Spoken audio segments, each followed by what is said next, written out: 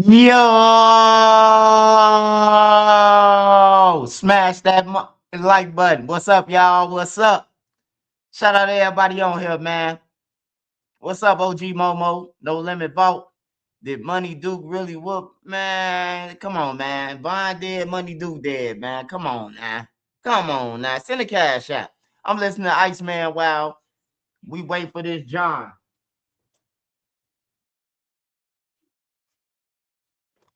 Shout out to everybody on here. Iceman Trash. Matthew Liggins, what's up, my boy? Trap God, what's up? Always in the building. Shout out Trap, man. Make sure y'all go and subscribe to his channel too. Trap got shit going on, man. When I don't be on the internet, man, follow them, bro. I'd rather keep it in house, man. Then y'all be listening to all these other motherfucking bullshit. But shout out Byron Blake though. Definitely shout out Byron Blake. Take upon them. They all doing their thing. You know, we stay out the way. But everybody else that's chasing it, fuck you. Hey, the Crown TV. What's up, my boy? The Crown. Shout out to the Crown. I'm sorry. What's up, the Crown? What's up, the Crown? I'm sorry. I keep on saying my boy and shit. Shout out to the Crown, man. I appreciate all your love, support, the Crown. Hey, Monique Moore again. Shout out Chris Hoff, Crystal Hasselhoff, David Hasselhoff. Brown Yak. What's up, my boy? Shout out to the Moles and the Mo Wet. Shout out to my boy Savage Black. Savage Black don't want me talking about Lil Zell Osama, man. You know they game mates. But fuck them. Shout out Savage Black, man. Space Cloud, what's up? Shout out Pal to Beezy, man. Shout out Pal to Beezy from the NY, goddammit. Shout out Lawrence. Lawrence, what's up, my boy? Helen Beecham. Shout out Lawrence, man. Appreciate the love support, Lawrence. Y'all know Nene. Make sure y'all want promotion. Bonnie did it, hoodies, anything, man. Make sure y'all want to holler at Nene, man. Of course, me. Who else we got? All right, shout out to all my wrenches on here, man. Shout out to Anthony Peterson and all of them. Seretti, what's up, Seretti? Appreciate your love support. Drig TV. Shout out Drig, man. Drig, keep doing your thing, brother. Keep doing your thing, brother. On everything. I be watching you. I see you, man. As long as you got a big channel like Trenches News watching your shit, it really don't matter. Because I don't rarely watch nobody's shit. Except, other people. My boss, what's up? Shout out JK. Go off. Go off. Out west in this bitch. First class bully. Shout out first class bullies 365 Alabama in this thing. Larry Cross, what's up, man? J from 252NC, what's up? Shout out Quat. Appreciate your love support, brother. Always support me. Pamela Johnson, what's up? 3030 Dan. Almighty Props. Chelsea Davis in the building. Shout out the Outlaw 2462. Larry Cross again. Shout out Scam Reno 97. Baltimore in the building. Baltimore. That's how they say it. Baltimore. Shout out Baltimore, man. Influence of a lot of TV shows like The Wire and all that shit. That influence a lot of shit, man. Drag TV, Realionaire. Shout out Von Coates from Kentucky. Shout out Mathism Menace. 3093. Shout out Lighthouse. Harvey Rural 147. Shout out to the whole Harvey Rural, man. Danny Camp. Nardo from up north. Shout out Phil, baby. Y'all already know Drosky in the building. Shout out Big Dro. Make sure y'all go and subscribe to his channel. They hated on his other channel, though. But we got back. I bet they know this. Gita Low End, what's up? But we got back on their ass. I bet they know this. I be with Dro. We overseas. We ain't no 4-6. You can believe whatever you want. I got you. Ha ha. East St. Louis. Trash. C29. What's up? Tasha. My fault. Tasha, I'm sorry, Tasha. I'm sorry. My brain glitched. I got shot in my head by a little packer. Shaky Shack. Styles P. All right, that's enough, y'all. We got to get into the story. Shout out to everybody on here. Shout out everywhere you from. Hey, first of all, I want to say make sure y'all be safe. Keep aware of your surroundings this weekend, man. It get dangerous. It's like the police. They take a vacation on Friday to Sunday, and then they wake up on a Monday and start counting who all died and shit. So make sure y'all be aware of your surroundings. If you love your kids, hey, look, You got to go all out. You ain't going no motherfucking well. Let your son friends or your daughter friends come to your crib and they can play the game and shit. Cause it always something happen when they go over somebody else's crib or they go outside. It always something happen. At least you can watch them. But that's my best advice that I can give to the people for your kids. You can let them go outside. You can do all that shit, man. But if they, you only got one time to lose your kid. Son or daughter, you only got one time, man. You only got one life. So let's start taking this shit serious, man. We did everything broke shit and we ain't got nothing out of it. We stood around all day. We robbed people. We shot people. Some killed people. We went to the joint 50 times and we still ain't get shit, man. It's time to change. Hey, we talking about OTF Jam first. He strikes again, man. Jam San Diego, man. Hey, I don't know if y'all remember. It was a minute ago. It was in January though, January the 6th, I think. And Jam had made a status. And Jam say, Patone, you was flat broke when you came home. I ran through a book for you. A book is a half a kilo now for the ones that's magic school bus or under people under the stairs thinking or little school bus, 4 classmates. Just in case you got 4 classmates, or you might be a civilian and don't just know. He said that the man he sold a half a book for this man. He also named some more people. Long story short, 3 out of the 5 motherfuckers that he named is in federal custody right now. And they had a whole operation going on. I'm talking about these motherfuckers had business cards. They had walkie-talkies, switches everywhere. The hallway was bugged, the apartments was bugged. Like, hey, look, he threw them, they hit me up and said, Swipe, man, the guy's gone, Joe. I said, what you mean they gone? They say, man, Jam the motherfucker threw the ball towards the rim and the feds dunked it. I say, God damn, what'd he do? Say, that nigga made that post on purpose. He made that post knowing that he already tipped the feds off about us. And then he made that post. And then next thing you know, we being watched. We being indicted. Now they got into it over, they were saying that Jam got down on Lil Durk. Now these is real members. These ain't no little kid members. I told y'all that when I reported about in January. I say, y'all might don't know the people names, but I know these names. These real street niggas who get money. So they in the feds right now, man. They saying that Jam, he they saying if you get into it with him, if you say anything about him, I'm glad he can't call the feds on me. I'm just glad of that shit. Amen. Amen to that. I can say what I want to say about his ass. He can't call on me. But hey, look, if you out there committing crimes, or I wouldn't say nothing about Jam. I'm telling y'all, man. Don't say shit about him, man. They gonna be on your block watching. Shout out Terry Town. Shout out Terry Town for sure, man. The Medina, all that shit, man. I ran through that, man. That's what taught me real survival. Like the low end taught me a lot of shit, but I was a kid on the low end, so I really don't count that. I count over east taught me survival because over east is so dangerous, bro. I done seen so many niggas come out them gates and before they try to run back in, the gate was locked and the killers then sprayed them from a car and pulled off, So shout out to the whole east side, man. I'm talking about from Paxton to all that shit all the way up to Yates, goddamn it, to Colfax, Kingston, all that shit.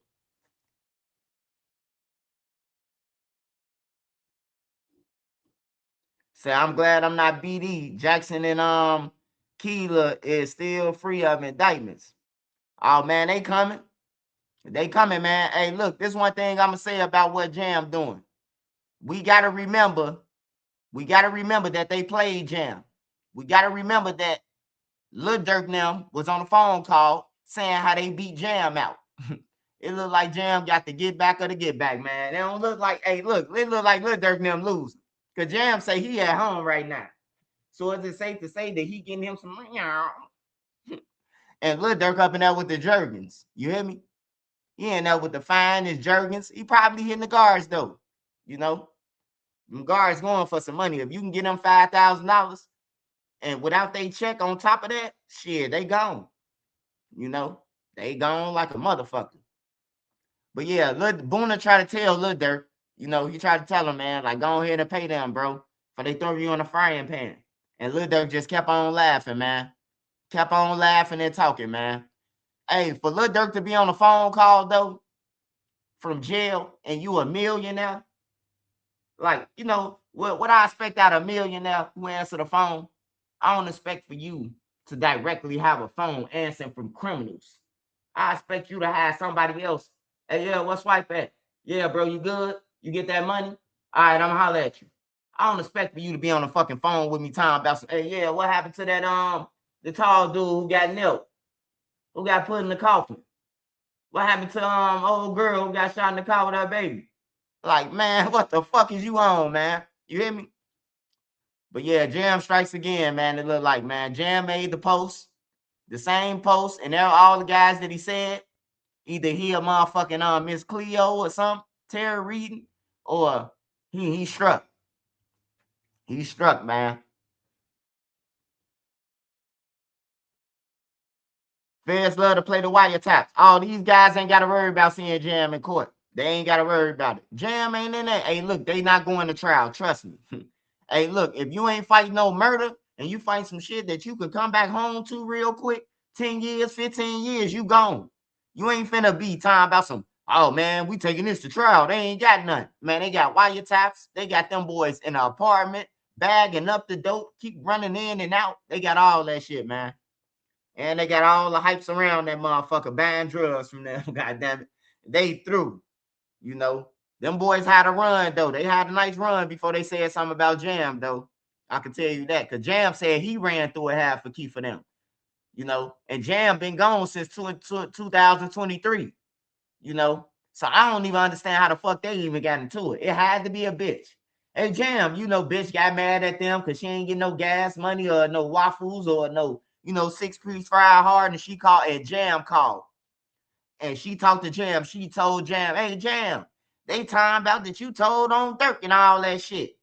And Jam was like, I got them motherfuckers. I got them, B, with the banana. I got them, B. It's some niggas on 79th and some niggas on 79th and the Ellis. They selling major weight. Hell no, did a belly to their ass, bruh. And then a nigga, hey, anytime you gotta wear a ski mask in a building, bro, you know this bitch tapped. The man put on the ski mask before he walk in the building and when he leave out the building, but he take it off when he hit the alley where he thought it was safe at. But that's where they had another cameraman. Like they and yeah, I don't like that shit. That's what he pulled, bro. I don't like that shit. Some niggas on 79th and Ellis, they got a major network going on. Hey, look, these motherfuckers had business cards. They had levels where you call this phone, they gonna meet some, you gonna go to this spot, and then when you get to that spot, they gonna divert you to another spot and tell you that that spot ain't it. Like they had a major network, bro. But I don't blame Jam though. I don't blame Jam for shit he doing, bro. Dirk and them thought it was funny, man. They thought it was funny. It ain't funny when you see Jam say Sammy the Bull, right? I'm gonna break down, tell you Sammy the Bull. I'm gonna tell you about Sammy the Bull real quick, right? So Jam compared himself or put his name with Sammy the Bull, right? Mentioning. So Sammy the Bull, a known killer. And Jam said that he gonna do something that Sammy the Bull ain't do. He said he gonna do something after he tell. So basically he's saying, yeah, I told. But after I told, Sammy the Bull didn't drop his location. I'm dropping mine. Yeah, them niggas had cards and shit. They had all type of shit, man. And then they had switches that they'd never shoot in the crib with the drugs. Now, anybody know that you don't keep drugs with a gun on everything. That's why it's really called rappy. Cause one of y'all got a gun that's gonna shoot for show. Somebody gonna be selling the weed, and y'all don't mix that shit up. But if you got a gun and you got some weed or a gun and coke, a gun and heroin, you going to jail, man. You going to jail. I know the feds or the DEA when Jam said that shit on that post. Say I ran through a half a book. They like, this motherfucker be selling half of books. Then they went to the database. Oh yeah, this motherfucker. This why the line be so long on Ellis. And this why the line be so motherfucking long on Ellis. When you see one of them lines that be long like they passing out free shit, but when you get there, everybody sniffling, they know everybody. Yeah, I ain't had one in a week. I've been sick for 3 days. You see motherfucker throwing up over there in the corner, you know. You that's when you know you in a sample line, goddamn it. Ain't no food, or ain't no link cards. You in a sample line. Everybody sniffling at the same time. It's like you just hear a human.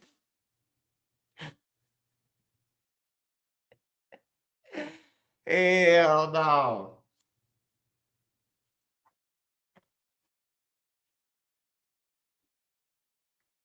Yeah, that's armed violence. That's what it's called.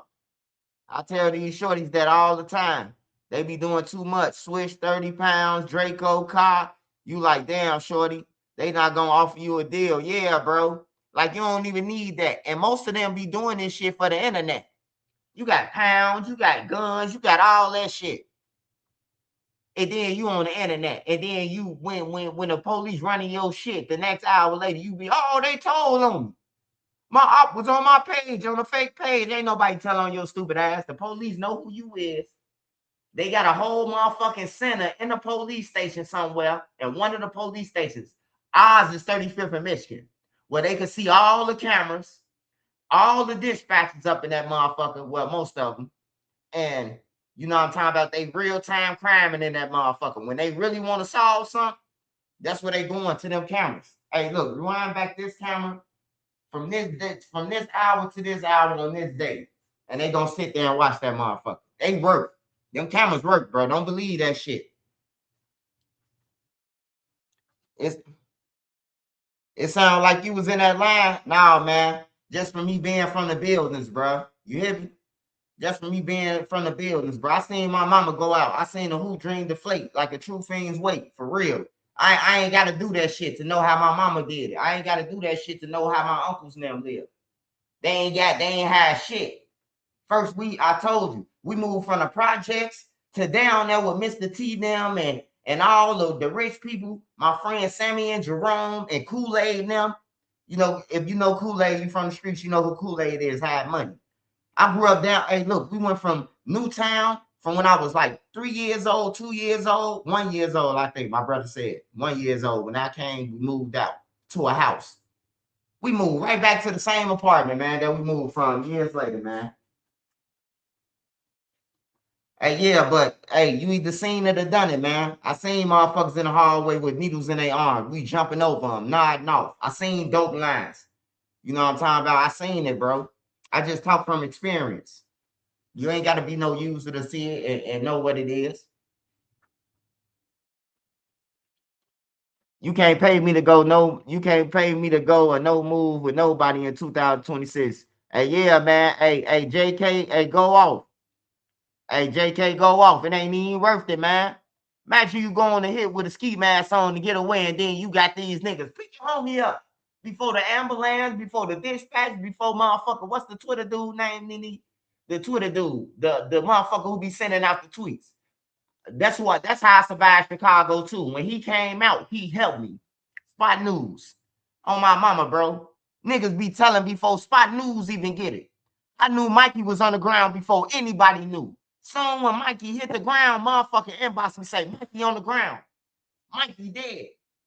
On everything, bro. Soon when Mikey, why is the gunshots going off and Mikey was on the ground? A motherfucker who was right there inboxing. They try to come straight through and FaceTime me, but I ain't know who it was. So I hung up. They like, nah, bro, swipe answer. My little Mikey on the ground, bro. His homie just killed him. You hear me? That's how fast I got the information, bro. I knew before anybody, bro. Before the police, probably the police even got called. For real.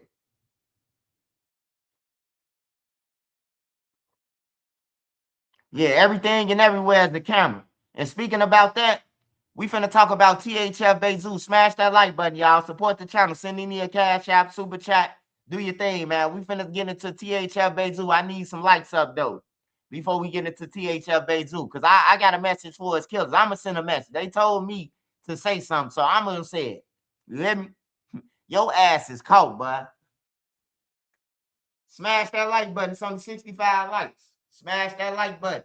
Before we get into it with Bayzoo, smash that like button. This exclusive. I told you this shit first. So when they get popped off in a week or 2, 3 weeks, those just say Trenches News are, I can't tell y'all when they getting popped off, but all their ass is caught. I can tell you that. They is caught. Signed, sealed, delivered. I'm yours. They going to federal prison. It's a Fed case. Zoo shit is a federal case. Yes, sir. Smash that like button, man, so we can talk about it. Smash that like button. Shout out Jackson and Keeler, man. Hey, go and support JK. Go off, man. Go and support whatever you got going on, man. He from Chicago. I don't care what he got going on. I just don't want him in the streets. I want him an avenue to take care of his family, man. I wish everybody had a bag. Everybody was getting to it. I'm telling you, it won't be no problems. Or everybody should go and get life insurance. If everybody go and grab life insurance, you will see how life more thrive. You will see how better life will get. Everybody grab life insurance right now. At the same time, everybody just overnight life insurance. If your homie can't get it for all your homies. Watch how the violence stop. Watch how it curveball. Oh, hey, look.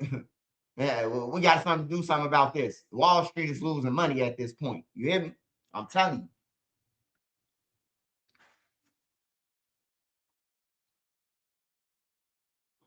Hey, for sure, man. I want y'all to survive. I done been through everything. Don't be like Trenches News. Don't be like Lil Durk and them. Don't be like none of us, man. Be better than me, bro.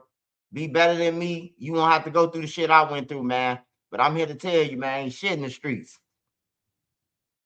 All right, y'all. So AJ Slay, my cousin, a Chicago rapper. I'm gonna check him out, man. I'm gonna give him a chance, man. But if he come on that motherfucker, like, before I talk about Zoo, hold on. If he come on that motherfucker talking about some went to jail, came back, went to jail, came back again, shot him, shot her, shot him, got 3 attempts again, shot him, under the camera, took off my mask again. If he start rapping like that, exit man, I'm blocking you, bro. Your cousin better come with some shit. Shout out AJ though. All right, y'all. So THF Bayzoo, man. THF Bayzoo, I'm here to tell you, if you haven't heard, his murder will be solved, man. The killers are they caught, but they ain't in jail yet. I should say that. They caught, but they ain't in jail.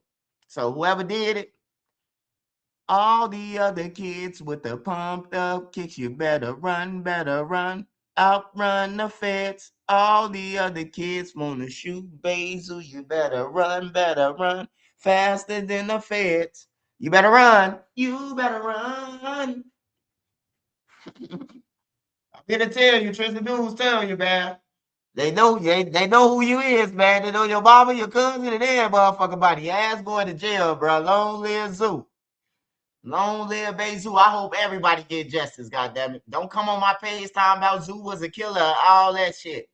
I don't give a fuck. He gone. His sins are gone on everything. He got to deal with God now. So that don't mean nothing to me what he did on this earth.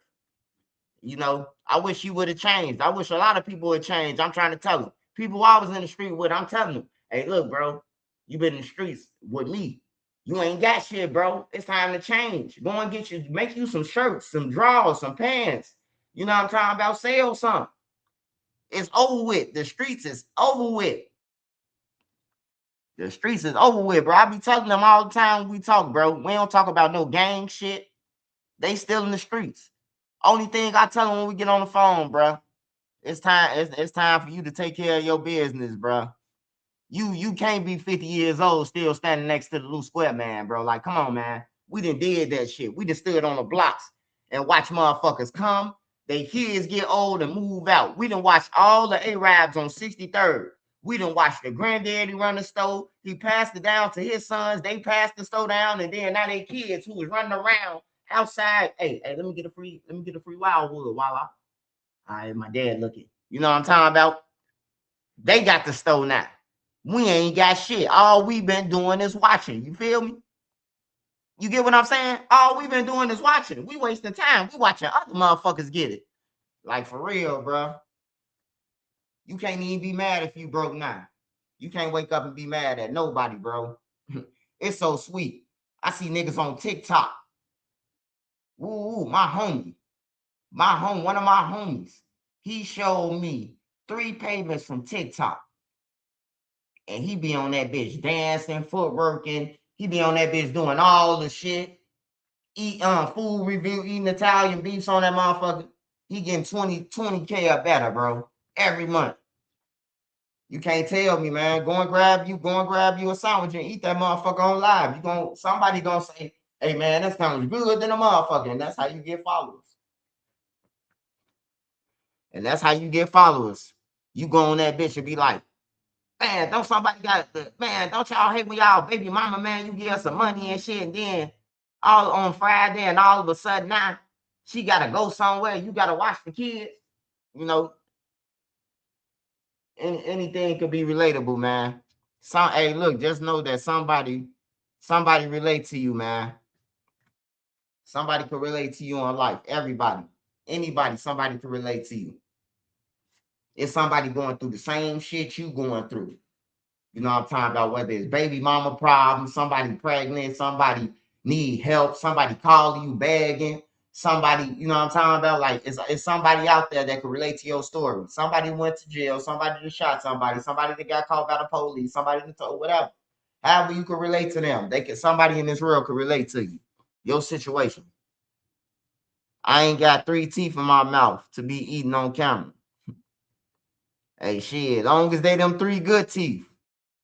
Because we all gonna lose teeth. I just hope I keep the 2 of the back. I need 2 of the back, at least. The 2 teeth in the back. Matter of fact, I need all 4 of them motherfuckers in the back on both sides. And just let me keep my 2 tops and bottoms, man, like a bunny, man. Shit. Don't wipe me out though.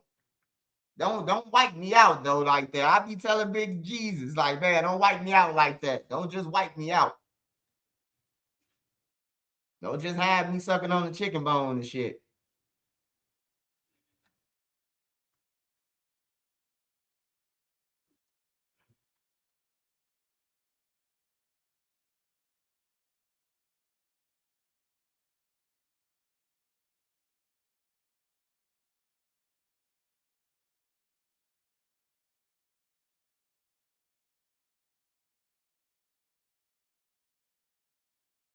He said, I'm getting screw ins when that time come. I'm trying to tell you.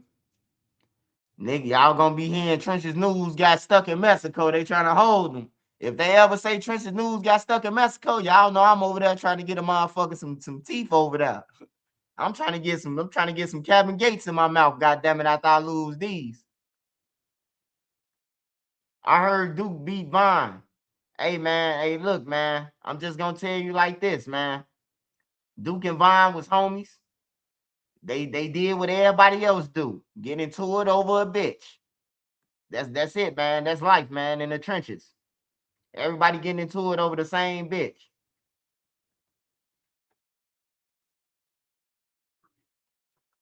Back to Jam. Oh man, shit. Hey, it's 4 guys. How many guys? Platoon, one arm, 30. Yeah, it's like 3, 4 guys locked up in the feds right now. A couple of names that Jam said on that post, they in the feds right now. So, we just gotta wait to see what else coming out. But I don't think we're gonna see too much paperwork because they already told us what everything they got. They got wiretaps, they got cameras, they been following them motherfuckers everywhere they went, taking a girl out and all type of shit. They got them, man. I wouldn't even try to fight that shit if I was them. I'd just go down, man. They should never said nothing to Jam though. Jam was minding his business. They went to go and sleep with a bitch and yeah, you still fuck with that bitch, and Jam heard about it and Jam responded. Jam say, nigga, don't you got them kilos? And you know how you said one time, but it ended up coming out 5 times behind that like an echo? They heard that shit. I put 50 years and I put 50 years on the block, but I always left to make money. Oh yeah. Motor City Driven said 50 years on that motherfucker, but at least you was getting money though, Motor City. I'm talking about I spent at least about I ain't gonna say a whole 20, But yeah, I'm gonna say 20 years, man. 20 some years in the streets, and I ain't get shit out of it. I mean, if you want to count robbery money, that shit was gone. The faster you get some money, the faster that shit gone, man. You rob somebody, that shit gone. Especially if you rob them how they rob them today. I couldn't go on no lit with them. They taking half the block. Motherfucker get $1,000. You took 10 motherfuckers, man. Hey, that wasn't even worth the jail time. Y'all only got $100. Like I couldn't do no crimes now with these little motherfuckers, man. They taking a whole it take 10 motherfuckers to kill one person. Like, hey, but I'm glad they doing it like that. So when you get caught, at least we know they ain't gonna go one by one and your homie's gonna be saying free you. It's gonna be 5 of you motherfuckers in there. And then y'all go 5 more going to hit a year later. That's 10 people off your block, motherfucker. Now the kids can hide the blocks. So go ahead and keep on killing people by the 5s and 6s and 7s. I hope they catch all you motherfuckers. Y'all just killing people for no reason, man. I don't like that shit, bro. Like, it's one thing a nigga took home invaded your mama, did something, or some shit like that, bro. Like, I can understand that. He fuck with fool mama. He fuck with fool grandma. You know what I'm talking about? He put his hands on his grandma. But over a bitch, bro, like, hell no, nah, bro. I remember I told E-Dog them, Trey Five them, all them. They was like, a dude came under the building and he said, he was like, man, old girl just came back and said, man, STL woofing. They talking about we some bombs and we broken. Woo, woo, woo. So we under the building shooting dice, but I'm aware of my surroundings when this door open. I'm keep on looking out. We looking out for motherfucking CPD and shit like that. So they come under the building now. All of them come under the building. Now this bitch come under the building talking about, he just choked me out. He said y'all was bombs and he hit me because I was from old block and all this. Woo, woo. Man, them little niggas said, go and get the gun. I'm like, hold on, bro.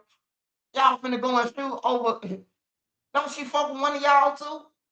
Like, she fuck with like 8 members through the blocks. Bro, they went over there. They went over there and shot somebody in the head, bro. 2 people got shot. On St. Lawrence that day. One got shot in the head, and he's slow right now, like forever from that shit. Like, he under the lean with it, rock with it. You know what I'm talking about? He talking about shit from 2010, bro. And you remember you remember when the Green Line got hijacked? Like, damn, bro, that was 2010, bro. And nigga see you and nigga see you for 3 years straight, and you stay talking about the Green Line situation. That bullet fucked you up. He still fucked up behind that. Everybody dead, and guess what she at? She married, got kids, got salons, and everybody dead. Everybody dead. Everybody who participated in that shit gone. E-Dog the only one alive. Trey Five alive. J Money gone. Platoon gone. White gone. Who else? Who else was right there at that time? Boss Top still alive with his send off ass. He just sent Shorty them off too. I'm glad he out the way though. Brother Farad. Shout out, brother Farad. Shout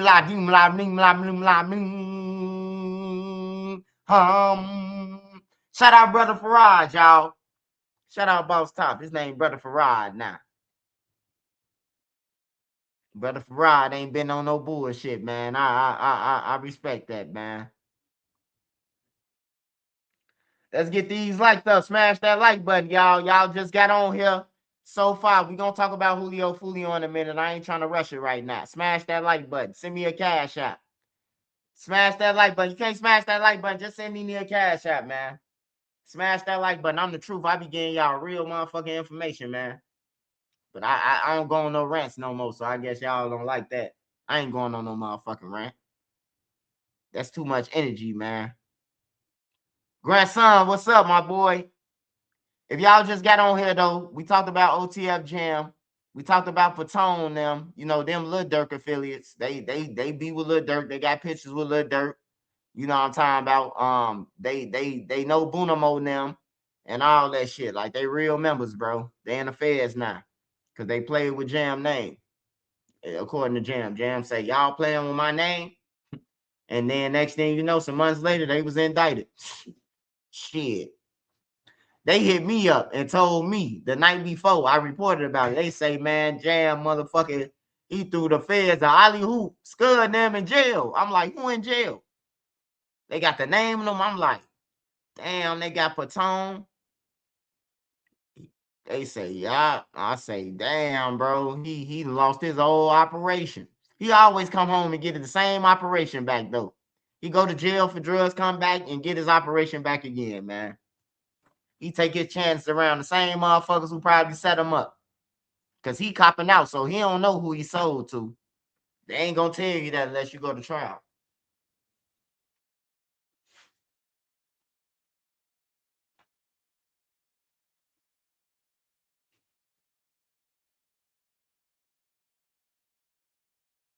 And we talked about THF Bayzoo, man. It will be arrest, man. It will be arrest. And long live Zoo. I hope his kids, his mom and them, I hope they feel like they got justice. I hope everybody get justice, though. If everybody get justice the right way, we won't have to keep on going Tom and Jerry. When I say Tom and Jerry, that means tit for tat. We chasing each other around, man, banging each other out, bro, for shit. On everything. You killing him because they block getting money, or y'all hating because y'all used to have money, now y'all broke, and now they got the money, so you hate. Every dog get his chance to shine, man. It's just part of life, bro.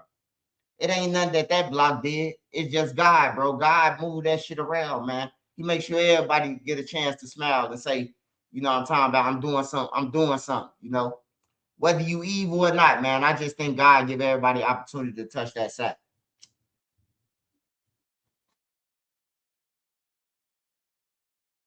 Hey, that legit income hit different, man. You don't look over your shoulders. You don't look over your shoulders or nothing.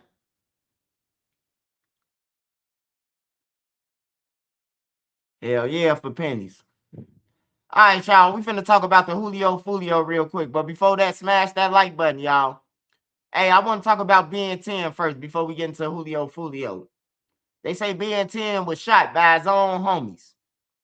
The reason why I didn't report about it, he deserved everything that he got. He deserved it. He let Jay Prince Jr. send him off to go and rob somebody. Why is Jay Prince Jr. in the background looking like a mob boss? If you ask me, Young Boy and them should have kicked Ben 10 off the NBA. They should have told him, you got to take NBA out your name, brother. You first of all, what the hell are you doing with Jay Prince and them after they homies broke in my crib? They broke an NBA Young Boy crib, bro. So why the fuck is you hanging with them? You know? So Ben 10, he just getting what he deserved, man. That nigga he should have been in the hospital bed and chilling. Instead, he want a motherfucker prove that he a gangster and everything, man. People like him need to be taken out, you know, just to show everybody else that you chase people and you gonna go downstairs or wherever you going.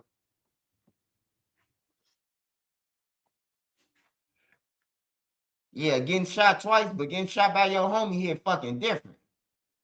That hit different.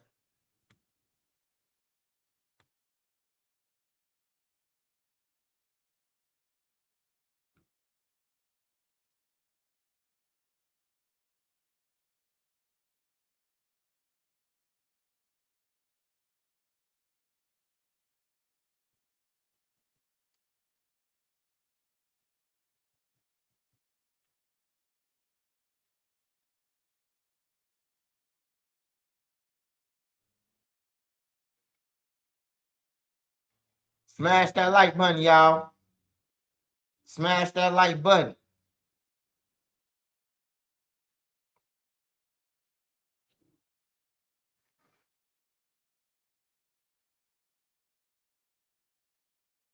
You got the weed.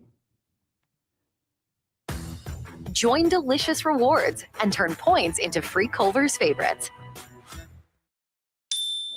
Old banks hit you with big fees. Not Chime. You bank fee-free and build your credit. And I mean, you get 5% cash back on any category you choose, like restaurants and delivery or gas or groceries. You got Even Paul monthly Sellers in bills that and streaming motherfucker. services.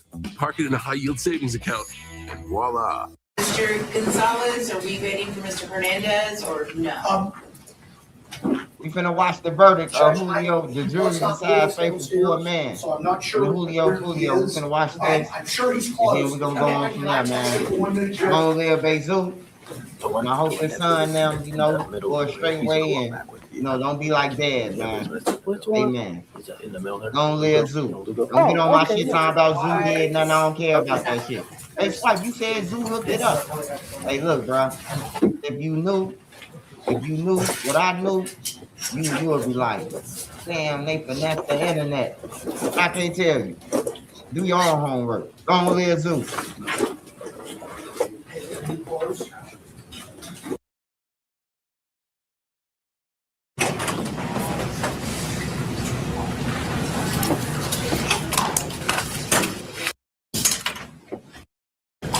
Major? Yeah. All right.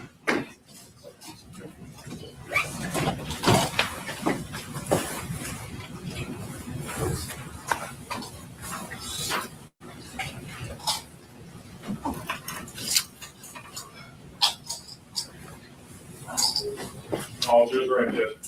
Okay, very good. Everyone have a seat. And it's my understanding the jury has reached its verdict. That's correct? All right, very good. You would hand the verdict on. Okay.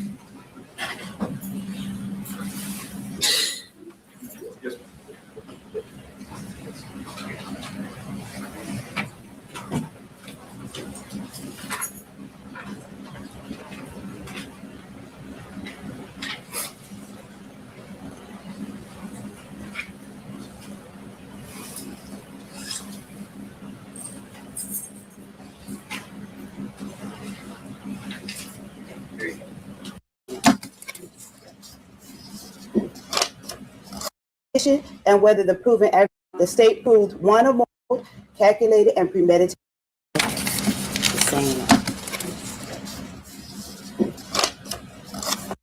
We, the jury, unanimously find the state proved beyond a reasonable doubt that Isaiah Chance committed the homicide in a cold, calculated, and premeditated manner without any pretense of moral or legal justification. Yes. We, the jury, unanimously find the state proved beyond a reasonable doubt that Isaiah Chance was a criminal gang member at the time of the homicide. Yes.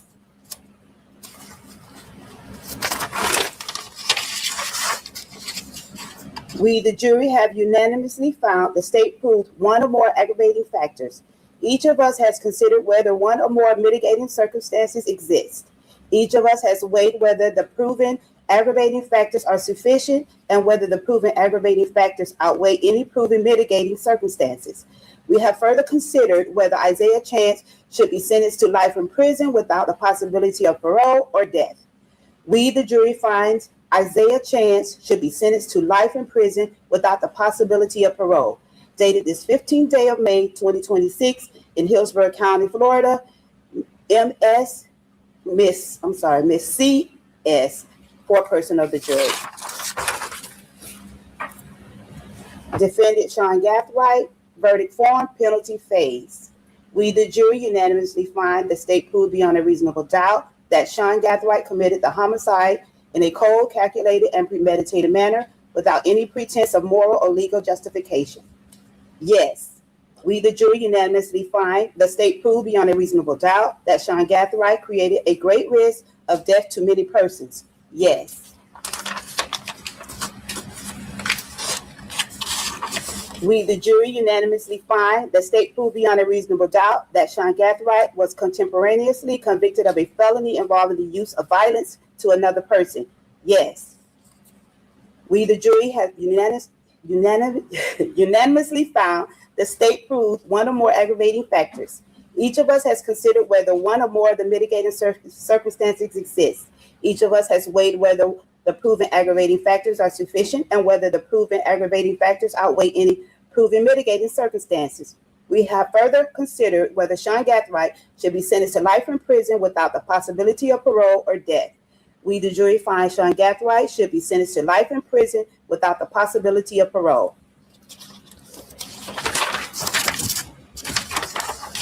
Dated this 15th day of May, 2026 in Hillsborough County, Florida. CS for a person of the jury. Defendant Rashad Murphy. Verdict form, penalty phase. We, the jury, unanimously find the state proved beyond a reasonable doubt that Rashad Murphy committed the homicide in a cold, calculated, and premeditated manner without any pretense of moral or legal justification. Yes. We, the jury, unanimously find the state proved beyond a reasonable doubt that Rashad Murphy created a great risk of death to many persons. Yes. We, the jury, unanimously find the state proved beyond a reasonable doubt that Rashad Murphy was contemporaneously convicted of a felony involving the use of violence to another person. Yes.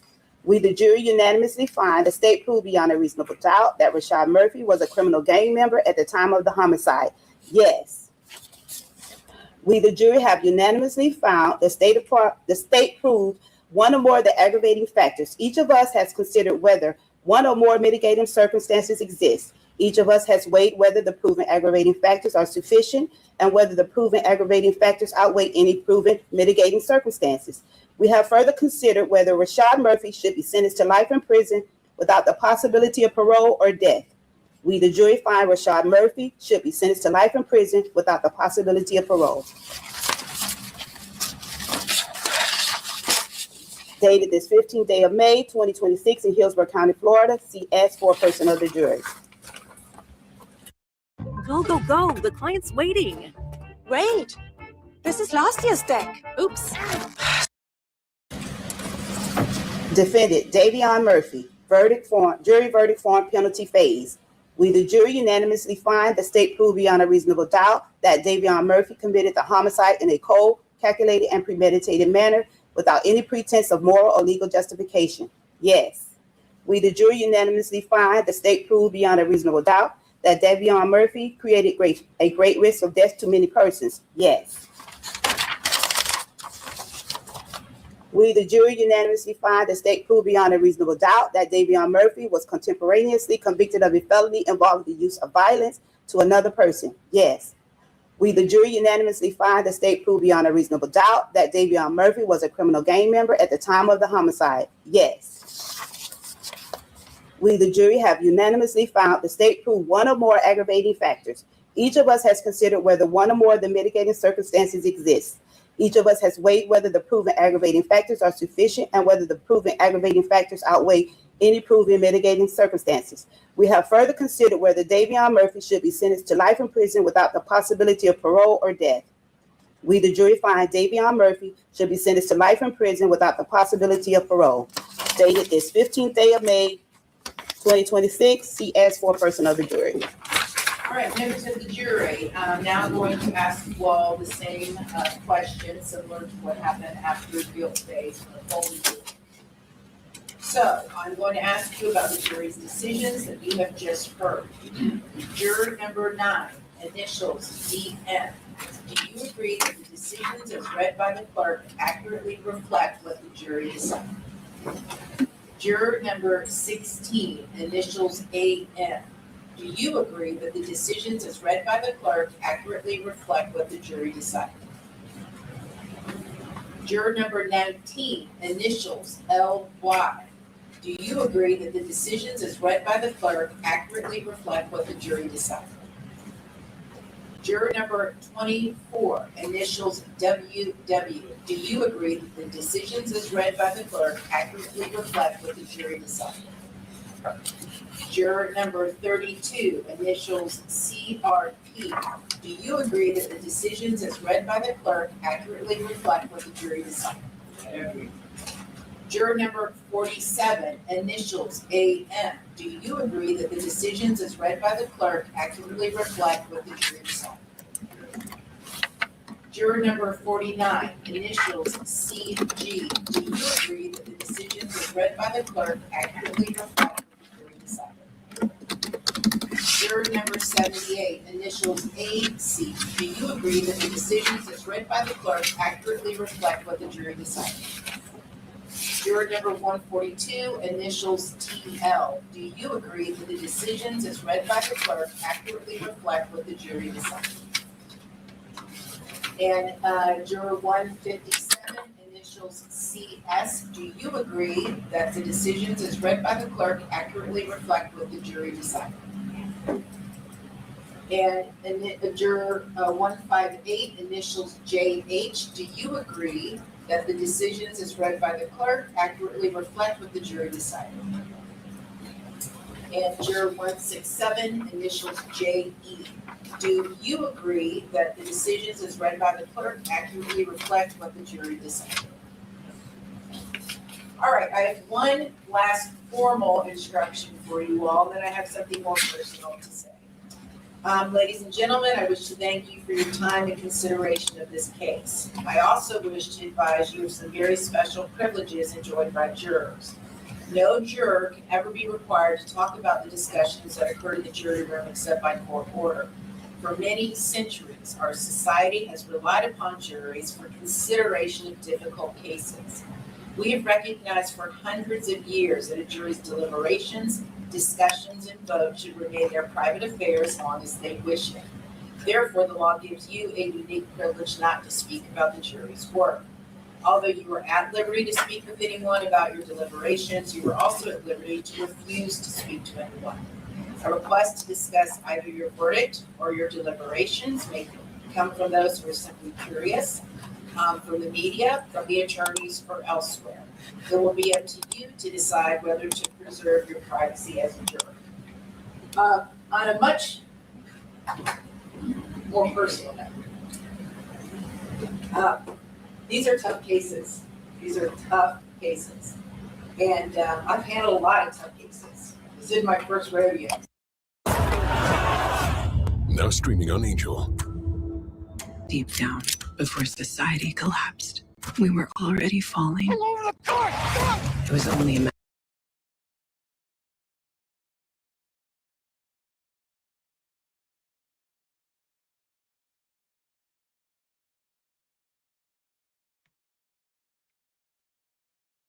Hey man, I ain't gonna lie. The little fat one of the brothers that looked just alike, they should have got motherfucking, he should have got the death penalty. He thought that shit was funny. He was laughing the whole time. It ain't funny when you're on death row 23-1. Yeah, see, it's the difference between death row and prison. And on death row, you ain't coming out your cell. In prison, you get to come out your cell for at least 1 hour. In death row, everything come to you. Everything come to you, man. The shower, everything. They put a water hose, hook it to a shower, and the shower roll around.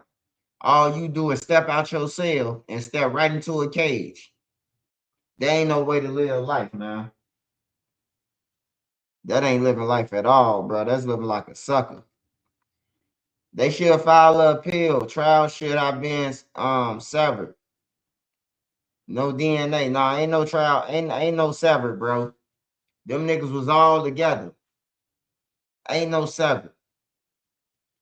Like you could pull a severed on the case due to circumstances. In their case, they can't sever it. They was all in the car together, riding around, did the murder together. How the fuck what they gonna sever? You severed some shit that don't concern you. Like Boogie. Boogie didn't shoot. Boogie was a driver. So Boogie saying, take that firearm charge off my case because I'm not a shooter. I wasn't shooting. But by Boogie saying that, he basically saying that, oh, you know, I was there, but I ain't do the shooting, if you ask me. If you filed an motion trying to get a gun charge throughout and you fighting a whole murder for hire, I wouldn't be saying shit. You just either got to go to trial or what. I don't even see what some motions for. Like some motions just like you basically telling them that you did this shit.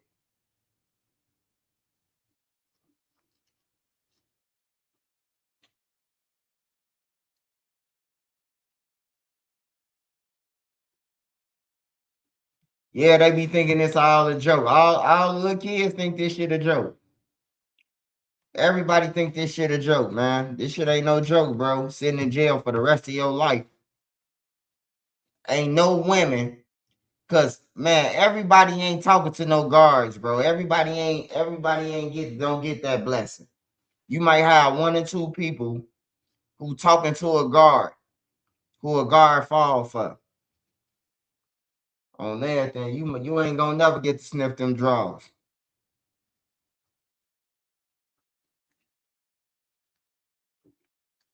But I am starting to think that this generation, they got some boyfriends in jail. Cause I ain't never seen no niggas go to jail more than them. Like I thought I was going to jail. Shit, at least I did stay out for a year or 2 before I went back. They going every week. They going to jail every week, man. Every 2 weeks. They leaving their family. And then they come out talking about some, I was having my win now. I'm pretty sure you was. I'm pretty sure you was having your way with the chicks with a stick.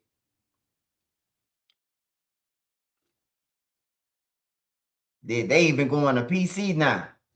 They make an excuse, man. The officer was deep up there. You knew your damn homie was at the door. Like, where you going, Scud?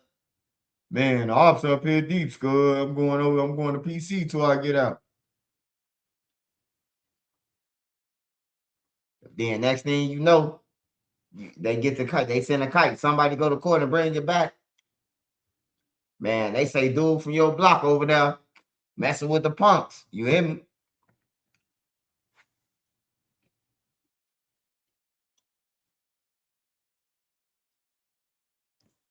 Chicks with Sticks, Volume 6. Do you think Wooski still a target? Hell yeah, he's still a target. Anybody was in the street still a target. You know why? Because it's one person in this world. It's one person out of a gang. It's one person off a block that they gonna get back. Or somebody on the block that just want to kill somebody just to say they did it. So it's always gonna be that, bro. Everybody ain't getting you no pass. You been rapping about dead people and shit. I don't give a fuck if you go be a pastor. You better keep your shit on you. Cause it might be somebody waiting outside that motherfucking church to kill you.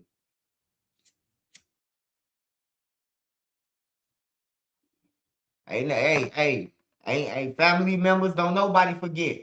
Even the kids that's growing up. You got the grandparents telling the kids who killed they daddy. They killed your daddy.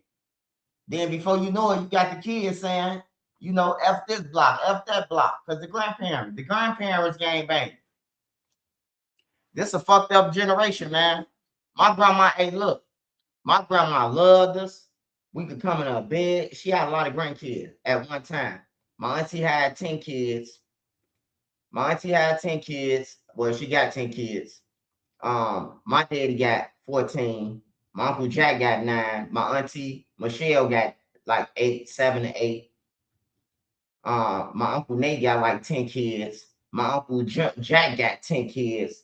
So we was deep. We was deep as hell. But my grandma didn't play with us, man. On everything. My grandma saved us from everybody else. She'll save mama saying something, go ahead, get out of my house. This is my grandkids.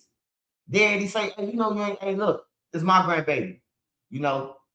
But grandma ain't to be playing with the kids, telling them to go and do shit or engaging in that shit. If my grandma seen me on the internet whooping, she probably tricked me over her house. Grandbaby, come over here and rub grandma's feet. And then spank me with the switch. You hear me? Like it wasn't none of that, bro. We ain't play with grandma. We ain't play with grandma. We ain't play with granddaddy. We ain't play with mama or daddy. Or uncles or aunties. Now, we probably played with the cousins, roast the cousins, but we ain't played with the higher authorities. It was like a chain of command, bro. Like, your aunties is to be respected. This mama sister. Your uncles is mama, brother, or sister, or your daddy. It was like a chain of command, bro. Like, life just changed. It ain't no more command, bro. The mamas is like the friends, the friends that you never had. They kicking it with the kids. You know, going on dates with the kids, double dating and shit with your daughters. You know, it's just weird, bro. Yeah, my grandma don't play that shit. My auntie or none of them. My auntie don't none of them play. You getting your ass kicked, man. You couldn't even be in a grown person face. You hear me? Like, hey, look, When we come over to any adult crib in my family, look, they gonna say what's up to us, what you doing, probably get us a few singles. We go in the room with all the kids. We sit on the ground, eat chopped up hot dogs and chips or whatever. You hear me? But ain't nowhere in the hell we gonna be in the living room while the adults talking about some shit and we in their face. What the fuck is you doing? Oh, you want to be grown? Go and get that belt. You hear me? The thing about back then, that's now, you was going to get your own weapon. It took me a long time to realize when Nene was, you know what I'm talking about, I was talking to her and we was doing we was going over like my other story that's coming out, and I realized, man, like I was going to get my own weapon to whoop my ass. Hey, that ain't no crime. You hear me? I don't think that's a crime if you go and get your own weapon. Well, how did she get the weapon? I went to go and get it. No, but the police weren't soft like they is now. The police, they understood that he just set a fire. He just did this. Oh, whoop his ass. The police understood the mission.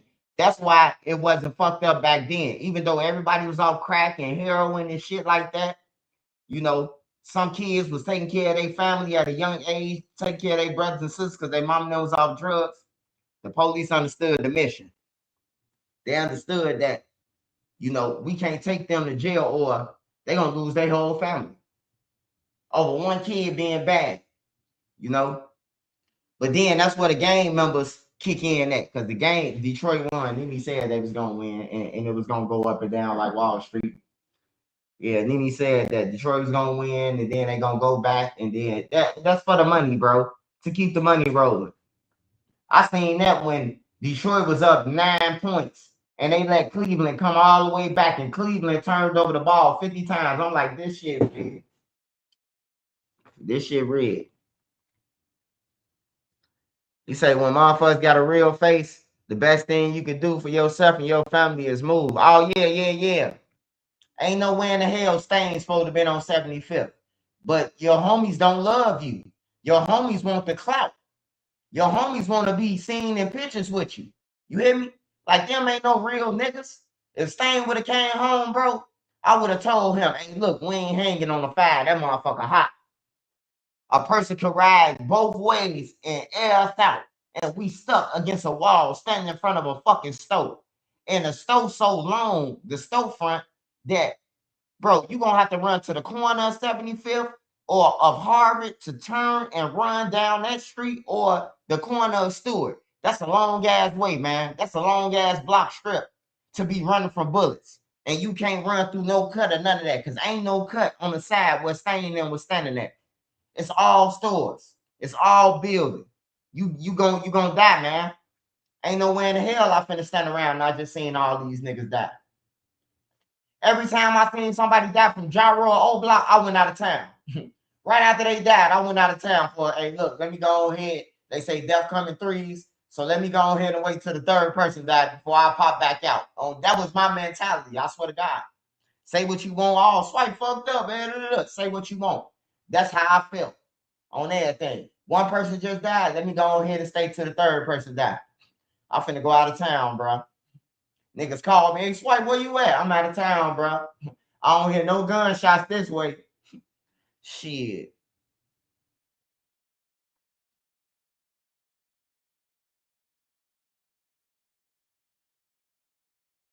Remember the memo and Mr. situation? Oh yeah, that was funny. That was funny, man.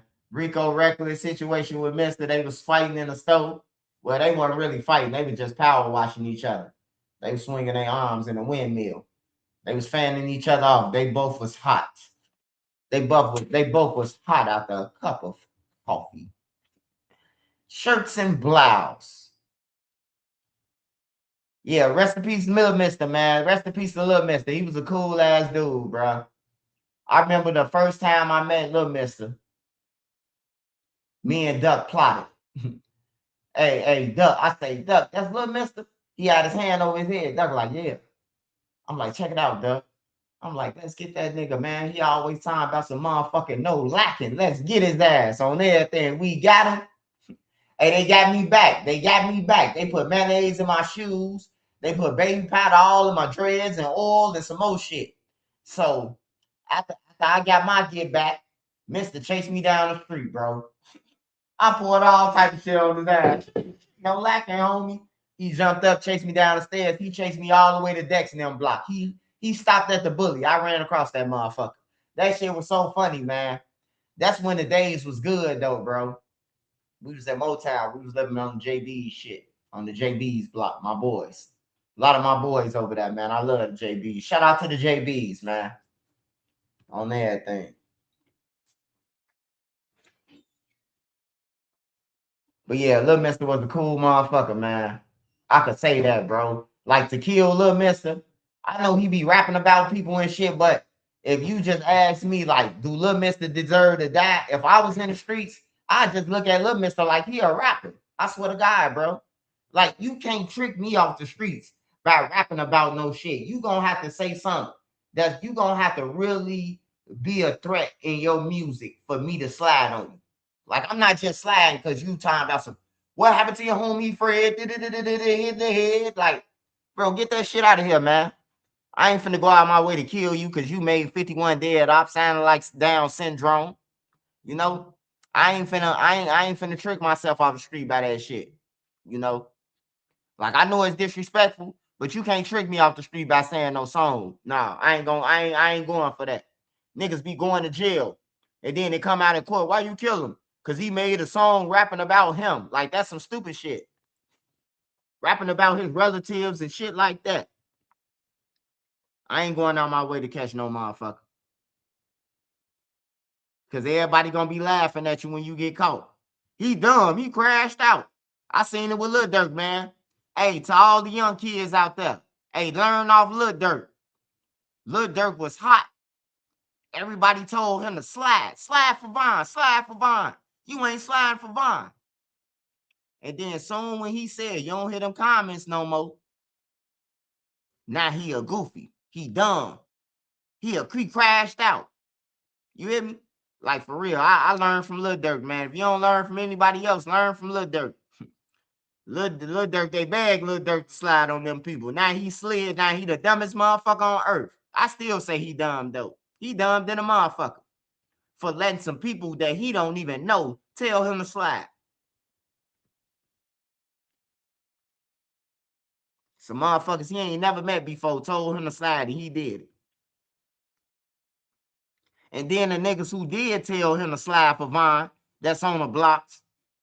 Why is you telling Dirk to slide for y'all homie? Like, I don't get Memo 600. You telling O Block to go and slide, but you and Vaughn got a whole fucking song out. You came up after Vaughn's song. After you and Vaughn did the song, that's how Memo really came up, right? Or was Steppers before that? Yeah, I think Memo came up from exposing me.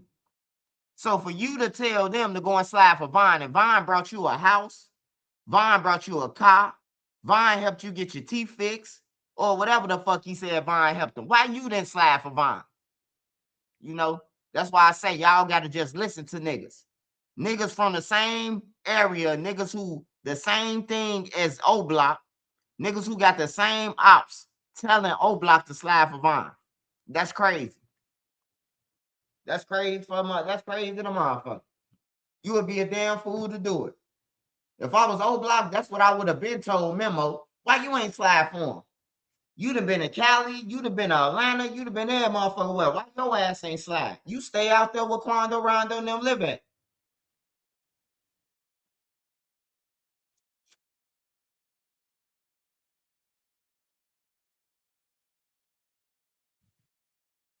Hey, I ain't gonna lie, I'm glad my big brother a real nigga, man. It just so happened he told me a year before he died. A year before he'd get killed. He said, man, hey, bruh, if you doing something good and you up, or, you know, he say, man, don't slide for me, bro. Everything they say I did. Like, he's a real motherfucking gangster. He told me, don't waste my life. Take care of your kids and the kids, bruh. Like he felt it coming, you know? And that's some real shit to tell somebody. Don't slide for me. I don't want you to slide for me. I want you to take care of your family, bruh. It don't take all of us to be in the cemetery to learn the lesson. Fuck that. Or I got a question for all the tough niggas on my thing right now. You ready to die? Just comment, yeah. And I'm gonna tell Big Santa to take your ass off this earth tonight. If you ready to go right now, say yeah. I know how you can go fast. Don't nobody really want to die. Everybody be talking, I'm ready to die for this shit. You ain't really want to die for this shit, man. Nigga, that's just a act. You just turned into a motherfucking character. You hear me? Cause I don't want to die. I ain't gonna lie to you. I'm trying to figure out how I can get some paper to stay alive as long as I can. Whether I gotta freeze myself until they come out with a motherfucking chemical that can unthaw me and I jump back up and start. You better run back. We back down, Nene. Where the weed at? You hear me? I think about this shit every day. I'm trying to figure out how I can motherfucker stay alive. I don't know about y'all. Shit. I'm trying to stay here forever. I'm trying to figure out how to get into a time machine and I could be here. I got 30 days to check back in, and or we're gonna be deceased again. So, you know, come on, they need this 29th day. We gotta go and check in for a day and get our oxygen. But we still alive. You say Cash put the pressure on Dirk? No, Cash ain't put no pressure on Dirk, man. Cash ain't put no pressure on Dirk. Hey, look, this is what they figure with Cash. Cash is the last man standing. If we knock him off, there's no more FBG, really. There's nobody else that could rap and take the torch. And that's what happened, man. They knocked him off. They knocked him off, man. And you ain't heard no music from FBG since, man. On some real shit. Well, they got music, but I mean, who listening to that shit? Come on, Beastie, don't come through my page talking about nothing. Cause y'all niggas trash. Y'all littering out here. It should be a crime. It should be a crime to drop some trash on the track. You littering, nigga. That's a crime. Don't come through my shit, Beastie, talking about some, man, we got music. This shit trash, man. Y'all littering, man. I ain't heard nobody riding around talking about some, I'm in the ain't nobody playing that shit no more. That shit when the war was going back and forth. That shit irrelevant now.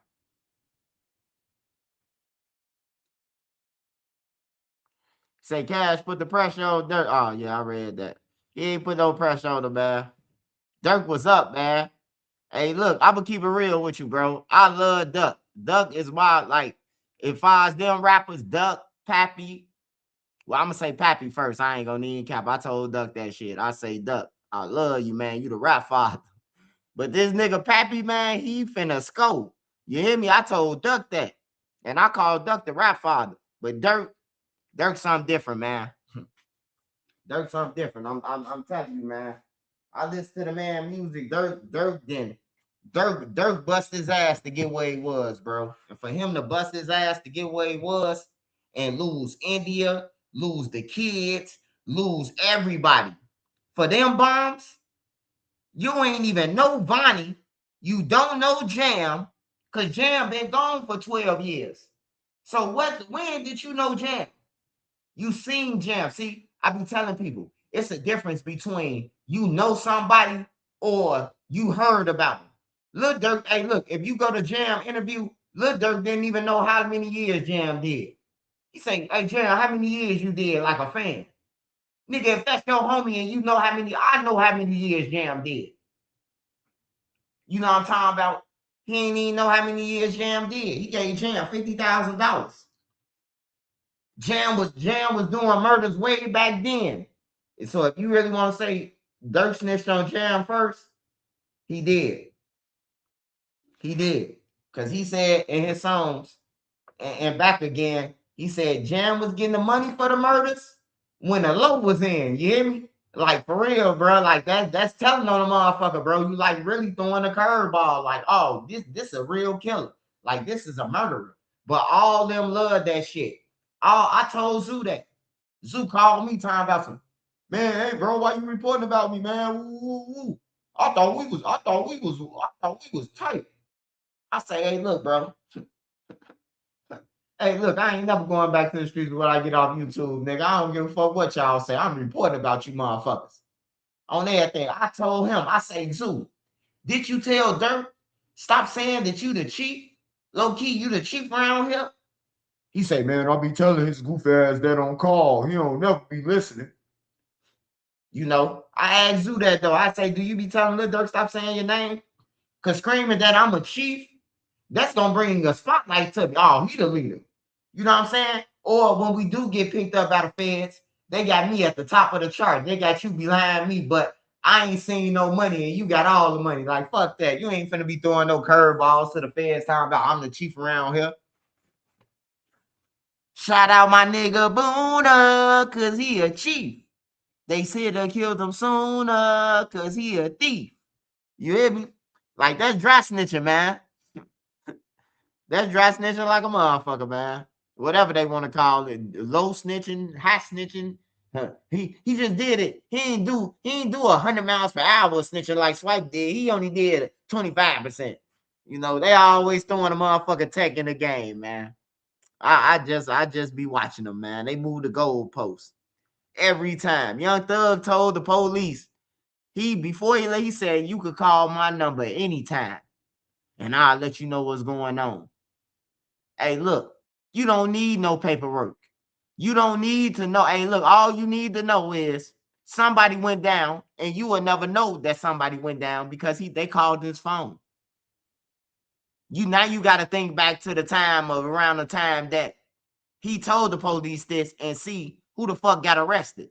You know, but you ain't got to go no paperwork. There's niggas out there right now, man, who calling the police. Hey, man, they got some guns in the trap. That'll never go to the paperwork. The police ain't got to tell the judge how the fuck they got the information. We got a tip. We seen somebody run in the house. You hear me? Like, niggas just be pushing the goalposts. Hey, but look, I want to tell y'all something. I'm 42 years old, man. Hey, look, nobody on the internet or nobody that I know was in the streets with me. Everybody who was in the streets with me, no matter what crime we did, they still out in the streets right now living their life.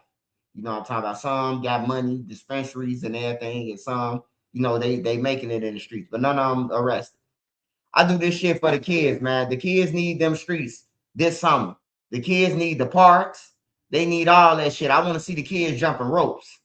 I want to see the kids enjoying barbecue. If the thugs gonna be out there, at least bring your grills out there and feed the kids for nothing. You know what I'm talking about? Bring the grills, bring bounce houses, bring that shit with you. Don't just take over the basketball courts. You know what I'm talking about?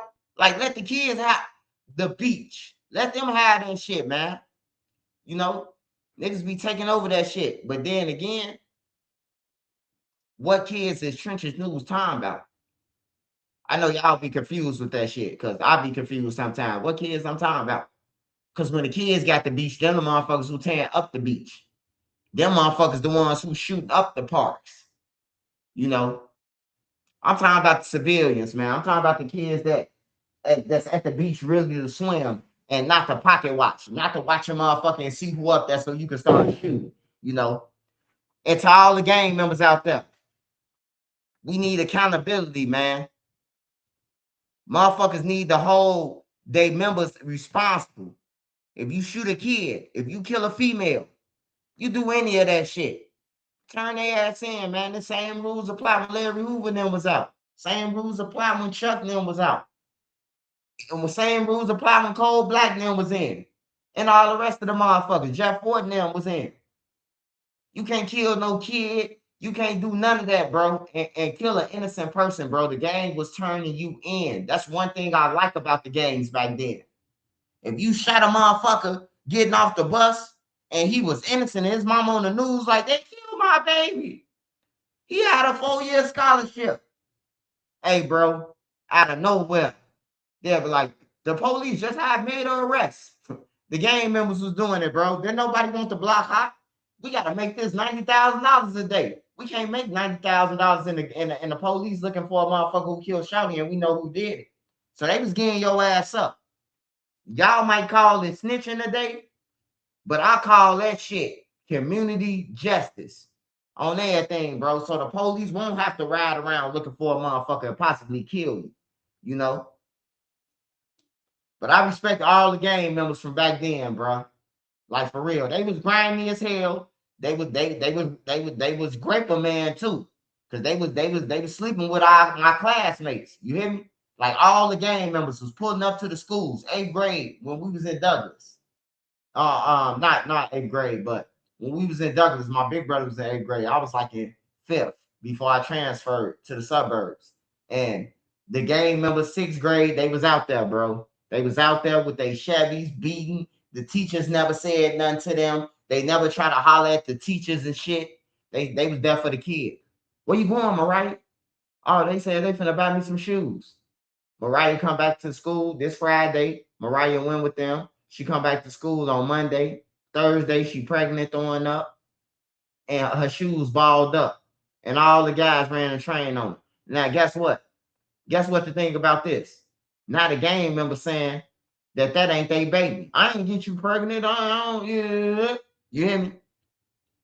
Like for real, bro. Them niggas was at our school. I don't respect I respect them making us go to school and shit. A lot of them, but a lot of them was graper man, bro. On some real shit. A lot of them was going having sleeping with girls our age, bro. They was already 30, 25. We kids. Ain't nowhere in the hell you supposed to been at my school and you wasn't going there. Or you ain't no chaperone, you ain't no teacher aide or none of that. You just coming up there just to pick up the kids, bro. R. Kelly too. R. Kelly been doing that shit. That's why R. Kelly should be in jail. R. Kelly been going to Kenwood. My little sister used to come home and be like, R. Kelly was at our school today. We ain't thinking shit of it. Until she started saying, I ain't hanging with my friend no more. She got to call R. Kelly. I ain't seen her in a week. Like, damn, what the fuck?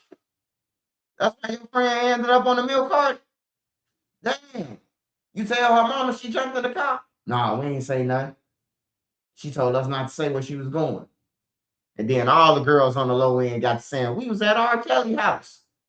He had us get in bikini suits and take pictures. I'm like, damn. Like, y'all ain't have to pay to get in? No.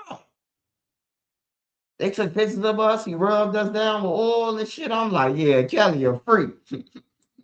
Nigga getting free rubs and everything off his name. I can make you a star. That's what R. Kelly was telling them all the females. I can't call them no hoes because they was young. But R. Kelly was telling them he could make them a star, sing for him. And then after he sing, he'd be like, I could really take you to the record label if you participate. Give me a little of that snatch. I could take you to the Interscope tomorrow. Once he hit it, he talking about some, yeah, I'm going to call you. And he don't never call them. And then that's why they saying that he did that shit to them now. Because he never fulfilled the contract with them. At least get them a record deal, bro. You done slept with him and shit like that, bro. Don't try to just sleep with him and then you on tour and you ignoring them and all that shit. They gon' tell the truth on your goof ass. That's why I say R. Kelly should be in jail. He ain't my friend. If my friend did what R. Kelly did, he should be in jail too. Shit.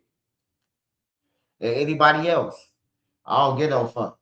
His music and talent. He got talent, he got music, but he wasted. He was an offender. He put his offender his thirst over his lust over his take a way to take care of his family, his money, his fame. He put that shit all aside for a 13-year-old. So what the fuck I give a fuck about? Like Lil Durk. People say I hate Lil Durk, but I really don't. You know what I'm talking about? I know Lil Durk. I know D-Thing. You know what I'm talking about? D-Thing and them could have got killed. Swipe saved today. You'll never hear these stories, though. You know what I'm talking about? I pulled out of the dirt. D-Thing was like, shit, I'm standing over here with you. You hear me? It's niggas alive that are vouch for this. We was on 59th and Emerald. We was on 59th and Emerald or 59th. Yeah, we was on 59th and Emerald. It was a Dunbar reunion.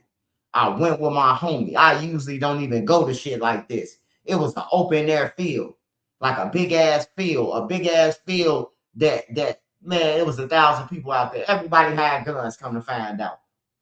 on everything. Two niggas got into it, and then everybody. That's how you start hearing this shit. My homie, he dancing around with the different hoes and shit. He know everybody in the party, so he moving around. These things just happened to stop and talk to me, and my homie's like, "Hold on, I'll be right back." And he damn near got caught in the bliss. But I don't hate Lil Durk, man. But I did inbox Lil Durk a couple of times and ask him like, "Hey, bro, you at the top now. You won a Grammy.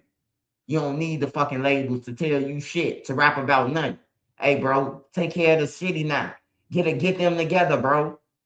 Like I even told him, bring out FBG Young them on the stage. If you serious about peace, bring them out.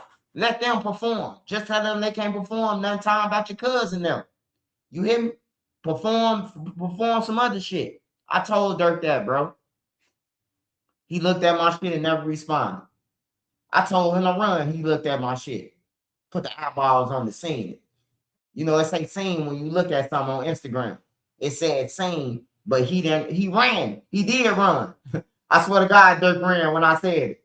He went to Dubai. He was in Dubai. He came back. He was in London, Dubai. He came back over here, bro.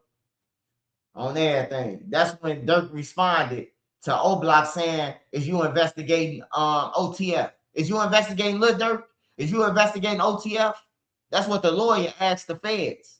The lawyer representing them. Well, it was Kenny Mac lawyer who asked that. It was Kenny Mac lawyer. That's who asked it. Is you investigating OTF and Lil Durk? And they said, not at this time. And Lil Durk was like, "Man, don't be putting my name in that shit." That's lame ass shit. Dirk cut everybody off. He started sending niggas back to Chicago. You start seeing niggas who was with him in Chicago on everything. You start seeing niggas go back to Chicago, bro. Dirk was like, fuck that. He knew the feds was on him, but he thought he was bigger than the feds by keep beating cases. Every case they was beating. They thought they beat the attempted murder. That's in his paperwork now. With him and Vaughn. They thought they beat a lot of shit. Zoo and them beating rocket launcher cases and shit. Zoo got caught with 3 guns. They beat it. Got caught with 2 more guns with switches on them. All these guns got switches on them they was getting caught with. All summer. Zoo got caught with like a dime bag or 2 of coke too. He got caught with a dime bag. I remember I reported about it.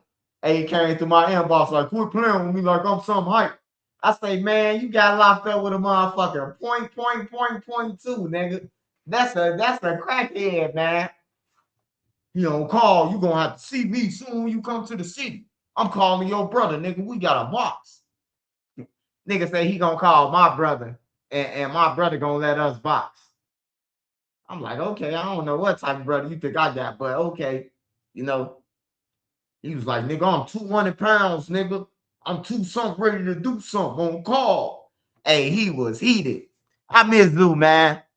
I swear to God, I miss Zoo, bro. Zoo was heated. That nigga called me, bro. I said that story. That nigga said, "Oh, call, quit playing with me, nigga. My name is motherfucking thing. You swiller pulling." Hey, that's his favorite word, too. Nigga swiller pulling around this joint. I miss Bayzoo, man.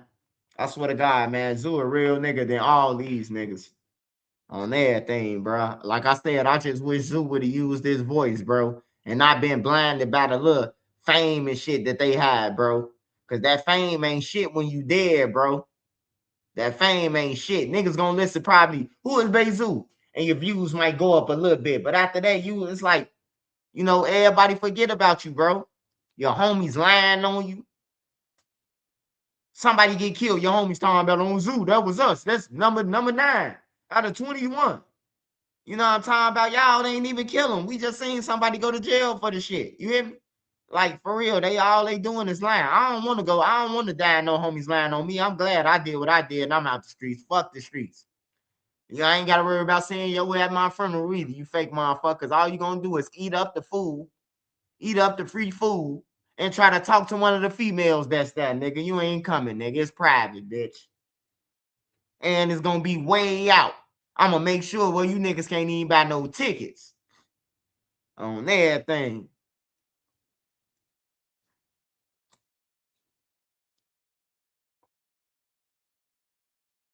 Kenwood run to the west of Stony. Yeah, Kenwood on the no. Kenwood on Kenwood on the west side of Stony, y'all. It's on the west side of Stony. Hey man, I want to talk about this lady, man. She ripped everybody off for their prom dresses in Chicago, man, and then they broke in the store. Was they wrong, y'all? Cold-blooded. Hey, she ran off with everybody money. But hey, look, this is why I say some people shouldn't even do crimes. How you run off with their money but still leave clothes in a window and dresses all in the back and shit? Man, it's Chicago, ninja. Hey, they ran right up in her shit. She talking about, I'm in the hospital going through mental health. They was in her shit. Why is the news was reading the statement the next day? They came through. Breaking news. The lady who took the prom dresses, her store has been broken in. She said she lost $50,000 worth of dresses. I bet you did. All them damn people you ripped off. And probably had some of them people dresses in the back. She was just trying to dub bug. Like, that shit crazy, man. Hey, people, if you pay for a dress, hey, look, if you pay for a dress, first of all, if they ain't got the dress in the store that you paying for, and you getting it altered and made, hey, look, ask them when it's going to be done, first of all, and tell them that you will be up here every day to check to make sure it's progress. If not, you're going to get beat out your money, man. You're going to get beat out that money. Because soon you call the police, they're going to say you got to go to Silver Court. And now you wasting money on lawyers and shit. You like, fuck that dress. I got to pay the lawyer $7,000. The dress only costs shit $1,500. You know, you weigh out your options.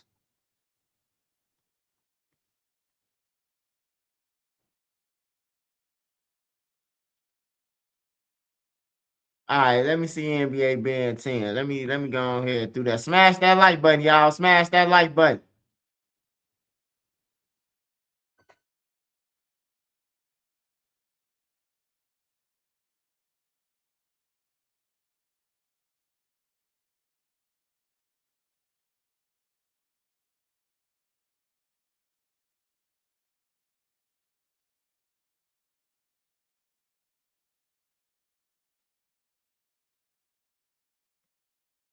NBA Ben 10 shot.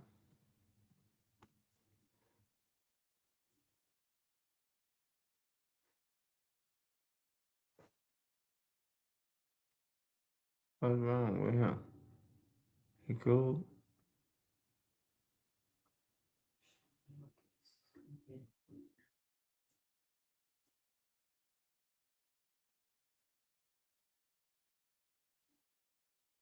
All right, man. He shot again. Almost killed in Baton Rouge. All right, hold on. Didn't his homie?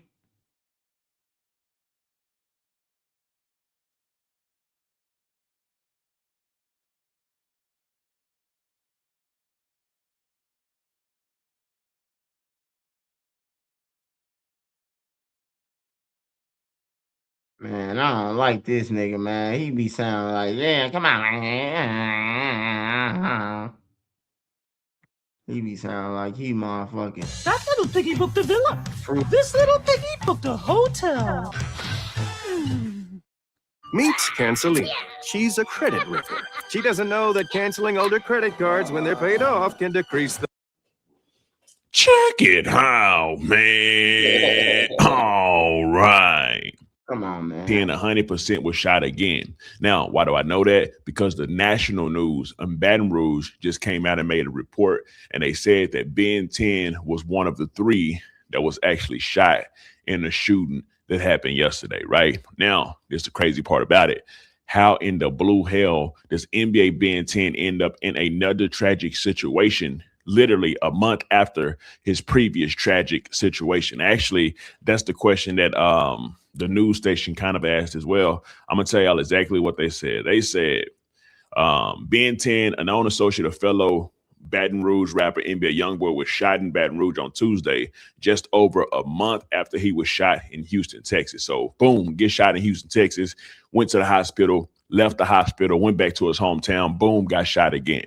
Now, I told y'all already, NBA YoungBoy partner Ben 10 is one of the ones that just gonna stand on it and die by it, right? He don't care about death. He don't care about nothing at all except standing on business and being a gangster, right? And when you put being a gangster over everything else, which is what he does by his words, just imagine he was shot in Houston, was at the hospital, and he was in the hospital dropping his location of where he was about to be at to somebody. Also, pretty much going off of people still calling people season and all that stuff like that. And this was after he got shot. Now, the fact that he went home and then got shot again, that shows that he's still thugging. You know what I'm talking about? Now, a lot of people are saying that he can't move his legs and he can't walk. So what I'm wondering is, they did say that he was shot in his leg. I don't know if it was a leg that was already shot or if he was able to feel where he got shot at due to the leg issues that he's actually having. But one thing I know is the fact that he's already healing up and his legs are already healing up. This ain't no good news to get shot in your legs again whenever your legs are already healing up. Now, what do I think about this personally? I don't have any personal opinions on this. People gonna do what they want to do. People want to live a gangster lifestyle. They gonna live that. I'm talking about, you got some people that's rapping about a gangster lifestyle that ain't really living a gangster lifestyle, and then you got people that's actually living a gangster lifestyle. But we already know gangsters don't live that long, and a lot of the people that say they gangsters that make it to old age, they wasn't real gangsters. It's very rare that you're gonna see an actual real deal stomp down gangster that didn't do no snitching, that didn't do none of that at all, that actually gets to survive. That's why it's called the fast life. That's why everybody knows it's two routes: jail or death. Even though personally I'm adding a third thing on that: jail, death, or becoming a confidential informant, because most of the gangsters, not most of them, but a big portion of gangsters, especially ones that's out on the streets and free, they're snitches, they work with the police, and it's nothing like y'all think, right? All this stuff that y'all think is so just, y'all, he written a lot of these dudes are snitches, confidential informants, work with the police, right? Or they just dead, or they handicapped from getting shot and stuff like that. But like I say, not all of them gonna really stand on the business like NBA Ben 10 gonna stand on it, and he's standing on it, and y'all literally get to see what happens to gangsters, right? No matter what type of gangster he is, what state from, whatever like that, this is what's bound to happen to you. You're gonna get killed, you're gonna die, you're gonna go to jail, or you're gonna become.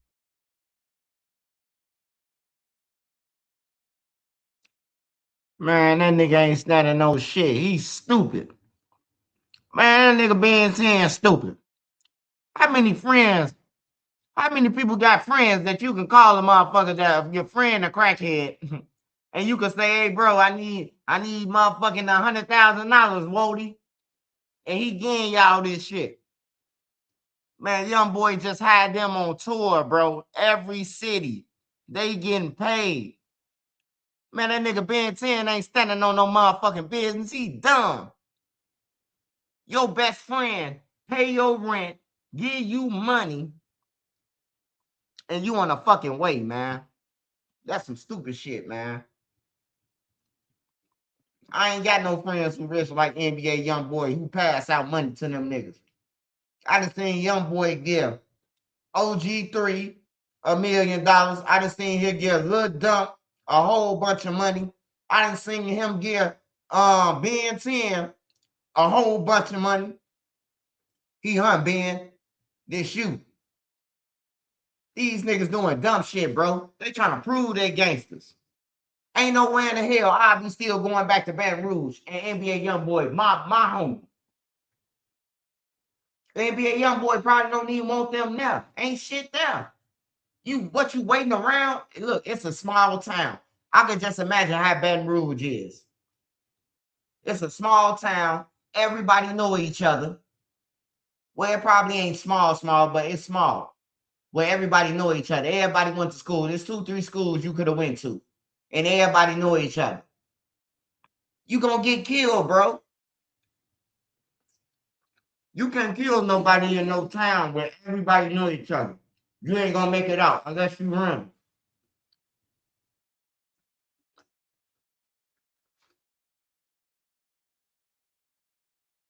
You gonna die, man.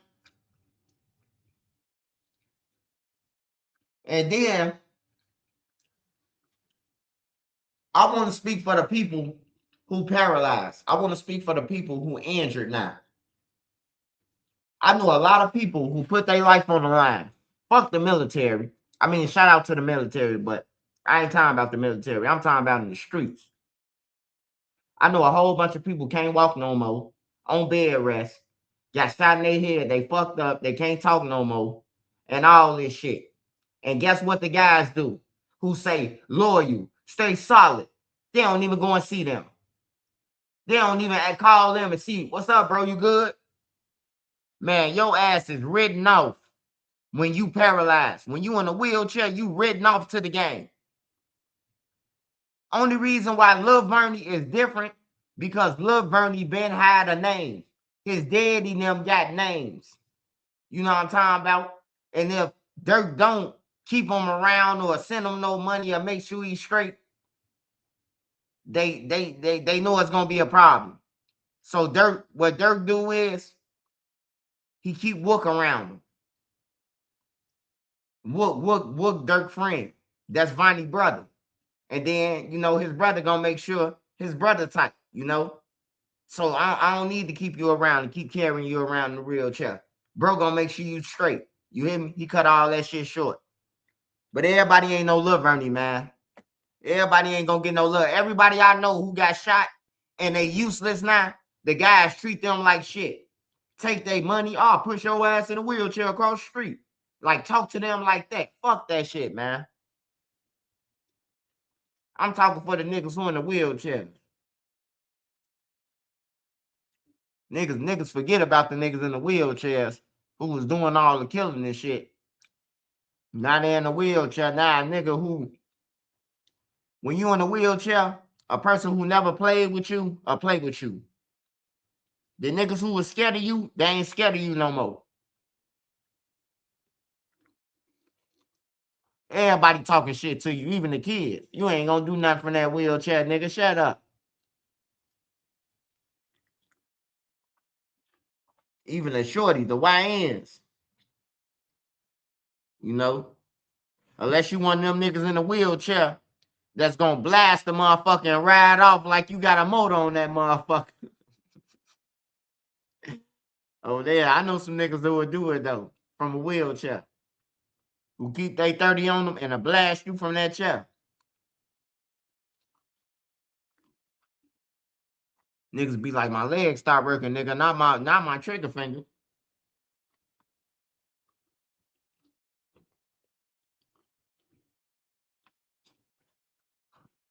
Hell yeah, you only suffer in the streets. All heartbroken. I watched all them kids get killed, man. I watched they own homies back door them. I seen it all, man. I knew Lil Mikey was gonna get back door by his own homies. I told him that. I told Lil Mikey, you hanging with them niggas. You know they kill Brick. They gonna kill y'all too. And that's what they did. They knocked off Lil Mikey. Just like they knocked off Brick and them and to try to knock off Brick and everybody else. On everything, bro. But you supposed to be solid to these niggas, right? You still supposed to be solid? I damn near died that day when they tried to shoot Brick and kill Taekwon. I was right next to Brick. Me and Brick was shoulder to shoulder on the gate. We were shoulder to shoulder on the gate. Taekwon walked right past us and got shot, man. I could have died, bro. And then guess what the niggas do after they shoot at us? After they shot, and then they didn't know Taekwon was dead yet because they drove off. They ran back and drove off, right? A nigga hit the block and said, "Oh, Block just did that. We just seen them run." I say, "Oh, Block ain't do that shit, man. Y'all got in his sister van. You hear me? I knew O Block didn't do it. I seen the van. I ran straight through the gangway after they shot." And I heard them running, and I heard the van pull off. I ran right behind them, bro. They weren't slick, bro. They weren't slick at all. But the nigga hit the block and said, "Oh, Block did it." Long story short. So now, if we were stupid, we would have loaded up the guns and went to go and kill somebody from O Block And they ain't had shit to do with it. And these niggas would have been laughing. They goof ass thought O Block did it. You hear me?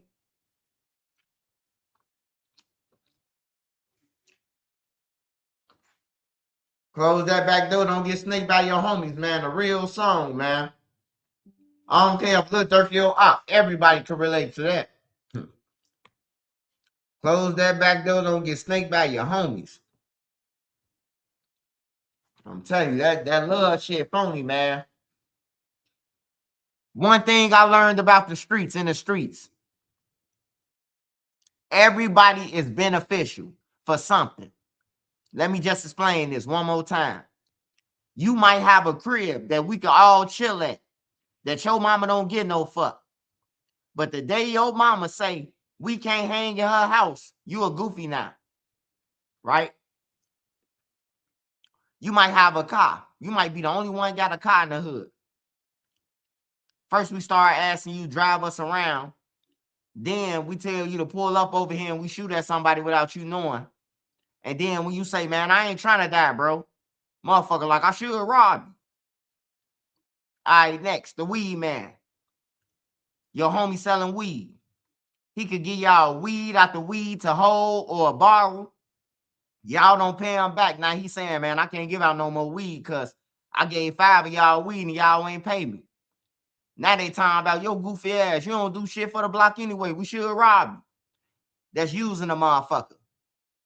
So I just named y'all. Somebody might have a gun. I'm gonna name one more. Somebody might have a gun on the block. And y'all hanging around him because he got a gun and y'all don't. Even though y'all will shoot, y'all can't afford a gun. So y'all hanging around him. And when he say, nah, bro, I can't give you my gun, bro. I can't let you see it. I'll shoot. Man, yo goof ass, man. You ain't even got to be around if you ain't going to let the guy see the gun. You know, and if you leave the block for too long, so say you go out of town and move out of town with a girl and then try to come back a year later and think you him. You ain't him no more. You ain't him no more. Niggas bound to rob you for the shit that you got on. Even your drawers, man. You ain't him no more. You been gone for a year off the block and you wasn't in jail. And you think you finna come back time about some this month? Nah. One of your homies gonna kill you. These facts.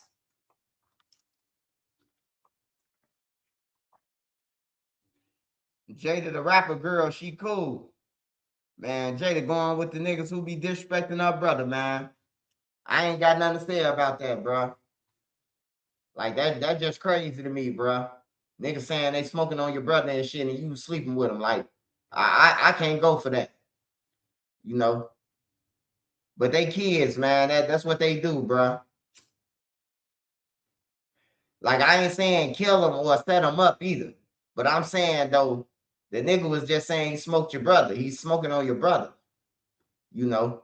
I can't kick with nobody who's saying that. I can't be cool with you no more. You disrespect my brother, you know, I ain't gonna throw you online or none of that. Just when I see you, if you ever seen homie don't play that, that's what you gonna get when I see you. A homie don't play that.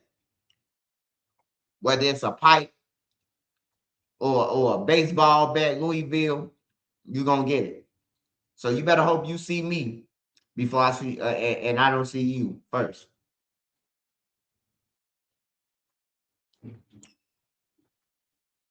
I don't even play that shit. I don't disrespect no dead people or none of that. Zoo now my angels. They my angels because I know if they going upstairs or wherever they going, you know, I'm sure they ain't fighting the same fight where they at. I'm sure Zoo now ain't talking about some, oh yeah, it's still 4-6 and all that. Ain't nobody them niggas getting along, man. They all together now. You know, probably saying Swipe was right, man. He was right the whole fucking time, bro. We should have changed this shit. Life's too short, man, to be beefing with a nigga, man, who know your whole family and all that shit. I ain't trying to beef for nobody. Call me what you want, all that shit. Hey, you ain't gonna hear from me. I ain't gonna respond to you. That's your opinion.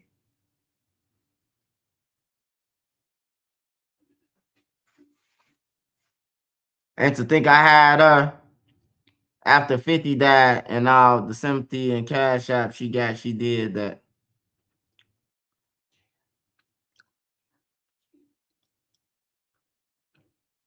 Oh yeah. Hey, Savage, man. Hey, look, I told DJU, I say, no, DJU, don't drop my interview, bro. I even pay you for not dropping it, bro. Get Jada on your shit, bro. She take care of her little brother and shit. Like, I put in a play for her. I told him to grab Jada. I told him to grab a lot of people. Grab KB Nene. Grab them, bro. Like, I be telling, hey, motherfuckers don't be knowing, though, that I be the one that be looking out for motherfuckers. I be telling people to grab motherfuckers. Who I should do next? Swipe, grab him. On everything, bro. I always do it behind the scenes. You might not fuck with me. You might be like, man, Trisha News, understand with Dirk now. But hey, look, I'm gonna make sure you get some money in your pocket. It don't matter what you say about me. I know if you ain't broke, nigga, you ain't gonna be on no broke shit and ain't nobody gonna die over there because you got some money in your pocket. So if I can outthink you and put some money in your pocket from long distance and we ain't gotta hear no gunshots, then that's what the fuck I'm gonna do. Grab E-Dog, grab Ike Money, grab all them motherfuckers, grab Lil Mikey, grab them. You know, I just be thinking that if motherfuckers got money in their pockets, we ain't gonna hear no noise. So grab them.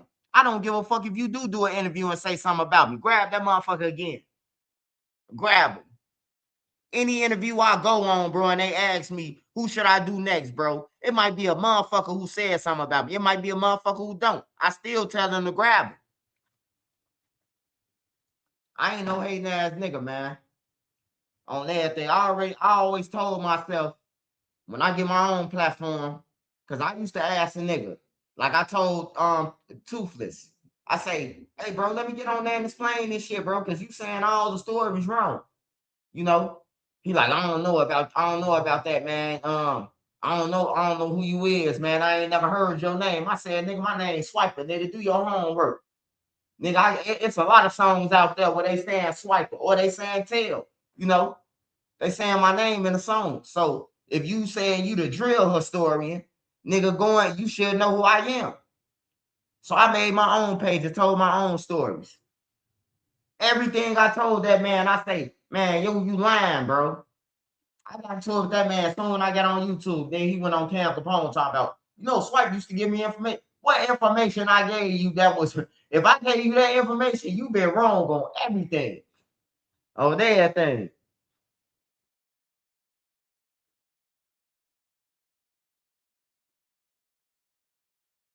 Yeah. I want everybody to eat, bro. It don't matter if you ain't from my city either. If you make me laugh, I'm gonna come through your shit, bro. I'm gonna share your shit. I'm gonna do, you know what I'm talking about? I'm gonna help you get a Chicago fan base, bro. Like I try to help everybody, bro. Cause that's what you do when you in position to do. You help other people, bro. You help other people blow, you know. But people don't be looking at it like that, bro. People be thinking like, oh man, I gotta chase him. I gotta do this. I gotta disrespect him. That ain't gonna get you far. It's only so many stories you can keep on making up before a motherfucker be like, oh man, this channel full of bullshit. You know what I'm talking about? Like, I see videos, motherfuckers making up shit all the time, bro. Like, it don't phase me. You ain't never get no response from me. I don't give a fuck how many years you chase me. Some people I will never respond to. You hear me? Never say nothing about you, your name or none of that. Keep chasing me. Cause it makes you look like you a motherfucking a predator. You some type of stalker. You hear me? And then then it's promotion too, cause my channel keep getting bigger. You just promoting. You don't think people say, oh man, who is Stretcher News? Let me go over here. Subscribe. He talking that shit. Subscribe. You ain't talking about nothing. He from there with them. You not talking about shit. You study talking about other shit. I seen somebody make up some paperwork, bro. And I never seen paperwork like this. Like we see all the federal paperwork. They took my name and put it in bold letters on the paperwork and put E-Dog on there and there. And I say, God damn, man. You that motherfucker, you want that much attention, bro? I know E-Dog mama, bro. I don't know what E-Dog did. E-Dog always been a nice kid to me. He the only white kid in O-Block. His mama white. He never did nothing. On some real shit. Oh, you ain't gotta worry. You ain't gotta worry, you bomb.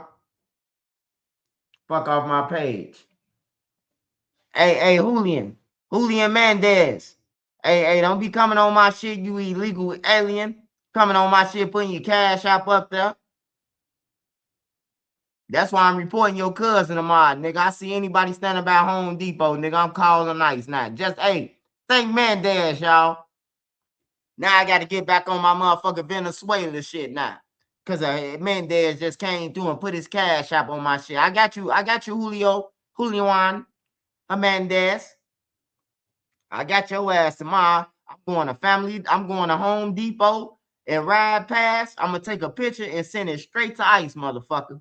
I hope your uncle, your nephew, grandma up in that motherfucker. I hope she get caught in the blender. I hope they follow them back to the crib. Goddamn, going to get a sandwich or some tacos and lock all you motherfuckers up on everything. Don't put your motherfucking cash app on here. I work hard for this shit. You come on here for the first time and thought it was gonna be that easy to put your shit up there. You going to jail, motherfucker. I'm calling nice tomorrow. Viva Mexico, motherfucker. That's all I want to hear you say when they put them handcuffs on your ass, nigga. We love Mexico, motherfucker. Fuck off my page. Calling nice on you motherfuckers tomorrow. You just pissed me off. Now you got me back in my mode now.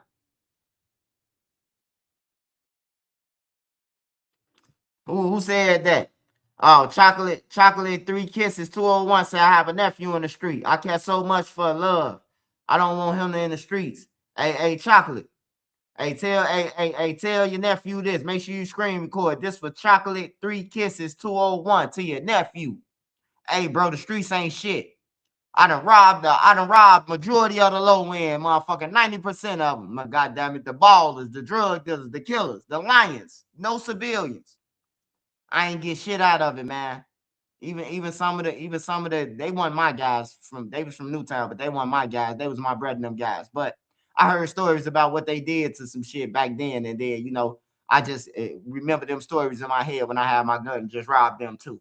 But I never got nothing out of it. I've been shot. You know what I'm talking about? And ain't nobody sliding motherfuckers talking about some man. Just leave it alone, bro. You hear me? When I couldn't walk, one of the BDs, he stole my motherfucking $100 bill and ran off with it. And then he became part of a milk carton. And then they say, "Oh, Church's news. Why you ain't put up why your homie got killed? Why you ain't paying your condolences for him?" I say, man, that nigga ran off my $100. You think, hey, oh man, you still talking about that money, man? Life short. I say, man, when you take something from a nigga who can't defend himself, nigga, hey, look, I ain't got no love for him on everything. I ain't got no love for him. And guess how he died? Guess how he got killed, man? The man ran off with one of our other homie shit. He was supposed to go and get some Similac from Walgreens on 75th and a baby bottle. That nigga kept it moving. When one of the homies seen him, he killed him. Where that money at? Boom, boom, boom, boom. And then they think I supposed to show my respect for him. Like, hell no. I ain't forget him shit. I'm still trying to get reimbursed by Big Sanders. Shit, hey, Big Sanders, he upstairs now, man. Search his pockets before you let him in the gates, man. Search his motherfucking pockets, man. Whatever he got, cash out me, man. We can split it, Big Sanders. I'm dead motherfucking serious, too. Y'all don't think I'm playing. Y'all might be like, this nigga funny. I'm dead motherfucking serious. So when he went upstairs, hey, Big Sanders, he up that night. Can you search his money? Can you search his pockets and see if a possibility that the $100, stick to his pockets or something? Yeah. Or if they put some jewelry in that motherfucking casket. Hey, look, Lord, hey, send it back down. I need to be reimbursed. I was hurt when he did it. Like, I forget people, man, but I don't forget what you did, man. You can't do no sucker shit like that. I had to call my mama and tell my mama, bro. Like, Mom, what's the name just ran off with the $100? My mom was like, boy, I got to get up and go to the hospital at 4 o'clock in the morning. My mama still brought me the money, bro, before she went to the hospital. You hear me? So I could get something to eat. I didn't get no sharks that night. I didn't get a 6-piece with lemon pepper on that. I had a taste for it before he ran off. And then I told the nigga, hey, look, you can get you a 6-piece. Just bring back my change, brother. He ran off. So he said, fuck me. Hey, I ain't saying fuck him, but I am. You know, kind of, sort of.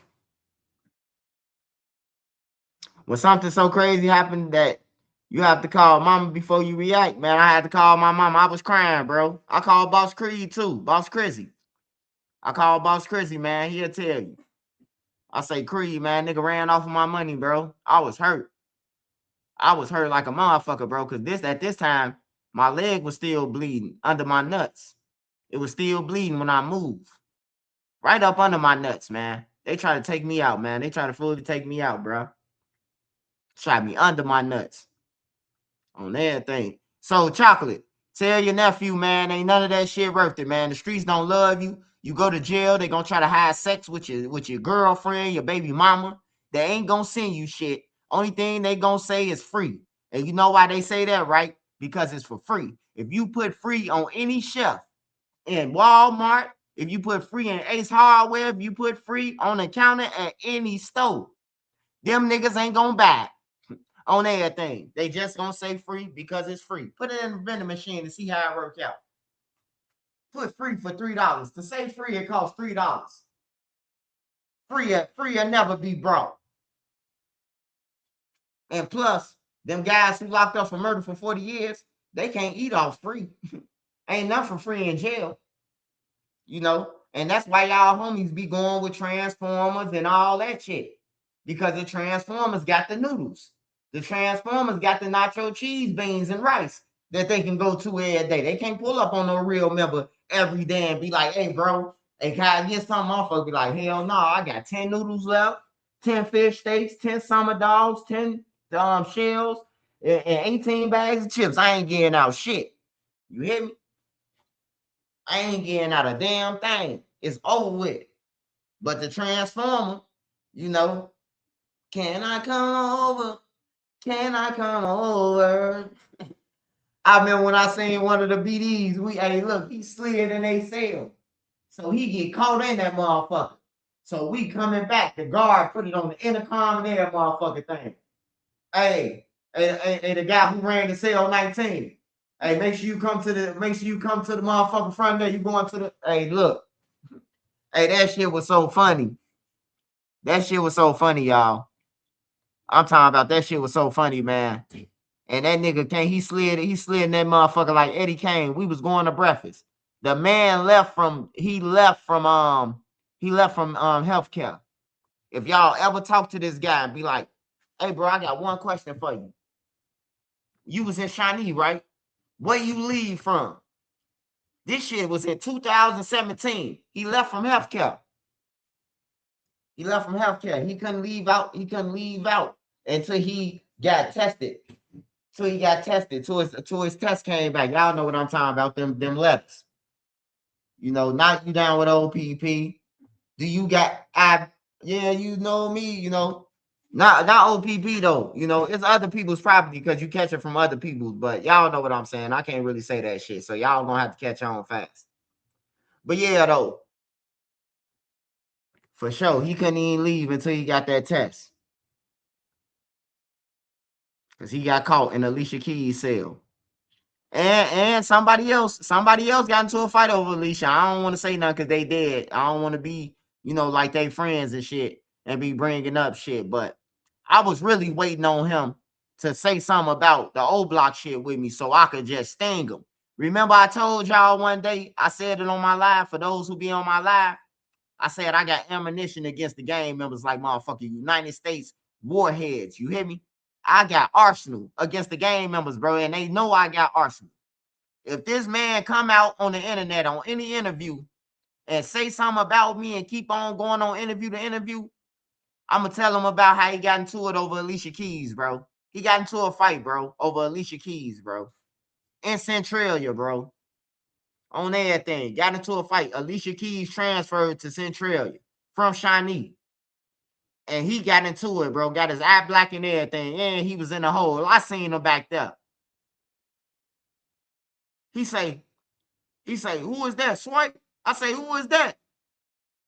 He say, man, you know who this is. Damn, boy, that was you. That was you fighting dude from out west. He snaked me. I said, man, not over Alicia Keys, bro. He ain't say nothing else to me. Man, keep that low, swipe, man. I don't want that shit getting back to the world. So I kept it low. But I was waiting on him to say something on one of them interviews he be on. I was gonna tag his ass. And I know the dude from out west who he got into it with. He know that I'm Trenches News now. So when he heard the story, he say, bro, you talking about me? That was me who would what's her name? I said, damn, that was you, bro. He sent me a prison picture. You know how you take the pictures to send out? You pay to take pictures standing up behind the background. He sent me that picture like, you don't remember me? I said, yeah, bro, we was in a hole. Remember I came to the hole? I got caught with all the commissary. I got caught with too much commissary. IA came and got me. I had 2 property boxes full of commissary. That was from stealing out the kitchen, though.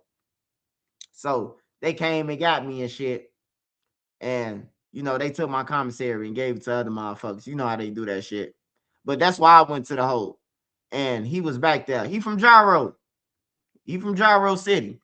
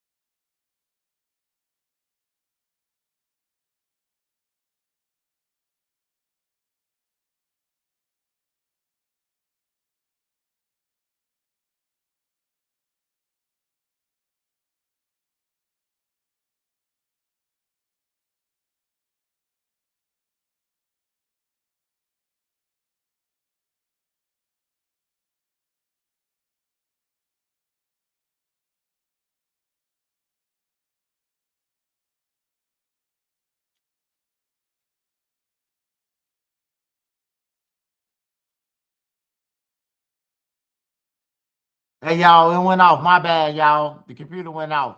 I was finna go there, man. I was finna get lit. It cut me off. Shout out my boy Explosive. Shit. Hold on, y'all. Damn near choked off a fruit cocktail, man. I ain't even know Nene brought fruit cocktail. Shit.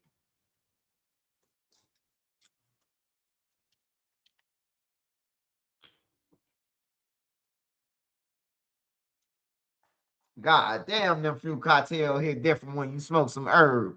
Shit.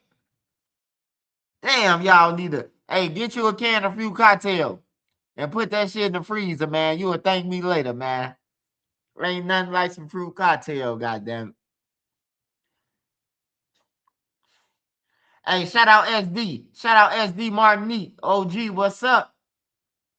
Got OG Momo in this motherfucker and SD on here. 2 OGs in the building. Legends.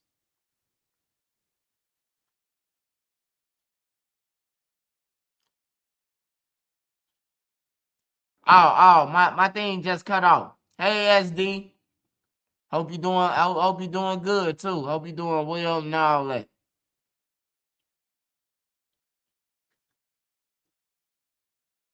I definitely don't forget nobody who supported me, SD. I don't give a fuck how far you go. You supported me when I first came on and after, goddammit. I love you, SD.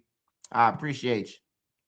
You always stuck with me, especially when I first came on.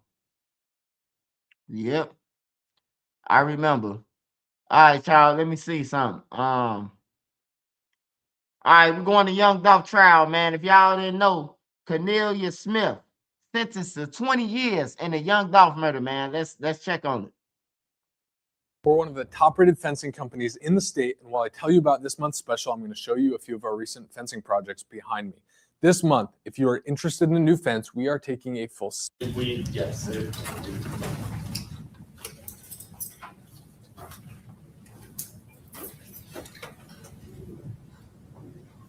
May 29. Thank you, Judge. May 29 for a bond. Thank you for trial. Thank you, Judge.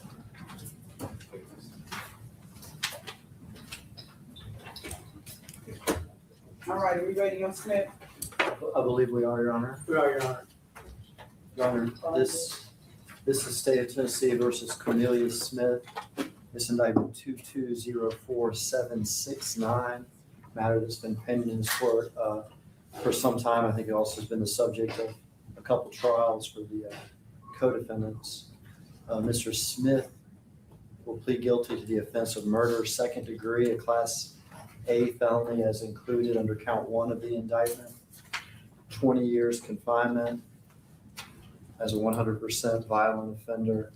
He served Tennessee Department of Corrections. Taken into consideration in this plea is Mr. Smith's cooperation in this matter. From the time of his arrest until now, Mr. Smith has cooperated fully in the prosecution, first of Justin Johnson, and then another co-defendant. Taken in consideration is his truthful testimony in those cases. Had the matter gone to trial, the state's proof would have been that on the date alleged in the indictment in Memphis and Shelby County, Tennessee, at a local business, Makeda's Cookies, Adolph Thornton Jr., the victim in the case, was there with his brother. 2 individuals, Mr.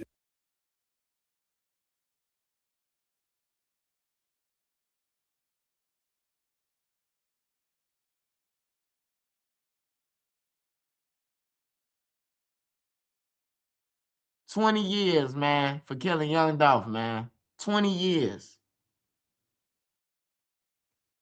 And they ain't get no money. Straight crackhead, man. They paid him in pills. Crazy, man.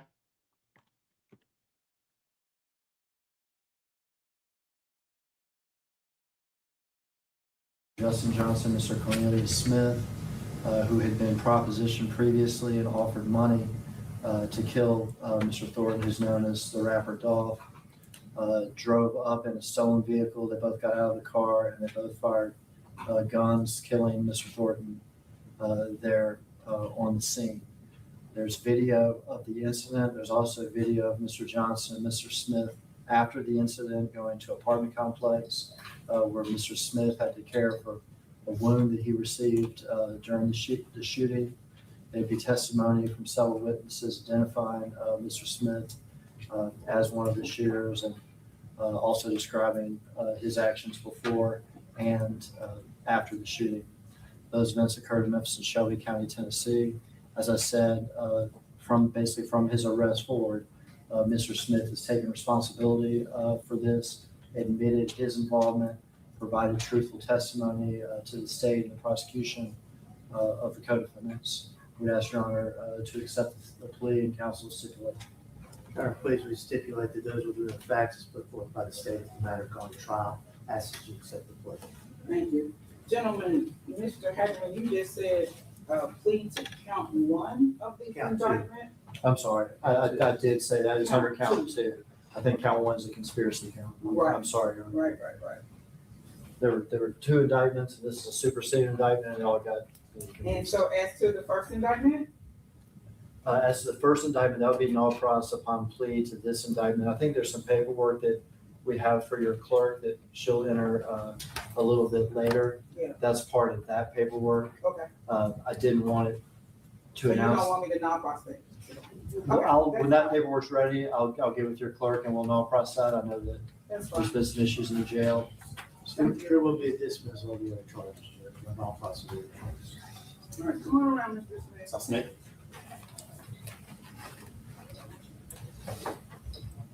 Stand a second, raise up your right hand, face the judge.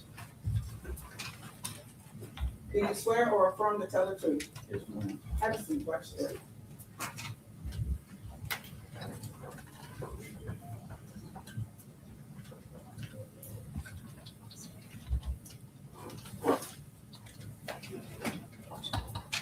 Would you state your name for the record, please? Cornelius Smith.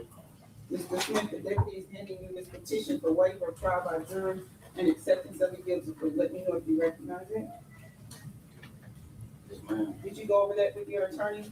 Yes, ma'am. Did you understand your rights as your attorney went over them with you? Yes, ma'am. Did you sign that document? Yes, ma'am. I'm gonna go over your rights with you also. If there's something you don't understand, please let me know, okay? Yes, ma'am. Among these rights I just spoke about is your right to have a trial by jury. Everyone has the right to have the jury to decide whether you're guilty or not guilty, instead of allowing me to convict you today without a trial. Do you understand you're giving up your trial rights by pleading guilty today? Yes, ma'am. You also have a right to have your attorney cross-examine the witnesses against you in front of that jury, with you in the courtroom, to make sure everyone is telling the truth.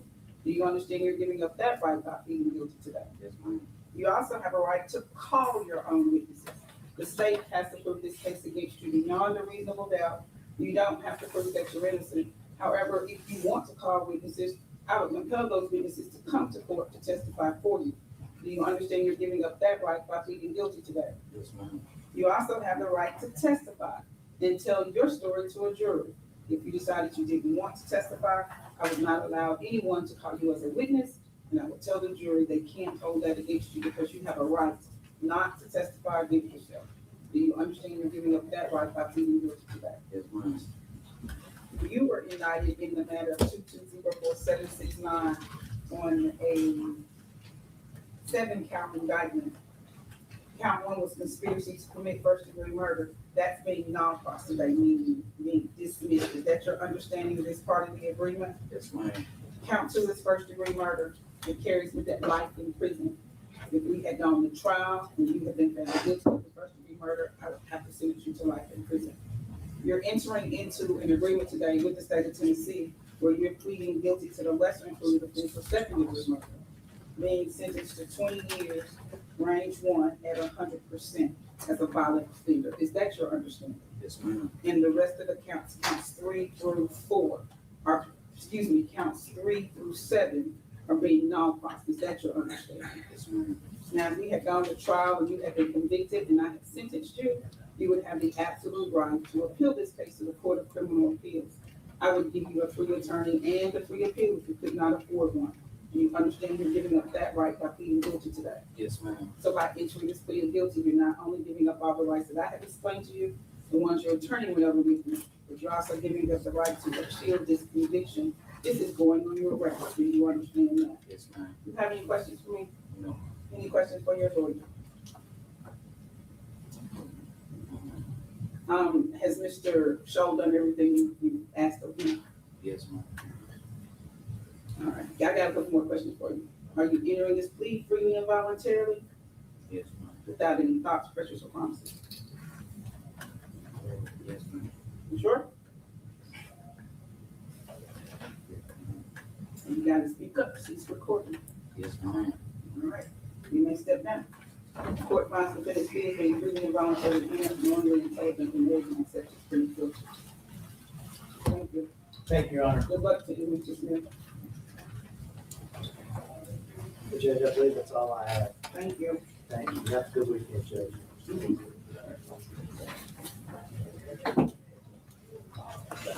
Let's stand in recess.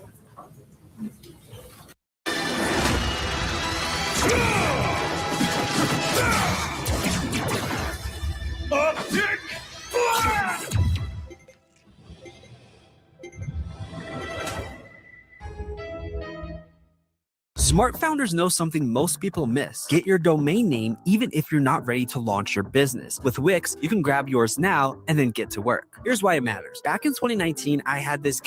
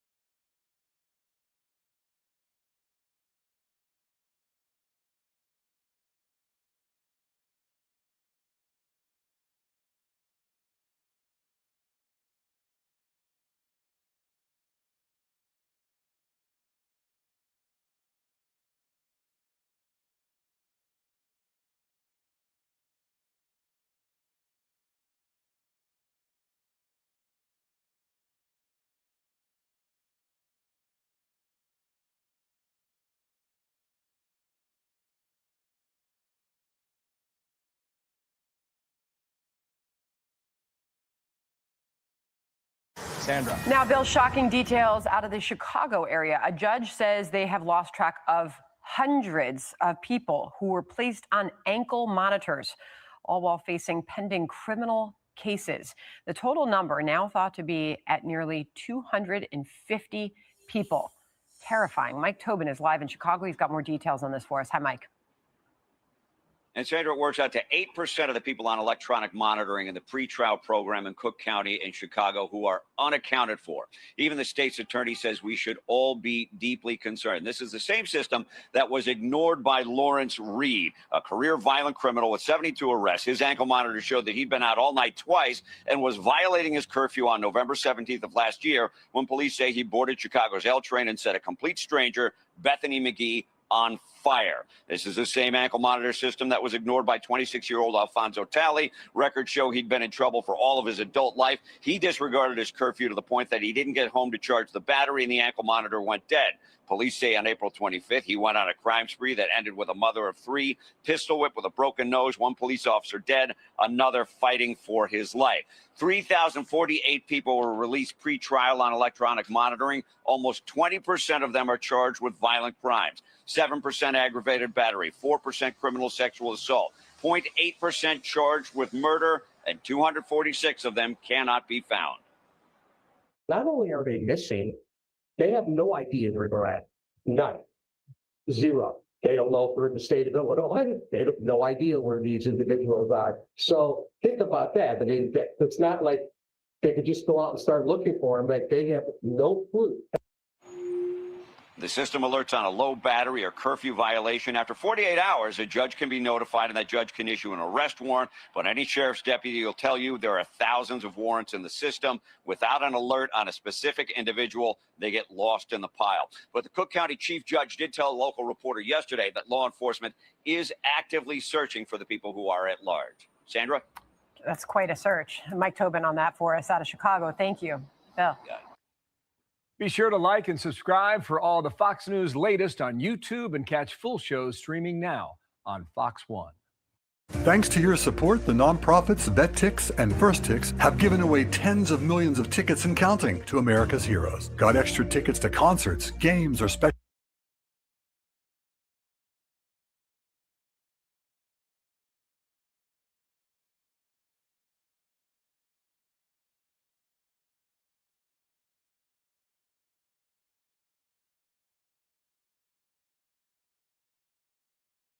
That Chicago mother who says a terrifying moment involving her young son should serve as a warning for every parent. She says someone tried to lure her child into a vehicle near the East Side Little League fields, and part of the encounter was caught on camera. Leslie Moreno is live tonight with that story and the urgent message this family wants others to hear. Leslie. Don, good evening. Yeah, the family says they are still very shaken by all of this. It happened here behind me near the East Side Little League baseball field. The mother is speaking out tonight in hopes of warning other families, especially as it gets warmer outside and more children will be spending time outdoors. Take a look at the video there. The mother says this video captured the alleged vehicle, a white minivan with black tinted windows and no front license plates.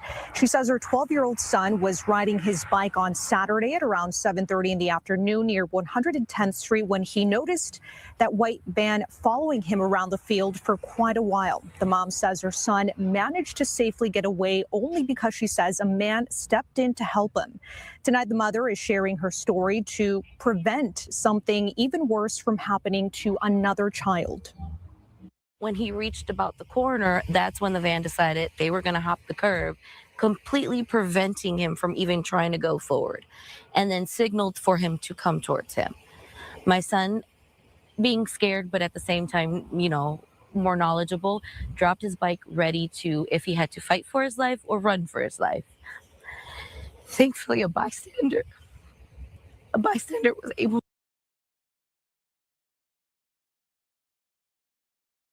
Yeah, that's crazy. You can't even ride your bike. ESC in a motherfucking building, y'all. Hey, smash that like button. Smash that like button, y'all. Hey, somebody asked about Larry Hoover. So we finna play the video, and then you gonna find out what information they have on Larry Hoover yourself. Smash that like button. NC in the building. Hood fella in the building. Shout out Hood fella in the building. Wait. The fuck?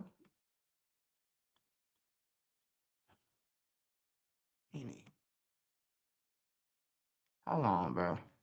Hold on, y'all, before I play this video.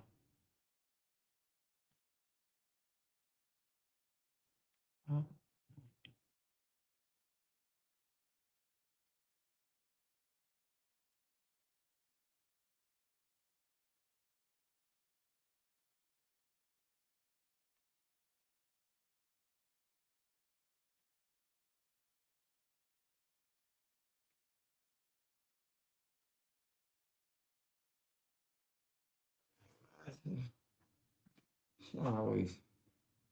I'm tired of her doing it.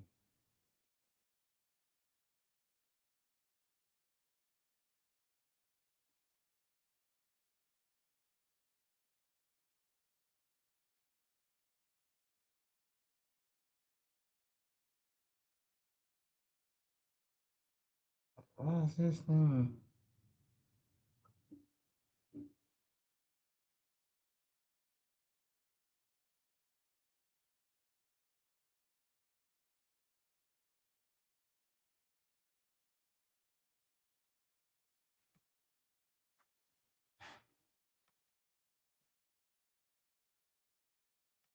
Shot, well, yeah. I don't know why the fuck he.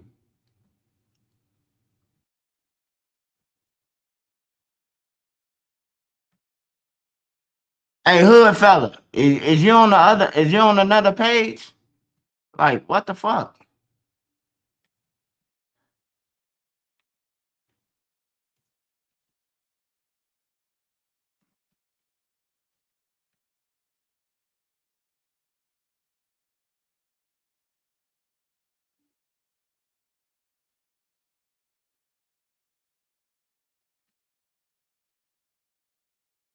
Hold on.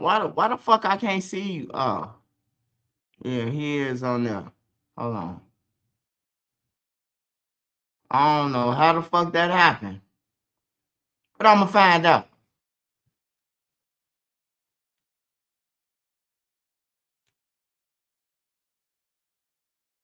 Say something, hood fella. Say something. Say something to me, hood fella. Say something to me. All right, y'all. We about to watch the Larry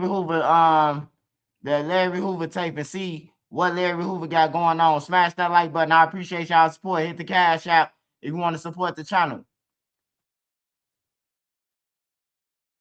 Now tell hood fella to say something. Hood fella. Oh yeah, explosives too. Explosives, my boy too. Be on this bit. All right.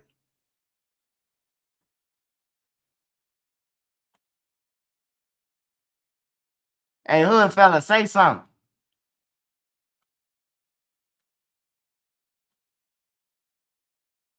It's weird.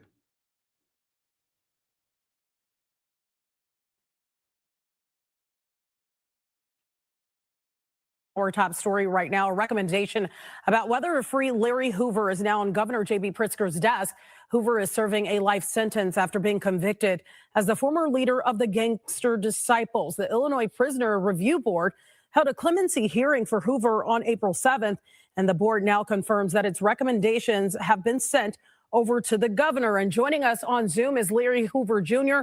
I know you've been pushing to get your father free most of your adult life. Thank you so much for taking time out of what is a very busy schedule for yourself today to talk about this. Thanks for having me. Let's talk about this part of it. I know Trump already commuted your father, and in 2022, we know the state denied his parole. What would you like to say to the governor about freeing your father, since it kind of sounds like this could be in his hands now? I just want to tell him he's the second chance governor. He's a senior citizen. He's served his time. He's remorseful for the things that he's done that was unsavory in his life, and he deserves a second chance. And if he's the second chance governor, please live up to that and give my father a chance to come out here and live his life with some of his family the rest of his life and not possibly die in a cell. You know, I know your father has been behind bars 53 years now. And in fact, he was just moved not too long ago from ADX Florence, which is the only federal supermax prison. He was moved over to state prison in Colorado. You got a chance to hug your father. What was that exchange like after not being able to touch him, maybe able to see him through the glass, but not being able to touch him and interact with him for so long? It was amazing for me. It was something I was waiting for a very long time. I never thought that it would feel that way. I would feel that way about hugging and kissing my father. But once I couldn't for all those years, I was looking forward to it, and it was great to actually sit down as a family, him and my son and my daughter, because they had never touched, they had never seen him on the other side of on the other side of the glass. So it was amazing to see him and my mother be able to hug and kiss each other. Like it was great, and it gave hope to see that we may be moving forward. You know, nothing is guaranteed, but I mean, I think it's time. I believe that he deserves a second chance, and I think it's time. He's been punished, and like I said, he's remorseful, and let's let him move on with life. Let's see. Pardon me? Larry, I want to ask you, because you said he's remorseful, and I understand a lot of this stuff has happened a very long time ago, and you said that he served his time. When you talk about remorse, what is he remorseful for? But any of the harm that has been blamed on him and our community, even though he's the things that he's responsible for and not responsible for. He's remorseful that his legacy, some of it has become the lead for, some negative energy in our community. Right. Because that wasn't his goal, and he wasn't trying to do that. His goal was to make changes, but it happened, and we can't change certain things. But you're right, we can't. But Larry, I want to talk to you about this. When your father went to prison, do you remember that day? How old were you when that happened? And what has life been like for you because this has like become part of your life's mission, is to fight for your father to be free. I remember you were doing rounds with, for example, Kanye West, trying to push to make sure that your father be released. Well, it's impossible for me to remember that day because I wasn't born yet. Exactly my point. Yeah. She was pregnant with me, and I've been living my life like you actually, if you're involved and you stay connected with your family member that's in prison, it's kind of like you're living the bid with him. And also I carry the name. So, you know, as part of his family, I've been guilty of things that I don't even know just because my name is Larry Hoover. So, I mean, carrying his name comes with good and bad. You know, people look at you, they're scared of you, they're nervous of you, they assume that you're doing things that you shouldn't be doing when they don't know that I've been living the way that he's wanted me to live life, taking care of my family, working a job. I'm on my way to retirement from the job that I'm currently at. But yeah, they just people not knowing that we're really part of the community. We care about the community. We do things in the community, and to be looked at by certain people and shake their heads and look down upon us because of the name, and they don't understand who my father or who my family is. It's kind of hurtful, but it's been part of my life for a long time, so I've learned to deal with it. You know, I knew the answer to that question, Larry, because I've interviewed you before, knowing that, you know, your father didn't get to see you take your first steps. Your father didn't get to see you, you know, right now it's prom season, for example, go to prom and do some of those things. What has it been like having your father sort of raise you from behind bars? You know, it's just been so normal to me because it's been my life. I think that my father did the best he could to kind of be lenient with me as a son because he couldn't be here with me, to make sure that we didn't have anything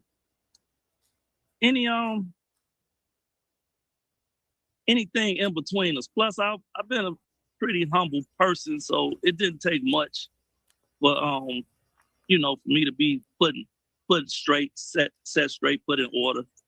So it's just been it's just normal. It's weird for it to be normal, but it's just been my life. I don't know it any other way. I don't know what it is to have a father at home, or to have a father to go to the games, or, you know, do father and son things. What are you expecting to come out of this? We know that this is now in the governor's hands. I don't know if you've talked to the governor about this before, but I'm just curious, are you feeling positive? Because we've kind of been down this road in some respects before.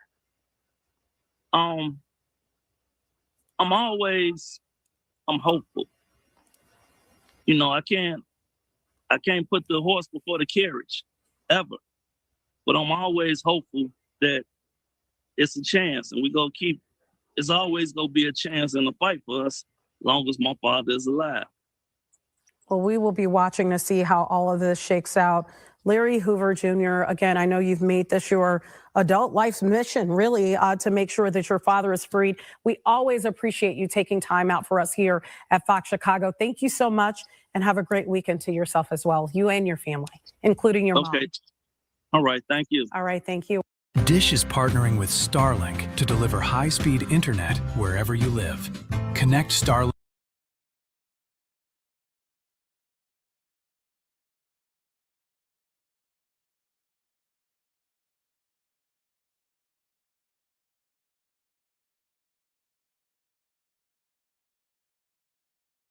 Governor JB need to quit playing free Larry. Yeah, I ain't gonna lie, man. They might as well go ahead and free Larry, man. Larry don't know none of these niggas, man. Who talking about on Larry Hoover, man? They might as well go ahead and free him, man. He done paid his time for a murder. He been in that motherfucker for 53 years, federal. Not running around the day rooms and shit. He been on lockdown, goddamn, for at least about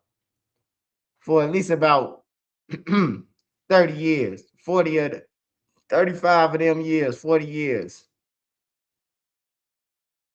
In other news tonight, he is one of Chicago's most notorious gang leaders, and now his bid for freedom is up to Governor Pritzker. So Who is Larry Hoover and what's behind his push for clemency? NBC5's Alex Maragos has this story. Natalie, outside of Al Capone, Larry Hoover could go down in the record books as one of the most prolific and profitable gang leaders in Chicago history. He's one of the founders of the Gangster Disciples, but he spent over 50 years of his life behind bars. The question tonight, could that soon change? In 1974, Hoover was sentenced to 200 years in prison for the murder of William Pookie Young. And while he was in state prison, federal prosecutors say that he led the gang's operations, raking in hundreds of millions of dollars in drug sales and directing a string of violence on the streets of Chicago. And federal prosecutors won convictions that locked him up then in the so-called Supermax prison in 1994. And many of those years he spent in solitary confinement. That was until last spring, when President Trump commuted his federal sentence, and that placed Larry Hoover back in an Illinois cell. Now, Hoover's latest bid for freedom took a step on April 7th of this year. His family, his attorneys, and supporters asked the Illinois Prisoner Review Board to recommend clemency to Governor Pritzker. Now, the Cook County State's Attorney argued against clemency. They filed documents showing why he should not be let out of prison. Now, the recommendation that the review board reached is confidential, and it will remain that way. The governor has that recommendation now, and there is no deadline for him to make a decision on this. He can consider it as long as he likes. Now, Hoover's family and supporters say that the 75-year-old is remorseful. He's ready to help the community, and he suffers from some health problems. The Cook County State's Attorney's Office says that Hoover still represents a danger to the community, and the gang which he helped found is still present on the streets of Chicago. President Trump helped Hoover over one hurdle to freedom, but now the governor must decide if Hoover's finish line is drawn at home or in a prison cell. Natalie? All right, thanks to Alex. Wireless can feel like a world of surprises. Don't fall for the trap. Get a fresh start with Visible, the ultimate wireless hack. For a limited time, get Visible for just $20 a month for 1 year using code FRESHSTART. Visible. Live in the know.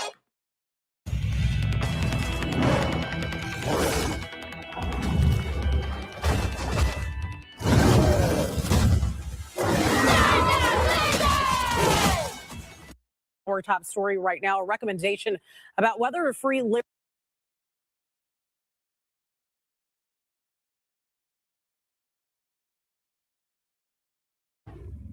right, coming up on 910, and it was meant to keep small businesses afloat during the height of the pandemic. We're talking about the Paycheck Protection Program that's now led to one of the largest fraud investigations in American history. Federal prosecutors just charged a Chicago police sergeant with fraud last week. They say that she pocketed thousands by claiming that she ran a bakery that did not even exist. Now, this isn't an isolated case, of course. It is a part of a massive ongoing federal sweep. Now, years after the COVID pandemic, former federal prosecutor Chris Hotaling is here to break down the legal landscape of all of this. Thank you so much for your time. Thanks for letting me join you. I'm happy to talk about this. It's an exciting topic. You know, I mean, there's so much to it. And I think it's mind-boggling that we're still even talking about this so many years from the height of the pandemic. In this case, $41,000, it seems like, no, it is a lot of money, but insignificant compared to some of the hundreds of thousands we've heard from some other people, even millions from some people. So why does the DOJ look at this as maybe the same in terms of prosecuting?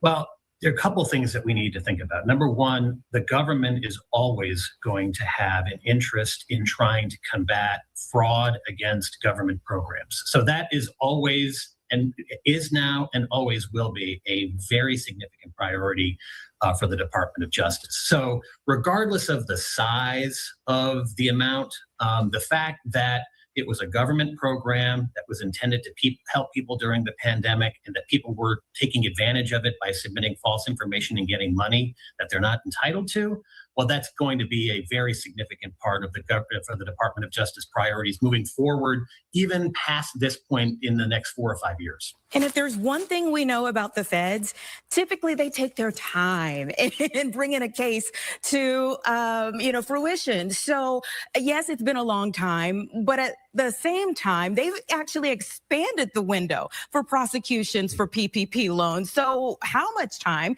do you think the feds will take into consideration here for the charges? So the way it works that normally is the statute of limitations in a case like this that's normally brought under this type of fraud scheme is 5 years. But back in 2022, Congress expanded the statute of limitations out to 10 years. So if we take and we kind of use 2020 as the benchmark for the beginning of the fraud, government can continue looking at least until 2030. Because as we know, some of these applications were made in 2021 or 2022. And so you can really take 10 years out from then, which is kind of the outer range under which the government can bring prosecutions for PPP fraud. And does that mean that, hey, if someone did wrong years ago and they're sitting home like, maybe I got away with it, that no, it still could be coming for you? Oh, yeah. And particularly, if you are looking, if you are a public official, if you're a police officer, if you're a firefighter, if you are a city, county, or state employee, those are the individuals that this U.S. Attorney's Office is giving a very hard look at. And the most recent charge from last week of the Chicago Police Department sergeant is proof of that.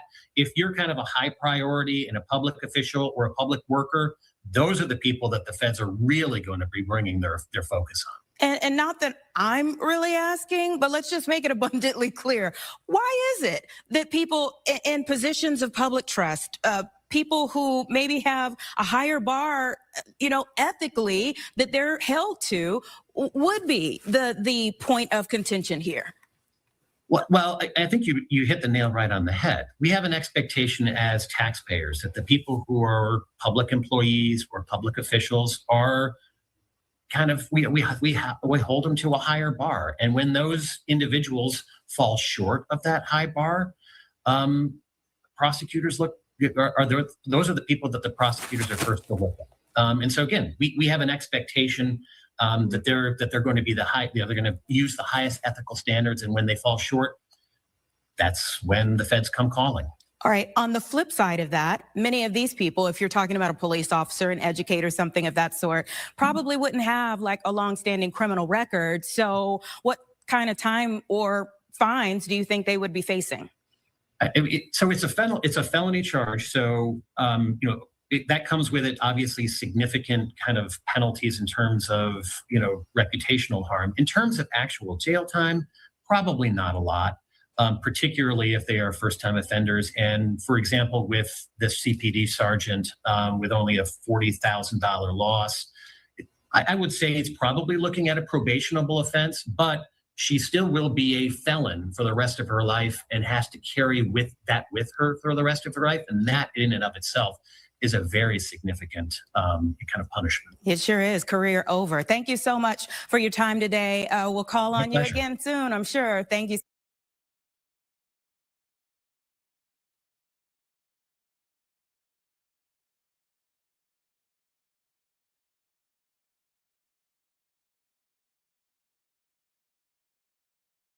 Where meals become memories. Kitchen Mama. Cooking is a joy with the right tool. Kitchen Mama Mini Plus Can Opener. Rapper Kodak Black is back behind bars once again, and this time it happened in South Florida, in Broward County. The Pompano Beach native, whose real name is Bill Capri, is charged with resisting and attempting to flee law enforcement. NBC6's Shernay Mara outside of Broward Jail, where Kodak Black is expected to walk out at any moment. Shernay, what else do we know? Yeah, it was just last week that we saw Kodak facing a judge up in Orlando. He is back home here in South Florida. Unfortunately, he did land himself back in some legal trouble. Again, we're waiting for him to walk out of these doors.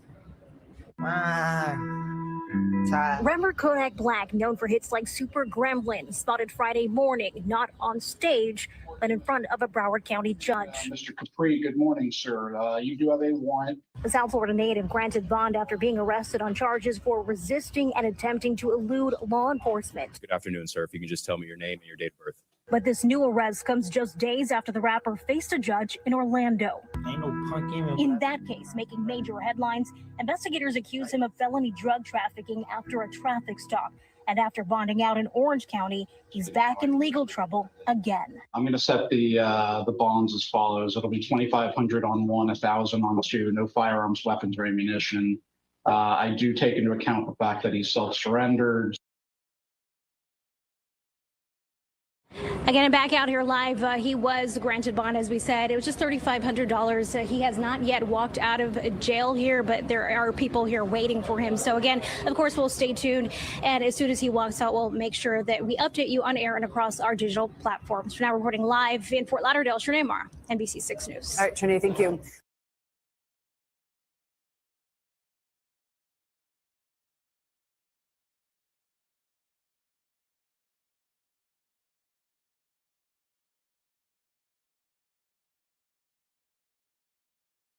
Our Kodak Black is back in jail, accused of trying to evade law enforcement and resisting an officer in Broward County. Local 10's Ray Rand. With an umbrella, rapper Kodak Black bonded out of the Broward County jail Friday. Any comments on the arrest? No words from the South Florida rapper, whose real name is Bill Capri, but the bond out came just hours after he faced a judge on charges that stem from a traffic stop he's accused of fleeing from. You do have a warrant. Fleeing, attempting to elude law enforcement, and resisting an officer obstruction without violence. Broward Sheriff deputies said the alleged incident happened back in February when Capri was being pulled over, then got into another car and drove away. Capri identified by investigators after he was seen on his Instagram account wearing the same clothes described by the responding deputy. I would note that all of the other individuals that were present were armed. This was his mugshot after he turned himself in Thursday night. In court Friday, his lawyer arguing against the state who pushed for a higher bond and stricter rules following his release. And when they say everyone was armed that pulled up, that was his security team. The latest arrest comes after Capri was arrested in Central Florida on separate drug-related charges from 2025. In that investigation, detectives accused Capri of trafficking MDMA. While Capri is now out on bond, his attorney argues the most recent charges that I'm just saying, man, Kodak Black got millions, right? Why the fuck is he always getting caught with the drugs and there's 8 motherfuckers with him, man? They know he's slow, man. Like Kodak, I hate to say it, man. He needs some fucking help, man. He needs some help, bro. Like that shit got him fucked up, man. Like he is messed up. I never seen Kodak like this wired out, bro. Like he just, yeah, like a full-blown junkie, bro. Them drugs got him beat, man. His homies now don't want to say nothing though, cause they ain't gonna be his homies tomorrow. They gonna be back in Broward County, goddamn it, on the strip, robbing people. Yeah, that shit crazy. Hey, breaking news: arresting Markham cold case, murder of Alexis Rose. Hey, I be scared to look at some of these females, man. You like, damn, get the female, really, Alexis name Allen. Imagine being able to build anything just by thinking about it. Meet Base 44, a complete AI creation. Law enforcement officers tell us police work can lead to long hours and sometimes cases with no end in sight. Tonight, in a story you'll see only on CBS News Chicago, our Jermont Terry introduces you to a South suburban detective who pulled a cold case off the shelf and kept digging for years until he found the accused killer. This image of a house sat in a box for years at the Markham Police Department.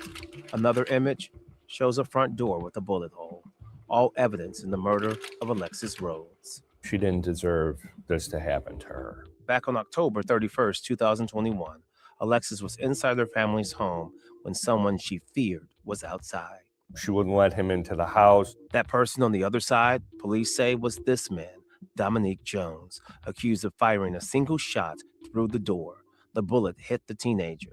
Yet before dying, investigators say Alexis was able to tell them who shot her. It was determined through a dying declaration that her boyfriend, Dominique Jones, had shot her.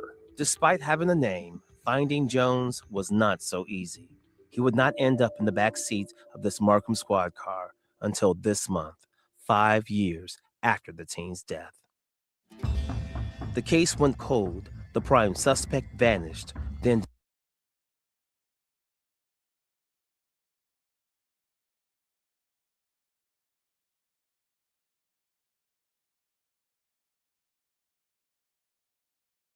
Hey, shout out to B World. What's up, B World? Dustin Turner. What's up, my boy? Tommy Yes. What's up?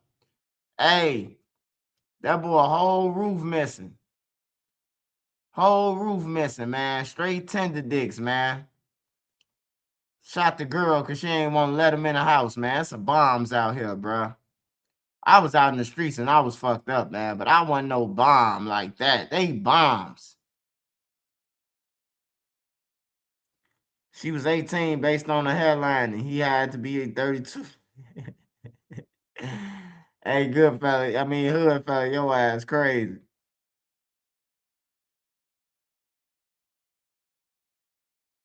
until this month, 5 years after the teen's death. The case went cold. The prime suspect vanished. Then Detective Joe Primmett joined the force. Recently, he started looking into Alexis's case. The 17-year-old victim's life was worth more than a file on a shelf. After reviewing the photo evidence, he tried tracking down Jones. He was actually incarcerated on unrelated charges in the state of Indiana. It turns out while on the run, Jones was arrested in Indiana for armed robbery and aggravated battery. He was sentenced in 2024 for the Indiana crime, but that was not enough to get him on the Markham murder. The case still needed hard evidence. There was a lot of times I heard no, and I wasn't taking no for an answer with this case. Eventually leading to the state's attorney finally signing off on the Illinois charges, which brings us back to Jones getting brought back here to the Markham police station. Now, this is not a large room, but it's enough space to make someone think, right? Absolutely. Investigators don't know if it was the small space, the drive back from Indiana, or the burden of the murder. But soon after, Jones spoke in that room. He decided he had to tell the truth, and he ended up confessing to what he actually did. The case is now playing out in the court system, giving Alexis' family and this detective the first step to justice. In Markham, Jermont Terry, CBS News, Chicago.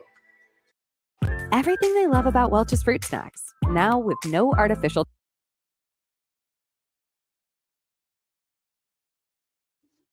Hey, let me go ahead and be a motherfucking hater real quick. Hey, you pretty motherfucking women, man. Hey, look, you better stop it.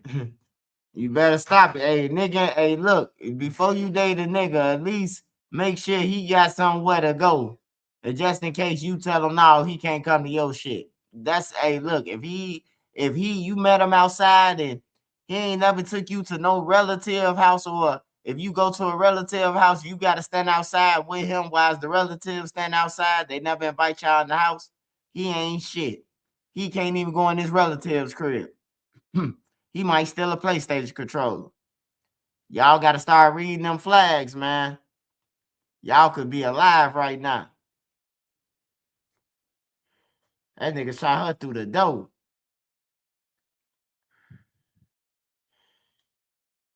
Go ahead and get away from the door, Larry. I don't want you no more. Boom. I'm glad he confessed, though. He looked like he lost all his hair, man. He looked like he was going through some shit, man. He looked too old for a 17-year-old. Yeah, he can't be 17. He wasn't 17 years old. That motherfucking hairline looked like he goddamn it was in class with George Jefferson, goddamn.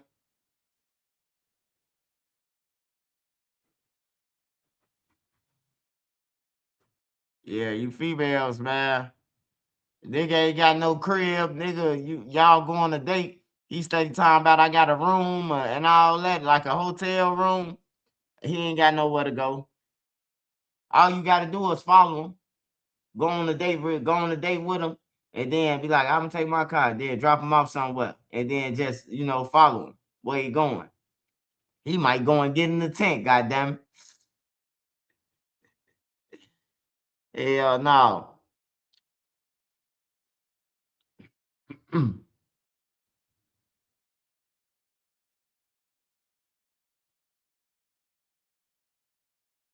Motherfuckers doing stab dives on a bike. That's crazy, man.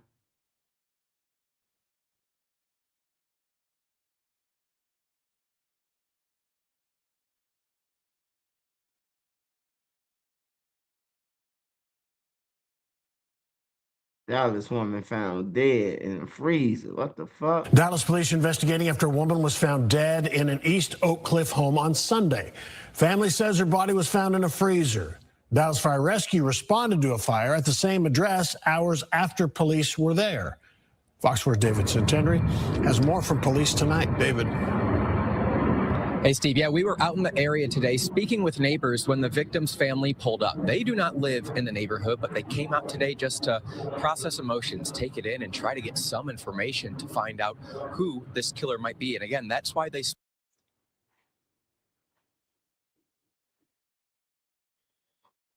It's time to put cameras up everywhere, man. It's time to put cameras up where a motherfucker you can't even take it down, goddammit.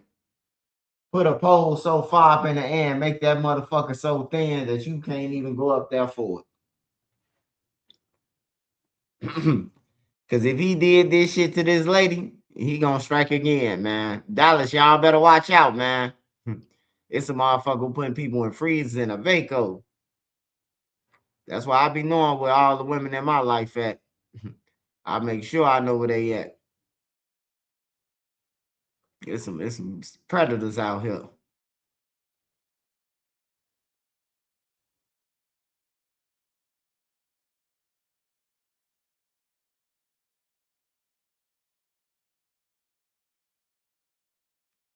San Antonio Spurs is winning. They probably won by now.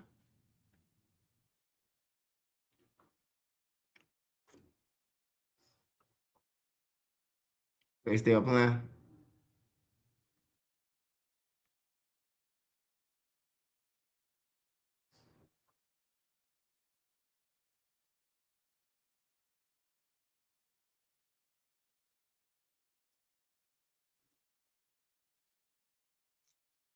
Your team is about to get bigger. A lot bigger. See what scholarships you may qualify for. Visit gcu.edu/myoffer. Was sentenced gay for a teen accused of stabbing and killing her ex-boyfriend. The victim's heartbroken family asking for justice, as the defendant herself says she's sorry for what happened. Local 10's Leanne Monajon is live in Miami with the dramatic day in court. Leanne? Nicole, the victim's family pulled no punches, telling the judge. And the right to appeal if convicted of these charges after a trial. Do you understand that by pleading guilty, you're giving up each and every one of those rights that I just mentioned? Yes, sir. Has anyone forced, threatened, or promised you anything to get you to enter a guilty plea? No, sir. Is it your decision to waive these rights that we just talked about and enter a guilty plea because you are in fact guilty? I ain't gonna say I'm in fact guilty, but doing it for the best of my knowledge. Well, I'm guilty. It starts on the 7th, in which this defendant's sister rented a vehicle and she loaned it to her daughter. And it was at that point that her daughter gets a phone call around 7 p.m. from the defendant, her uncle. It is at that time that her uncle tells her, hey, my bike just went dead. I need you to come and pick me up. So what does she do? She goes and picks him up. While she goes and picks him up, he says, let me borrow the car. I need to go to my friend's house. I'll be back in 5 minutes. It is at that particular point that she loans this defendant the car. And as you see, this is the red Hyundai.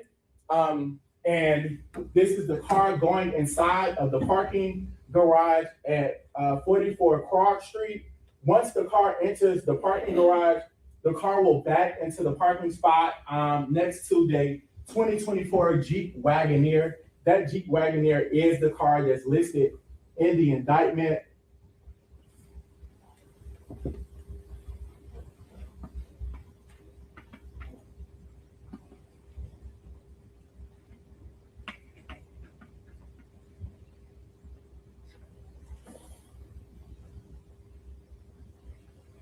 The individual exits the car. Hey, he's tested in a motherfucker. Gray or white. That boy got more sugar than Folds in this thing. He goes to the back of the Jeep Wagoneer, looks inside of the car. At this particular time, we believe this is when he notices the items in the trunk. Those items are black suitcases. You would notice that there was just a highlight of the white writing on the front of this particular person's shirt. That will come in handy. This is the person going to the passenger side shining lights to find more items in the particular vehicle. At some point, there's going to be a blue Tesla that will pull up. At that time, that person will, the person on the video will be seen hiding so that the blue Tesla cannot see him. This is the part where he's hiding.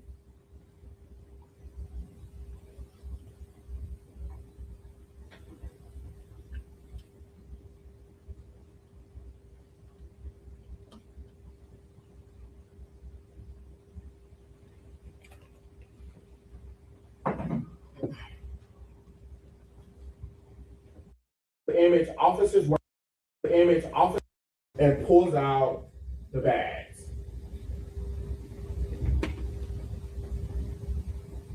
He then goes to the driver's side of the car, gets in the car, and leaves. The important part of this is that as the defendant is going to be leaving, what you're about to see is the outside angle, and you're going to see the defendant's hand, which led us to believe that this was a black male. Also, from this particular image, officers were able to get the tag of the particular car, which is how they use license plate readers to track the car. Once they track the car, that's how they come in contact with the defendant's niece as she is arrested for driving the vehicle. And that's when she tells officers the statements about her uncle essentially asking her, can he use the car for some minutes, and that he was. Hey, y'all, see what I'm saying, man? Now, this is just the situation where Beyonce music got stolen. Blink, what's up, Blink, Blink? So this is the video of Beyonce shit getting stolen, right? And the girl did her uncle a favor, right? Did her uncle a favor by letting them see the car, trusting her. She get pulled over. They lock her up as if she the one who robbed Beyonce. And the nigga be like, she snitched on her. You damn right. He got her cop. He didn't motherfucking tell her that he was going to rob Beyonce or none of that shit. He said, I'll be back in 5 minutes. That 5 minutes got her arrested, man. You damn right she told on him. That he ain't give a fuck about her. She ain't supposed to be loyal to him. What the fuck she supposed to say? Oh man, I don't know who did it. I ain't saying nothing. Take me to jail. Like, yeah. Gone for these times. It is at that point that officers then go to 942 Hank Aaron, which is where I'm going to speak just a little bit faster. Which is where at some time shortly you will see the defendant arriving, who we know now to be the defendant, arriving on the bike, wearing the same exact things. He now has a black book bag, which is one of the items that was taken out of the car. He goes up to apartment 13 of this particular address, which is where his sister resides. Just shortly, I'm gonna speed up a little bit. Just shortly, you would see that same individual come back downstairs. And this is when his niece tells us she's waiting for, he calls her because he's aggravated because his items are in the car. He goes up to that same red car that we just watched leave the parking garage. That is him grabbing one of the bags. That is his niece leaving the car. It is at that particular point that you'll see him starting to pull out the suitcases. The suitcases that Mr. Grant and Mr. Blue would have testified were their suitcases that were in the back of the truck. They take the suitcases upstairs, and the suitcases were never seen again. The important part of how we know that those suitcases are those suitcases, what the defendant didn't know is that when he took the suitcases, Mr. Grant's MacBook Air and Pro were inside of the suitcase. Therefore, there was a live tracking of the items in the suitcase. So the items are going to be tracked to a 370 North Ave, Hateville, Georgia, which is where this particular defendant resides. And then the items are also tracked to 942 Hank Aaron Drive. Hey man, you telling me you just robbed Beyonce? You bring the shit over my crib. You ain't tell us, man. We whooping your ass in the bullpen. Goddamn, we could have told you. We finna go and sell that shit. You just hit Beyonce. We finna go and sell that shit and fly out. You hear me? The police coming. Hey, but I want y'all to pay attention to this though, cause this shit bigger than this. You see how they rewinded all the videos just for a book bag for Beyonce? But it's kids that get killed and slaughtered, and teens get taken, and kids get killed every day. And they don't rewind them cameras like they did for a fucking bag of music. That's crazy.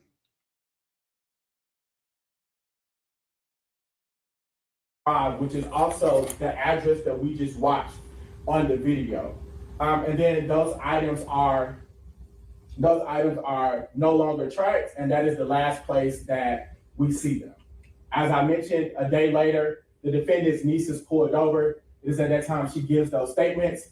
Officers perform a search warrant on the premise. Unfortunately, they were unable to locate those particular items. The defendant does give a statement to officers in which he refers to himself as the king thief of Atlanta, and that he says that somebody came to him and told him what was in the suitcases. However, his niece also gives a statement in which she says, I got an iPhone and I got a lot of chargers from it. The victims would have testified that their iPhones were taken and their multiple chargers. That's the basis for the entering auto and the criminal trespass. As it relates to the defendant's criminal history, the state did file a recidivist notice in this particular case.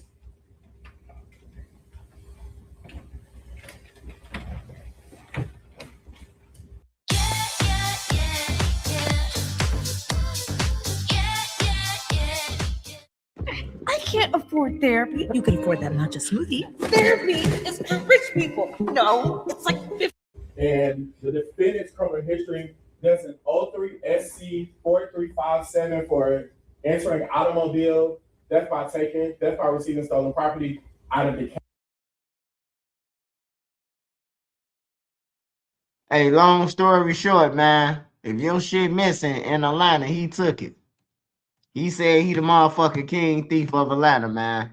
So if y'all got some shit missing, this the time to be getting them noodles together in summer dogs and send them to them boys in them joints and on everything. When he eating his food in the day room, everybody just stand up at one time and surround him like, hey, bruh, my auntie, her CD changer came up missing. You the one who stole the boot off the car. The king thief of Atlanta, man. That's crazy. That boy grown as hell, man. You still breaking their cars and shit.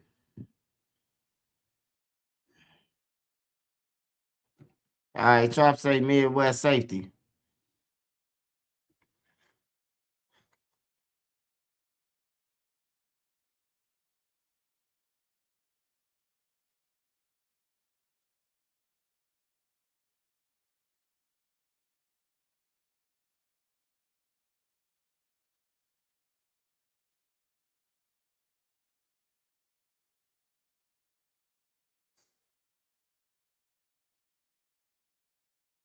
This Midwest safety, I ain't watched this shit in so long.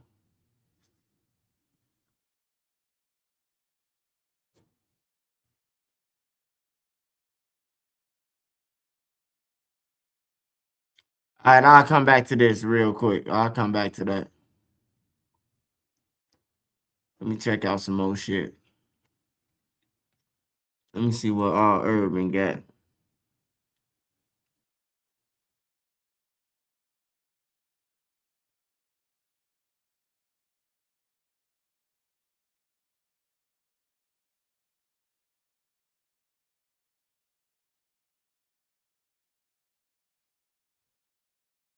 I ain't gonna lie, I'm tired of seeing Rick Ross now, man.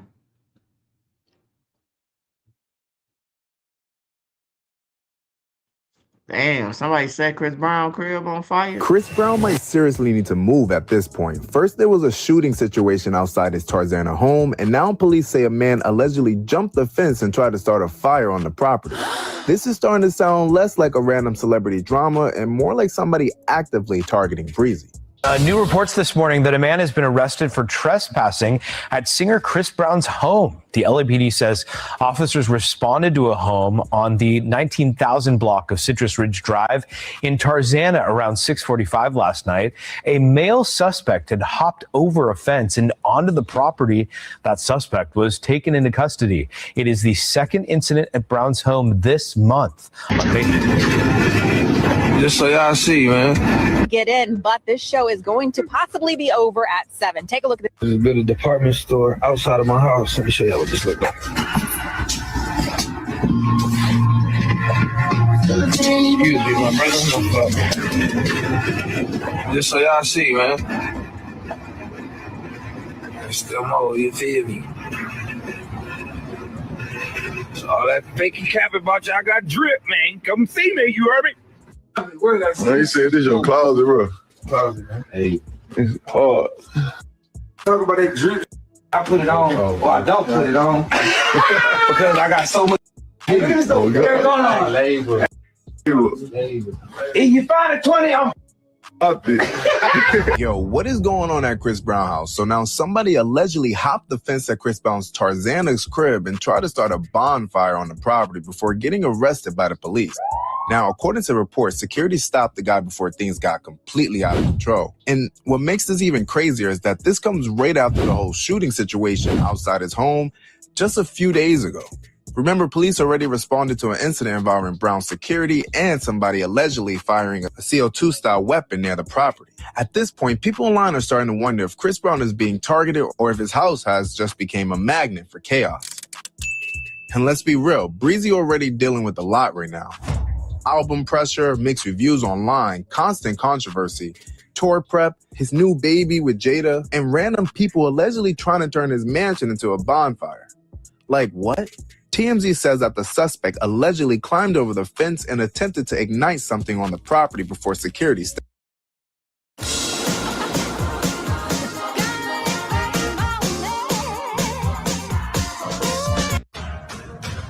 We have some breaking news this morning. We're getting word that federal agents and the LAPD have launched a joint operation in North Hollywood. So this appears to be connected to a child porn sting. Rachel Aragon is live in North Hollywood with the latest developments. Rachel. Hey, good morning. Right now, we just talked to LAPD, who, by the way, are working with federal agents for this joint operation for the child porn sting operation here on Collins Street. We're not allowed to show the faces here of those involved, but we can tell you, though, that they're targeting at least one individual and possibly more.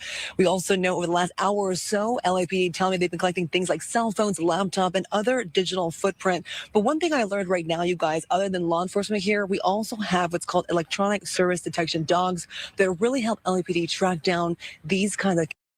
So the potential for stuff to go wrong is high.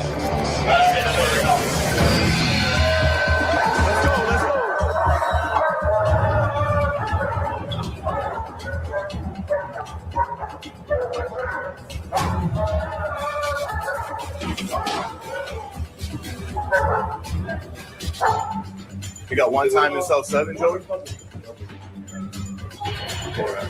Cell 4. 2 times. What do you want?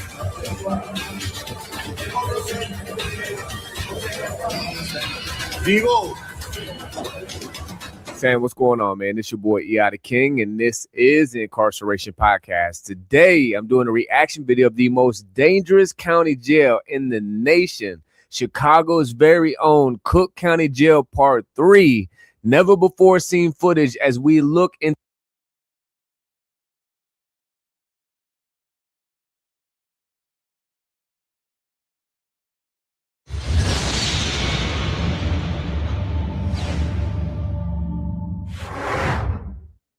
Now, the next question I want to ask you about was, this one came from a couple of interviews back where you talked about, you named 5 rappers you know that's lying, and one of them are the people you said that you even slapped. You talked about a scenario where they go on social media and they portray themselves as a way that they're not, or that they weren't before. You know, King Von came back or came out as a rapper with whatnot.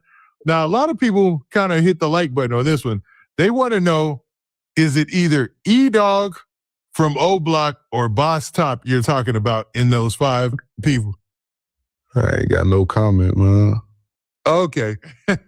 That's very specific, right?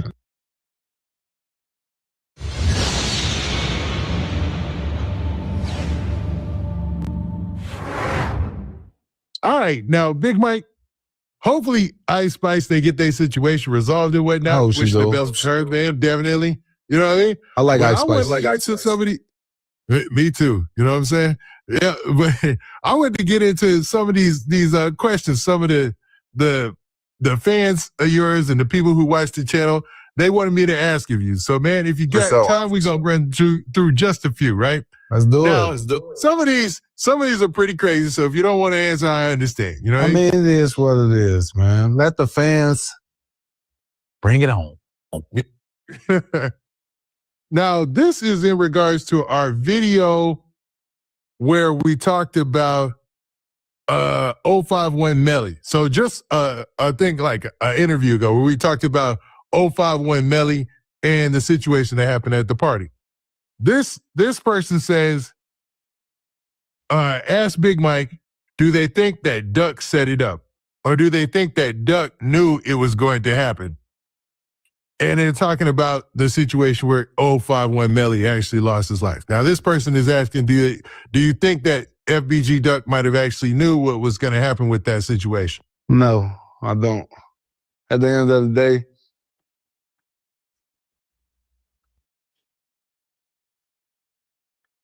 I'm going to answer that.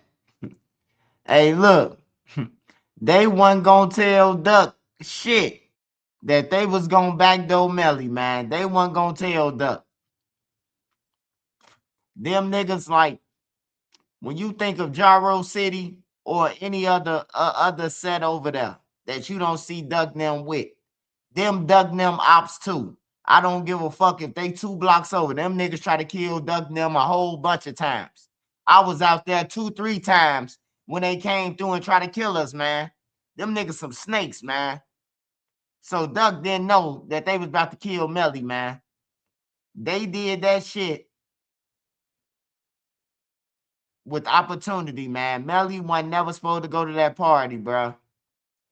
He wasn't never supposed to go there. And then, if you do go to a party and you Melly, ain't it funny that, like, all his homies, the killers, wasn't none of them with him?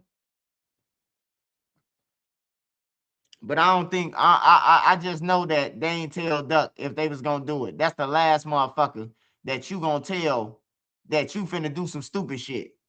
Like, that's the last person you gonna tell over there. Duck ain't what y'all think he is, bro. Like, Duck ain't no backdoor ass nigga, bro. Like, for real, man. Hey, look, Melly was worth more to keep him alive to that side than them killing him, bro. I swear to God, man, and I hate to say this, but this just facts. When they killed Melly, everybody died. I just hate to say it, man. When they killed Melly, everybody died. It was like you couldn't trust nobody, bro. They was wiping out everybody. Everybody was getting wiped out behind that shit. When I came home, before I left, everybody was alive. The whole Taekwon world. Bro, it's only like Lil Bubba and like 2 more of them, bro. That's really Taekwon world, bro. Everybody else gone. They dead, bro. Gone. Everybody who was saying we the backdoor kings, gone.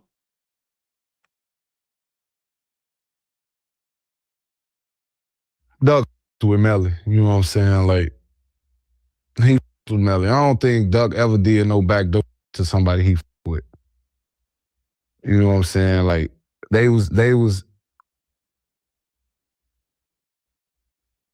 If you think about it, a lot of people on the outside looking in might say that, but hell no. Me personally, I don't think he had nothing to do with him getting killed or nothing like that. Like recently I came across a comment too. You feel me? And it was from Mama Duck. You know what I'm saying? And she basically saying like basically she was saying like, you know what I'm saying, dude, Melly was over there with Gyro City or something. He wasn't even over there with Duck or something like that. You know what I'm saying? If that's not the case, Mama Duck, I do apologize. I'm speaking on information that's given to me. You feel me?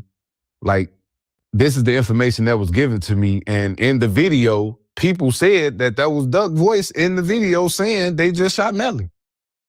Yeah, I've seen people say that too. You know what I'm saying? So that ain't Duck's voice in that video? I'm not sure.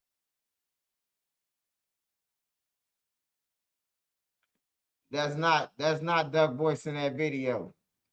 That's Travis' voice, man. That's Trav. ABM Travis. He got killed too. He got wiped out too. He was trying to help Melly. They just killed Melly. And motherfuckers wiped him out too. You hear me? Like nobody wasn't safe after Melly got killed. The nigga who stayed there and said, man, they just killed Melly. Call the ambulance. He got killed too. A motherfucker say he was trying to go in somebody's pocket. The man clearly was right there trying to help Melly. You hear me? But that's how this shit go, man. That wasn't Duck, though. That was Travis. ABM Travis. He got killed, bro. They wiped him out, too. They thought he snake Melly with them, with Shorty now.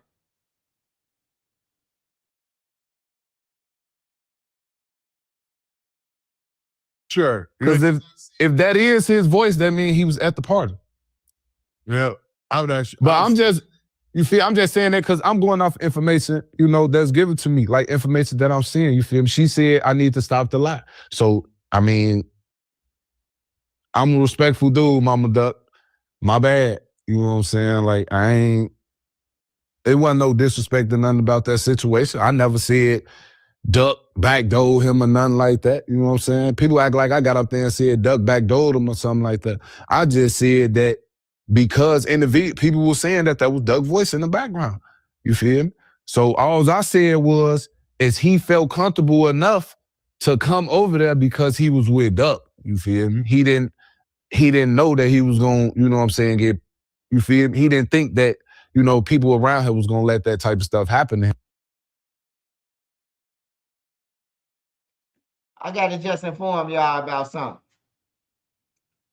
Duck, Melly them wasn't always hanging with Duck them. Melly them was hanging with Gyro City. It was Gyro 051. 051 Gyro. I'm pretty sure y'all done seen shirts and that motherfucking thing. That's what it was at first. Then people started dying so much that everybody started hanging together. You hear me?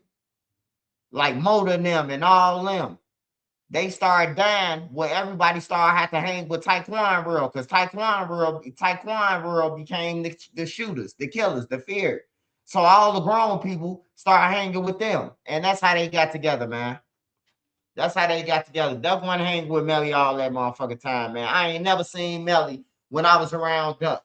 I ain't never seen them at no video shoot around them. When they jumped on Billionaire 051, they was with Gyro. When they jumped on Billionaire that day. They wasn't with Duck or none of that shit. Duck wasn't fucking with them. They was fucking with Real and them and all them. And then what's the name was Tuka Brothers, so Lil Mark. So that's how it was, man. Duck wasn't hanging with them niggas. He wasn't hanging with no motherfucking Melly. Melly always was hanging with Gyro.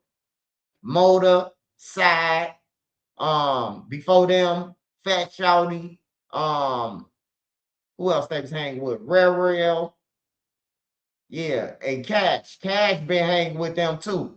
Cash been hanging with 051, but not drilling them. Like Chop them and shit like that. He used to hang with Chop them. You know, so Cash was hanging with 051, but not Duck now. Because Billionaire was always with Duck. And Duck knew that Billionaire didn't fuck with them. But then when I came home, Duck was with Melly them, and Billionaire was in the same room with Melly. So, you know, that's how Duck is. Duck a boss, man. He gonna make sure ain't nothing happening. If he tell a nigga to pull up, you good with Duck. He ain't gonna let shit happen to you, bro. I swear to God, man. I don't give a fuck what it is. Like, Duck ain't no motherfucker who going out there to kill nobody or none of that. But far as being a leader, man, he a leader, bro. Duck tell your ass, man, chill out, bro. We trying to chill with the hoes. That's what he mean, bro. That's what the fuck he mean. He trying to chill, bro. He ain't for no bullshit. He like hoes and smoking weed, bro, and doing music. He don't like the bullshit. Like, that's the last thing to be on Duck mind. I ain't never sat around Duck and I heard him say, oh man, we gotta go and kill this nigga. I ain't never heard it. But I heard other niggas that I'd sat around say, hey, we gotta get that nigga. Like, I ain't never heard Duck say that shit, bro. In his raps, he probably talking about some shit, but I ain't never heard him personally. I heard Brick said, we gotta go and get this nigga. He a threat. You hear me? But I ain't never heard Duck say, man, we finna go and kill a nigga. We finna go and do this. Let's go and shoot him. None of that. He always like played defense, you know.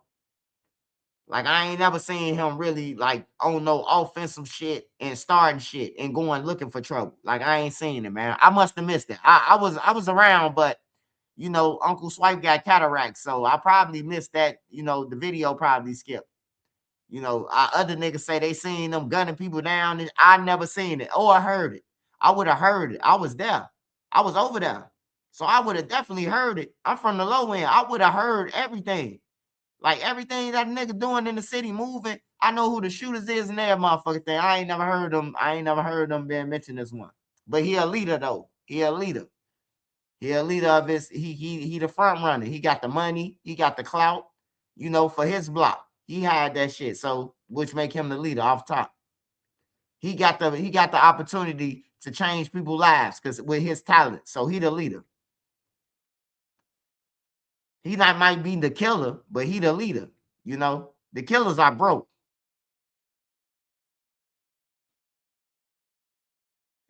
And that's all I was saying. I ain't say nothing about Duck backdooring them or nothing like that. You feel me? But you know what I'm saying? If you know what I'm saying, it's the wrong information, it's false information, I apologize. And that's solid, man, because there's always a lot of information floating around about these situations, different theories. Some things we can tell from what we see, some things we can't, because, you know, people alter things and all sorts of stuff. So I'm hoping that Mama Duck isn't really holding it against you or us. Now, she ain't holding it against me. She just, you know, I get it. I feel her. You know what I'm saying? She a mama and that's her son. And you know what I'm saying? I guess she might have felt that I was saying, like, basically that he was backdoored. You feel me? But that I wasn't saying that at all, you know? That's why I say people take my words and they don't know how to interpret what I'm saying. You feel me? So I be having to backtrack. You feel me? But, you know, I got all respect for Mama Duck, man. I ain't got nothing against Mama Duck. She's speaking out. She protecting her son, his name, his legacy, everything. So I don't got nothing but respect for that lady and what she doing. I ain't even got no problem with what she said. You know what I'm saying? But at the same time, that ain't how I was approaching the situation. No way. I wasn't making it seem like that he backdoored him or nothing like that. I was just saying, like, I'm gonna give you a scenario. If I'm at a party and my little brother is my little brother at the party, I know my little brother in the party. That's the whole reason why I'm in here, and I know that ain't nobody gonna do nothing because they respect my little brother. You know what I'm saying? That's what I was coming from with it. I don't know how people took it, but that's why I was coming from with it. Like, you know what I'm saying? I could chill up in here. My little brother right there, you know what I'm saying? I know ain't nobody gonna do to me, you know what I'm saying? They respect my little brother, you know what I'm saying? That's all I was saying about Duck. Respecting him so much that I wouldn't do nothing to somebody that he with. That's all I was saying. I wasn't saying it in no bad way or nothing like that. You feel? Nah, that's solid, man. And hopefully, man, she sees this and hears that and can resonate with that. You know what I mean? For sure. Go, go, go. The client's waiting. Wait, this is last year's deck. Oops. So many files to make sense of. My brain's just gonna explode. Enough with the circus. Introducing Zoho Work Drive. Team folders.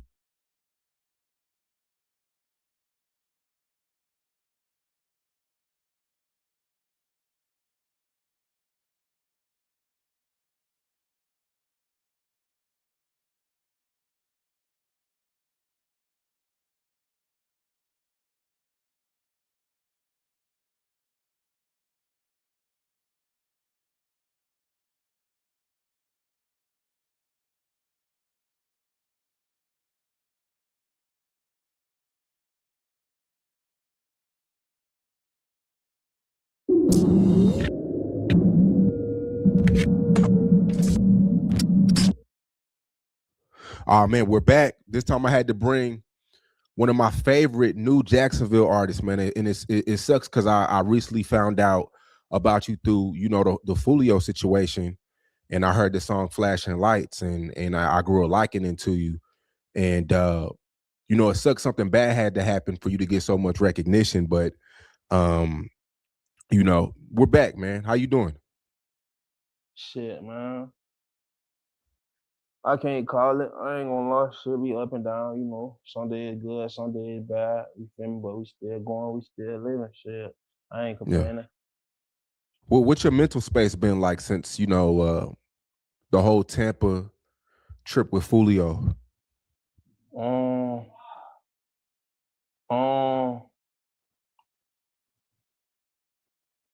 Honestly, shit, I can't even really say like shit. It ain't easy. It damn sure ain't easy. You know, nigga be going through it some days. Shit, some days a nigga be doing all right. Some days I just be fucked up. I can't really call it shit. Yeah. No, I understand. Have you recovered all the way? Yeah. I got like all my functionality back and shit. You feel me? I got like a little nerve damage in like my wrist and shit. But other than that bitch straight. You don't lie, nigga done struck back a little piece. That's what's up. You got are there any bullets stuck in you? Have they all been taken out or? No, all the bullets gone. I got a lot of like fragments and shit, but it really ain't nothing they can do about that. So shit. Well, I don't feel them bitches, so shit, I ain't tripping. Don't the fragments come out on their own over time?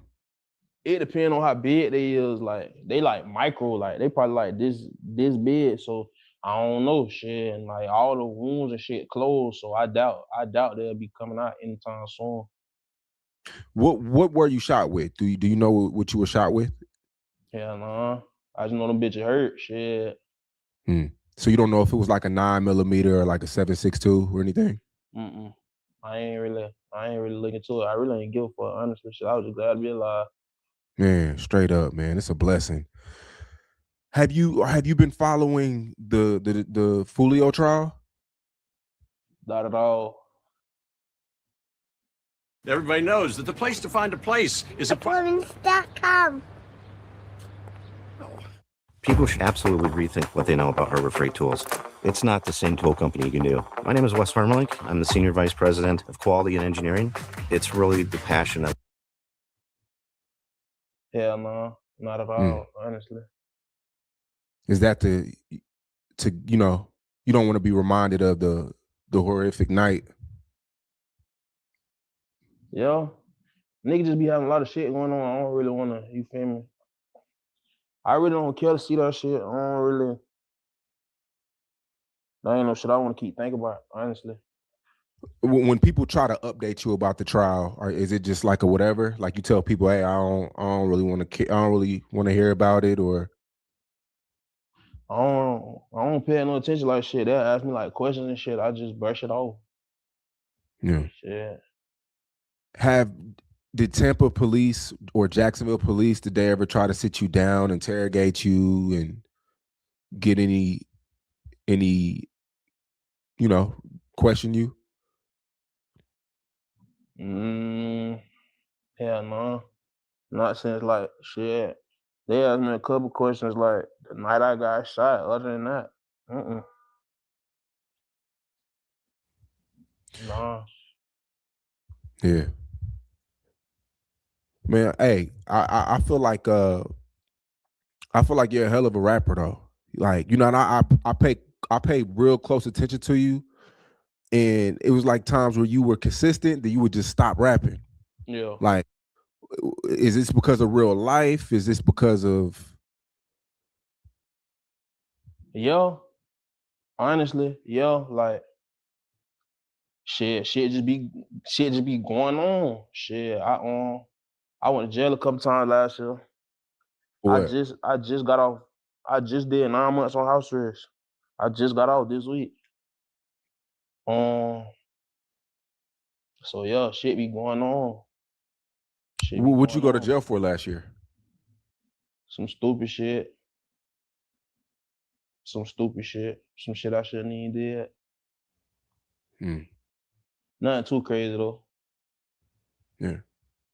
I feel like the Jacksonville rap scene, I feel like Fulio passing away was the worst thing that happened to the Jacksonville rap scene. I mean, rest in peace to Lil Papa too. But Fulio passing away, just the Jacksonville rap scene, it hasn't been the same. Do you agree with that? Yo, this shit dry now. Like, yo, this shit ass. I ain't gonna lie. Like, this shit ass. This shit boring as fuck. So you feel like Fulio, he brought the energy to Jacksonville. He kept it alive. He kept it exciting. Of course. Shit. Niggas made a trend off hating him. So shit. Yeah, yo. He really kept this shit going. Shit. Niggas see what happened after he passed, you feel me? Long little six. Niggas see what happened after he passed, man. This shit dry. As fuck. Yeah. I feel like you could pick up the bar where he left off. I feel like you definitely have the music, but you know, you don't do the anti.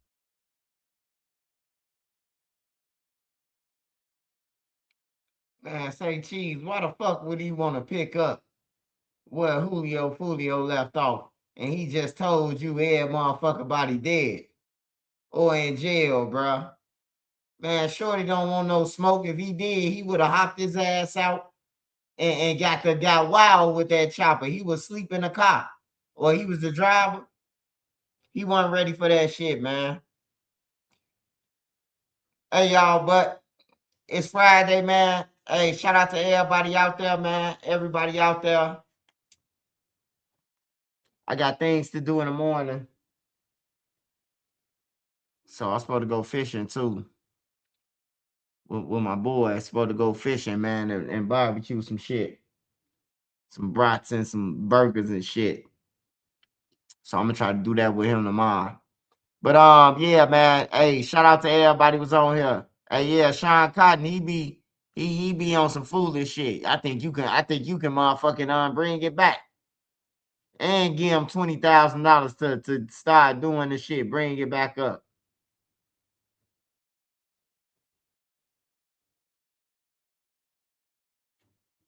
Yeah, this shit crazy.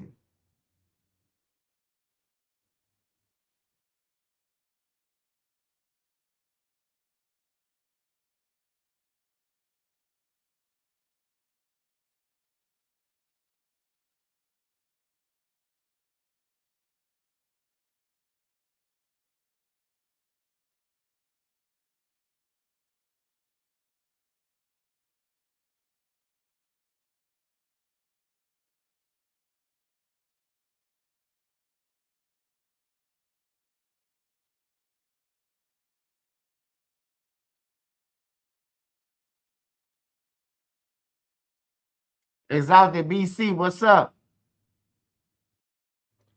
You spoke on Chubb. What Chubb? What Chubb you talking about, man? Smash that like button for me, y'all. Smash that like button. Smash that like button or send me your cash out, man. Whichever one you want to do. Smash the like button. Smash the like button, folks.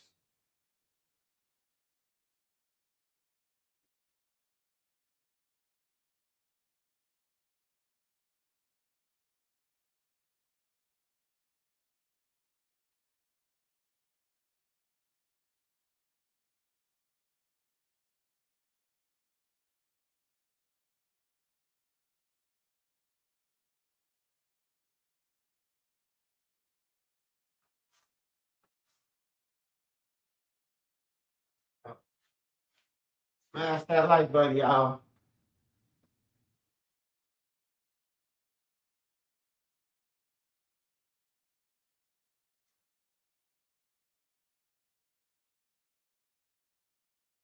The YouTuber charged for murder for hire. Who is that?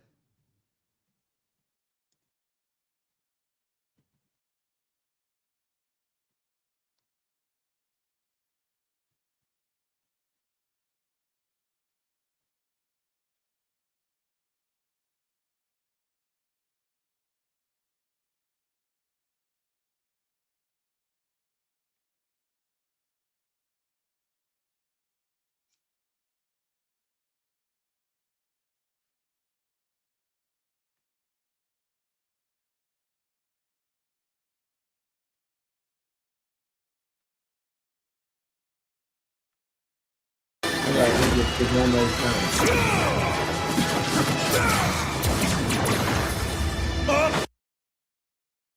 Rap superstar Lil Durk.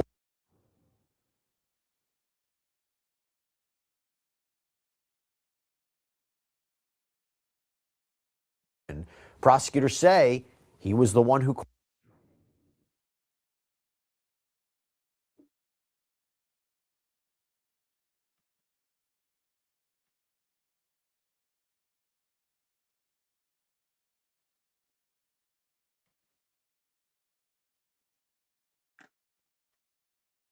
I gotta look one more time, man. I gotta look one more time. I gotta look one more time, man, to make sure. Alright. That head, I know from anywhere. It's only one head that could fit on a body like that, man. It's only one head. Who head is that, y'all? I need to see if y'all know. Who head is that, man?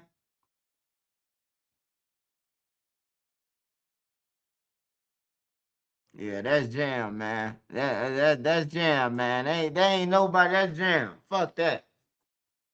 Yeah, I'm gonna have to say it. He said he gonna be a lot of freedom of speech in jail, man. Yeah, that's jail, man. That's jail for sure. He missing. He missing from number. He missing from the equation, man. He missing. Tommy, 100%. Chud is a complete loser. Who the fuck is Chud? I've been hearing about this motherfucker, man. Who the fuck is Chud?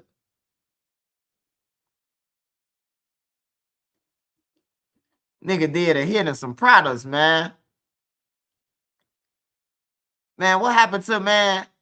Well, hey, niggas just don't give a fuck, man. Niggas doing hits in the Marys. They doing hits and shit that it's a one of one. It's only two people got these genes. Niggas crazy, man. Yeah, I just had to make sure, man, because you know the guys on 79 say that's Jam, man. So I'm trying to see. And every day I look at it, man, it grow more and more into Jam. We could tell his arm strong than a motherfucker. His arm long too.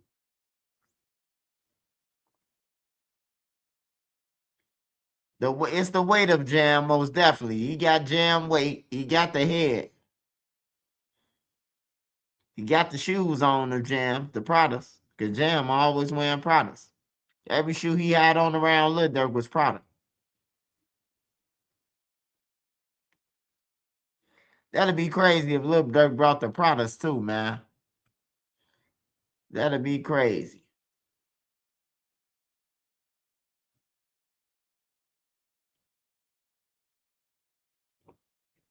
Swipe, when you talk about Duck and Melly, there's a video of them playing cards. Hey, Flip Cheese. Can you tell me what day that was when they was playing cards? Can you tell me when Poppy got killed? Can you? Can you tell me when T. Roy and them got killed? Like I said, Duck never hung with them until later on. Duck wasn't with 051 in 2012, 2011, 2013. He wasn't with them. He wasn't with them in 2014. I was around Duck every motherfucking day. We lived together, man. How? How did I miss it? I know Melly. I know Woo. I know his mama. I know his daddy. I just said that. Y'all motherfuckers don't listen, man. I said later on he was hanging with them, man. Later on. After everybody died, bro. You gotta listen to what the fuck I'm saying first before you talk. On everything, bro. I know what the fuck I'm saying with a bullet wound in my head. On everything, bro.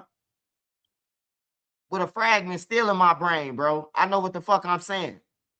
I was there. You can't tell. You can't argue with me. You probably can argue with another blogger, but you can't tell me shit. I don't give a fuck what video you said. I was there. I was around. I know for sure when he started hanging with Melly now. Can't no other blogger tell you he was there when they jumped on Billionaire. When 051 jumped on Billionaire. They was with Gyro. It was Gyro 051, bro.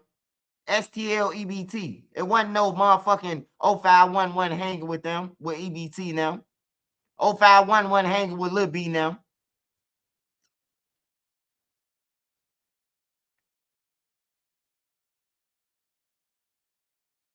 When everybody on the block dies, you got no choice but to start hanging with other motherfuckers, man.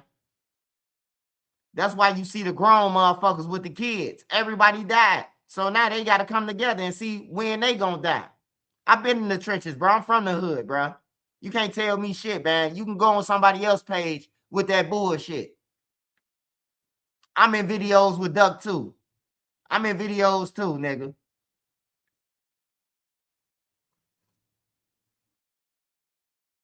And the crazy thing about it, right? Flip cheese, the crazy thing about it, what you saying, right? The video that you talking about when they was playing cards, that's the crib me and Duck was living in. Ain't that some shit? And you gonna try to tell me that's the crib we was living at. That's Boss Creed crib. That's where I was living at with Duck. That was one of the cribs that I was living in with Duck. On everything, bro. That's why I'm telling you. Hey, look, I ain't your average blogger, bro. You can go and run that shit by somebody else. One of them motherfucking people from Texas or somebody else. You can't run that shit by me. You can't tell me shit about drill. I am drill.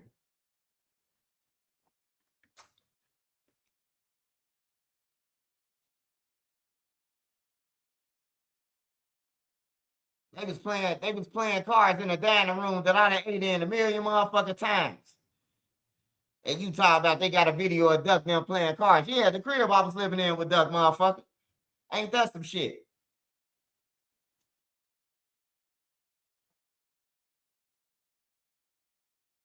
What, you want me to get the motherfucker on here who crib it was? Hold on real quick. Fish. Hold on, let me see. Hey, look, you know what, hey, you know what Duck say, right? You know what Duck say, right? You got the song. He say, like a pre-sun. Bitch, I got the truth. Like, hey, listen to this. Watch this. Watch this real quick. I'm finna show you something. Can't no other blogger do this. Let me show you something. Let me separate myself from the other bloggers right now. I just got to do this for you. You hear me? Can't no other bloggers do this, man. Just listen.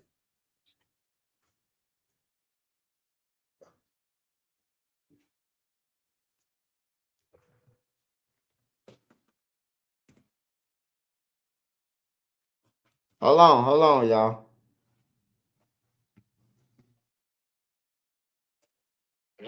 Hey, Boss Creed. Hey. Who crib was Melly and Duck them and Motor them and all them sitting at the table playing cards? Who crib was that? I'm just saying, man. I'm trying to tell these motherfuckers on YouTube, I am the truth, man. You hear me? A nigga just came through and say, Duck was with Melly at the crib playing cards. I say, yeah, ain't that about a bitch? The crib that I was living in, that I told y'all I was living with Duck, and y'all say I was lying. Hey, look, this Boss Creed right here. Say what's up, Boss Creed. Make sure y'all go and follow Boss Creed, man. He got music out. He got all type of shit going on. Make sure y'all go and subscribe to him. Boss Creed. Hey, look, all us live with Boss Creed. All the people who y'all be talking about, hey, we live with Boss Creed on everything. We live with him, goddammit. He ain't live with us. We stayed with him. We ain't had no motherfucker where to go. You hear me? Hey, shout out Boss Creed, man. Hey, Boss Creed, tell him where to follow you at this shit, bro. Hey, thanks, Boss Creed. I just had to show him, man, that the stories I be talking about, my shit real, man. I don't know about the other motherfuckers. I love you though. I'm gonna call you after I get off, bro. Hey, make sure y'all go and tap in with Boss Creed, bro. You want an interview or anything? Go and holler at Boss Creed, man. He got his own platform, stream his music and everything, man. He's still alive and he's smarter than all them niggas. Check me out on YouTube, Apple Music, Spotify, everything. Yeah, I'm gonna call you after this, bro. You see that? You see that cheese? I told you. I ain't got a lot of you cheese, man. My life real, man. I don't know about these other motherfucker blogs, but my life real, bro. On everything, my life real than a motherfucker, bro. I don't be telling you no lies. I don't get on YouTube just to motherfucker make up no stories who I've been around. They would have been said, he lying. We don't know, Swipe. He lying about the story. You don't hear that shit. You hear that shit from a motherfucker from Honolulu, Texas, Cleveland, and all the rest of them motherfucking goofy ass towns that got the goofies in there where they surviving, but it's real killers in Cleveland. But you know, you got some goofies up in there. You know, they'll make up shit. Oh yeah, I know people from Chicago. I don't care who the fuck you know from Chicago, nigga. They can't tell me shit because I was in the streets. I was there. You know, sometimes, some days I ain't had nowhere to go in the streets. Some days I had to take my gun to the hospital and play like I need to see the doctor just to get a little shut eye, a cat nap, we call it. You know, you hear what I'm saying? Like for real. So I was in the streets. A lot of people say they was outside in the streets. I was really in there. Cars, sleeping in cars and all type of shit, brother. You hear me? We sleeping in cars on the block all night. Don't nobody got nowhere to go. I'm telling you, I was outside, bro. A lot of niggas say, hey, I wasn't homeless. Like, it's homeless people because they really out in the streets. But I was in the streets too. Because there's some nights that shit. I stayed in my building on low end in a hallway. Me and my homies now. We stayed up, fake shooting dice, nodding off in the hall, all that shit, bro. I done did it, bro. That's why I say, hey, it's better to get out the streets, bro. While as you can, whenever you can. No matter how you get out the streets, make your exit, bro, as soon as possible. Because don't nobody give a fuck about you, bro. I'm just fortunate that I had people like Boss Creed, his mama and them, you know what I'm talking about, whatever they needed done around the house. If they need the grass cut, so I'm gonna do it. On everything. I ain't got no motherfucking job. My pride ain't, my pride ain't, you know what I'm talking about, shot of doing nothing. And I'm grown. I ain't no kid. You know what I'm talking about? So whatever I gotta do to contribute to the household, that's what the fuck I'm gonna do. You know, if niggas don't clean up, if they come over there and don't clean up, you know, we got to clean up. We got to make the house right before mama get home. You know what I'm talking about, from hard days of work, and her house fucked up from the drill rappers, blunt papers everywhere, you know.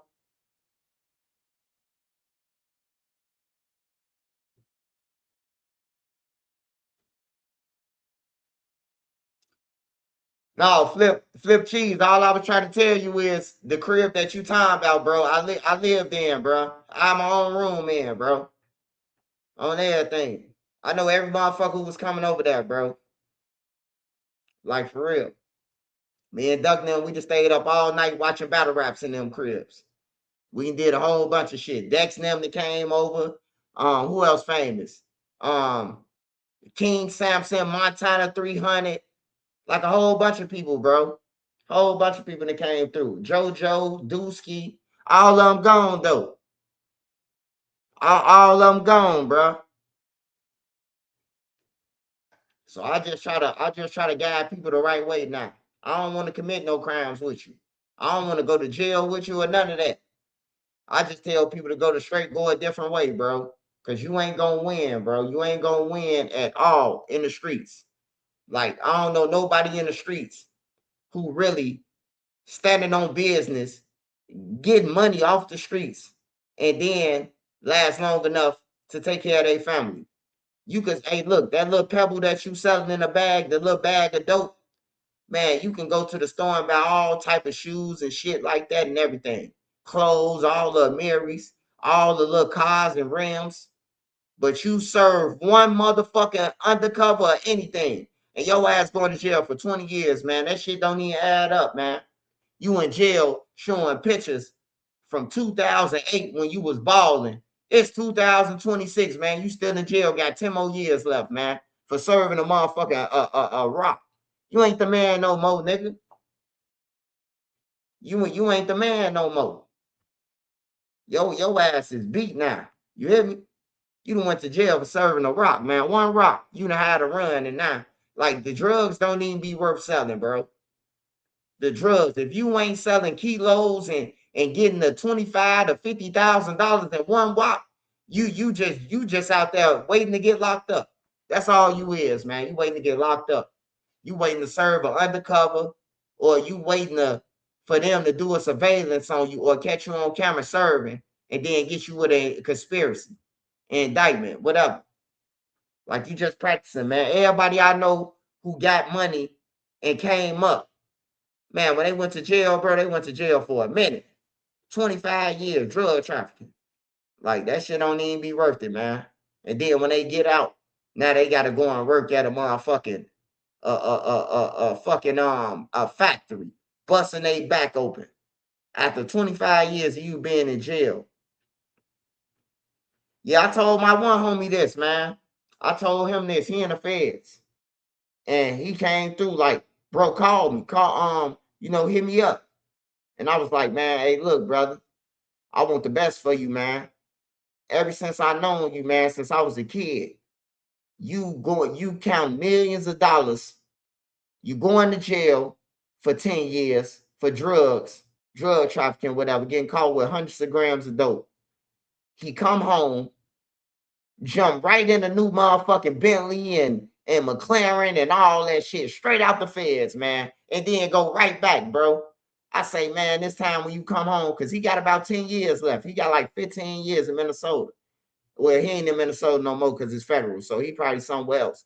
But I told him, man, when you come, man, you need to start thinking about selling clothes or, selling something, bro. Selling something else, bro. You a hustler.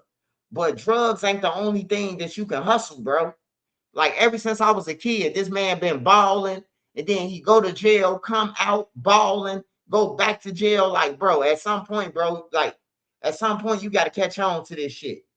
Like, get you some buildings or something with the money. Get you a storefront. Like, niggas don't even be thinking, bro. Niggas just be clothes, cars, jewelry, flashing the money until they get caught. And then they get caught with all the money in the crib, bro. Like, they get caught with all the money, the drugs, and everything when the feds do come. Like, you ain't put no money off. Like, it's just crazy, bro. Shout out to my Marcelli, Den from Killer Ward in Illinois River. He doing 30 years. Is it true King Von really from Killer Ward? Oh, yeah. King Von he came from over there. He from Old Block, man. Man, you from wherever, man, you didn't did your fucking dirt at, man. That's how the trenches go. Like he been over there in Killer Ward. That's just like with me. Like, I was born on the low end, bro. But I was a kid. Like, when I was in Newtown, bro, I was a kid, bro. So, like, when I started getting in trouble, I wasn't in Newtown when I started getting in trouble. I was in No Limit when I started getting in trouble. So, I ain't saying I'm from No Limit, or I ain't saying I'm from Newtown. Like, I was born down there, but like I was everywhere, bro. Like, when I was a teen, I ain't hang with nobody from Newtown when I was in the streets. But except my homies, my rappies. That's it, bro. Like, I brought my rappies to Gville, to No Limit. Everywhere I was hanging, I brought my rappies over there. Like, I ain't never just stood in one place, bro. I always was gone, bro. I was on the move, bro.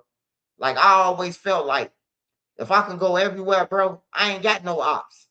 I could go on 71st, chill on 71st, then go to 79th, is bored over there, go to Brain Dead. Ain't nothing happening over there. Go to Gville. Ain't nothing happening over there. Go back to the low end. Like shit like that. That's what I love to do. And bring my homies over there. Let my homies see what's going on. Hey, bro, slide over here. Oh, man, we ain't finna come over there, man. Them stones are No Limit. Hey, look, y'all come over here. It's good. And all of them came over there to over there. We walking around No Limit to the stove, smoking weed, standing out on the blocks. We did that shit, bro. But that's just the life story, bro, because we didn't get rich off that shit. I ain't telling you no story that I got paid off nothing, because I didn't. I ain't get no money off that to take care of my family. This is just a story. I'm finally getting paid off my stories now. But I ain't get paid by the BDs for shit. They never gave me nothing. In fact, they owed me. They beat me out. But you know what? Like my big brother said and other people, man, you don't need shit from them. You know what I'm talking about? The front line, you will never get paid for. All the problems come down from the high ranks and all the money go up. Don't let that go over your motherfucking head either. All the problems come down from the people with the money. But then they tell all the motherfuckers from the bottom to send up the money. That's dues. That's for being on the block. You hustling, you gotta pay the block. Like, bro, like I can't do that, bro. I ain't never paid no dues, bro. Like, I'm glad when I was a kid, it was structured. But when I came up, it was like every man for themselves. When I jumped out in the streets, It wasn't no structure. It was every man for themselves. Anybody could think they're a board member. Anybody could. Whoever doing the most shit, that's they block. You know what I'm talking about? And that's how it was with me. Like you could say Newtown, but when me and my homies then was out in the field, it wasn't no, that was our shit. You know what I'm talking about? Lake Park, Lake Grove, Ellis Park, all that shit was ours, man. Like, we did what the fuck we want. We wasn't listening to no grown niggas telling us, hey, look, y'all in violation to do this. Like, we wasn't trying to hear that shit, bro. We wasn't trying to hear that shit, bro. Like, for real. We wasn't trying to hear none of that shit, bro. Because we already knew they never gave a fuck about us. Niggas go to jail, they don't send us shit. They replace us. On everything. You come back, it's a new shooter with them. You know, but they ain't seen you nothing in jail. And then when you come home from jail, the first thing they give you tools to destruct. They don't give you no motherfucking bag of money. They give you guns and drugs. You gonna either get caught with the gun or you gonna get caught with the drugs. You feel me? Them ain't no niggas who love you. You done did 10 years. You ain't come out to serve no pack or, hey, I'm gonna put you on, bro. Hey, just sell this 8-ball and give me $100. Give me $200 back and you keep 100. Like, that ain't no motherfucking real homie. A real homie won't even give you no work. A real homie gonna have some money for you. Hey, look, bro, just chill. The street's hot. You know, you just got out of jail, bro. Chill with your family, huh? Here go a couple bands. That's what they supposed to do for you, but they give you the opposite. They give you some shit that you gonna go to jail. Soon when I got off the Greyhound, I swear to God, I got off the Greyhound and got picked up at Union Station when I got out of jail, 2009. 2009 from the joint. The first thing my homies them gave me, we got a new 9 for you. I'm looking like, damn, bro, I'm on parole. I ain't been home. I ain't been off the train for an hour. Ain't no money or nothing. You hear me?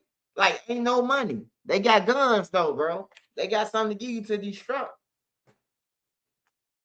Every time I got off the Greyhound, they gave me a gun, man.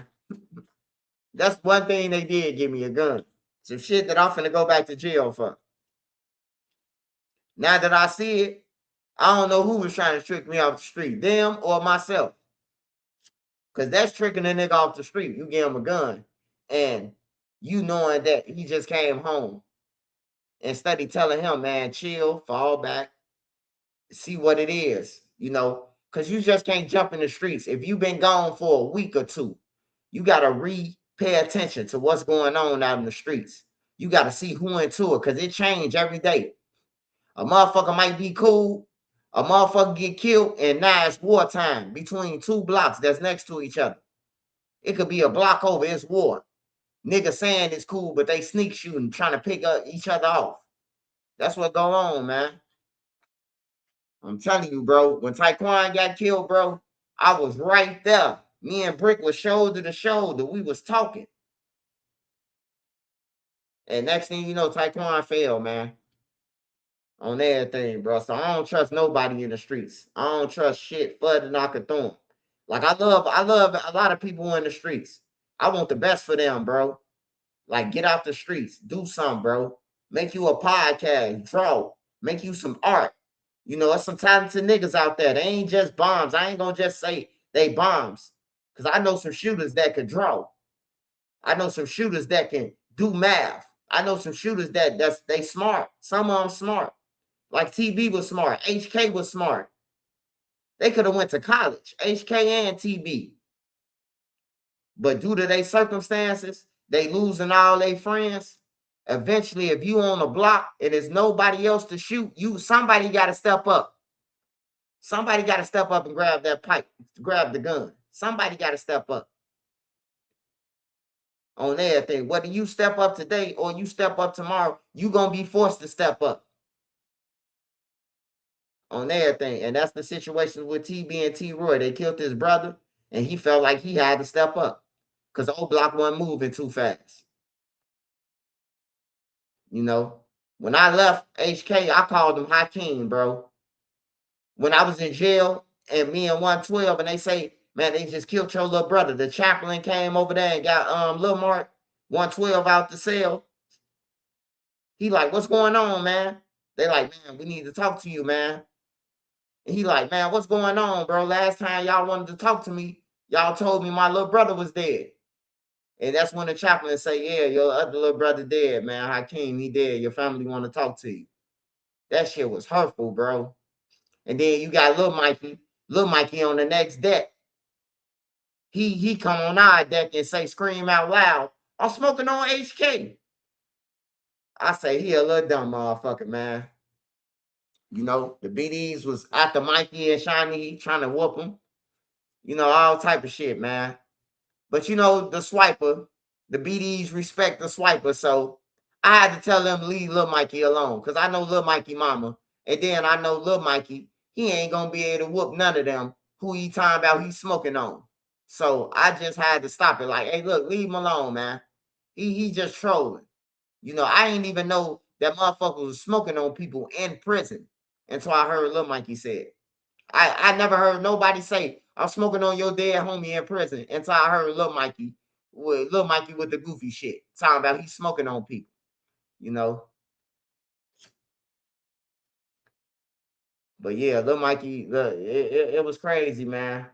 Me and 112, Brick got killed. Brick and Kobe. A nigga was on the phone.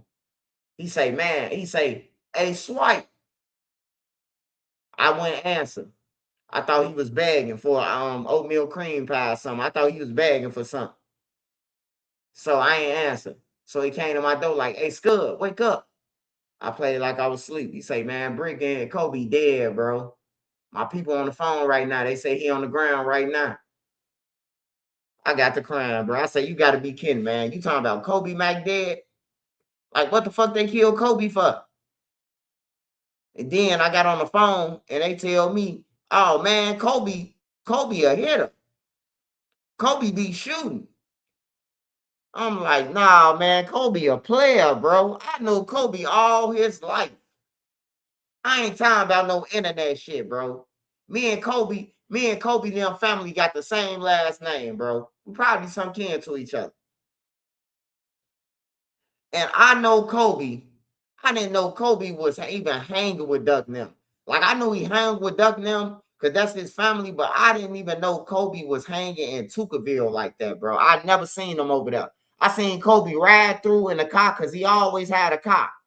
And he'll ride through and he'll be like, what's up, Duck? What's up, Brick? You know, and pull off. I never seen Kobe hang over that. That's how I know everybody started dying, bro, and niggas just started hanging with anybody. You know, Kobe a player, bro. Kobe a straight motherfucking player, bro. He from the Ivy Wells, man. I know Kobe since he was Kobe younger than me, so I knew Kobe before he knew me. You know, and he a player, bro. Always G'd up, always talking to females. You know, and I always got a ride. He always had a car. I ain't never known Kobe to be killing people or shooting people. He was, and he always kept a gun. But I think he was licensed to carry.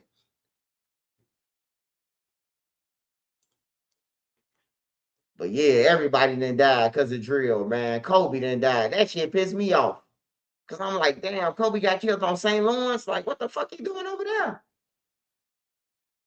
Like, at some point, bro, you shouldn't even hang nowhere, bro. Like, after you see everybody dying and shit, bro, you should just fall back, bro, if you ain't never hung nowhere. I told y'all the story about Kobe when he came in jail, bro. 2015. Kobe came in jail. I was in the bullpen. Me and bruh, and it was 100 BDs in there. I know you might say, hey, Swipe, you over-exaggerating. Nah, I ain't over-exaggerating shit. We was in the biggest bullpen in Cook County. We was coming back from court. Me, bruh, not that other bruh who they be talking about from THF. I'm talking about the real bruh. Old block THF Lamron bruh. Bayzoo Rappy bruh. We was in there talking. Bruh was giving me some pictures of OD them before I went to the joint because I copped out. So bruh was giving me some pictures and we was talking. And next thing you know, the door pop open. Boom. The door slide open. Boom. I see Kobe. I'm like, Kobe, what the fuck you doing here? This man say, on Tuka, Duck them better come get me out. We just went on a high speed. Me, him, and Billionaire now. boy, the bullpen got quiet than a motherfucker. I'm talking about this the first time I heard somebody, like nobody in a bullpen make no noise, no toilet flushing or nothing. They all looked at Kobe. Like, what you say? I say, bruh. Hey, bruh, that's my cousin, man. He just made a mistake and said on Tuka, bruh. Hey, help him. Hey, bruh went over there like, man, leave him alone, bro. He my people. On my mama, they left Kobe alone, bro. They was about to whoop Kobe, bro. The BDs, the Stones from No Limit, they was about to smash Kobe. And I ain't gonna lie to y'all, man. Some of y'all gonna be like Trenches News, but you say you know Kobe. I wasn't gonna help him.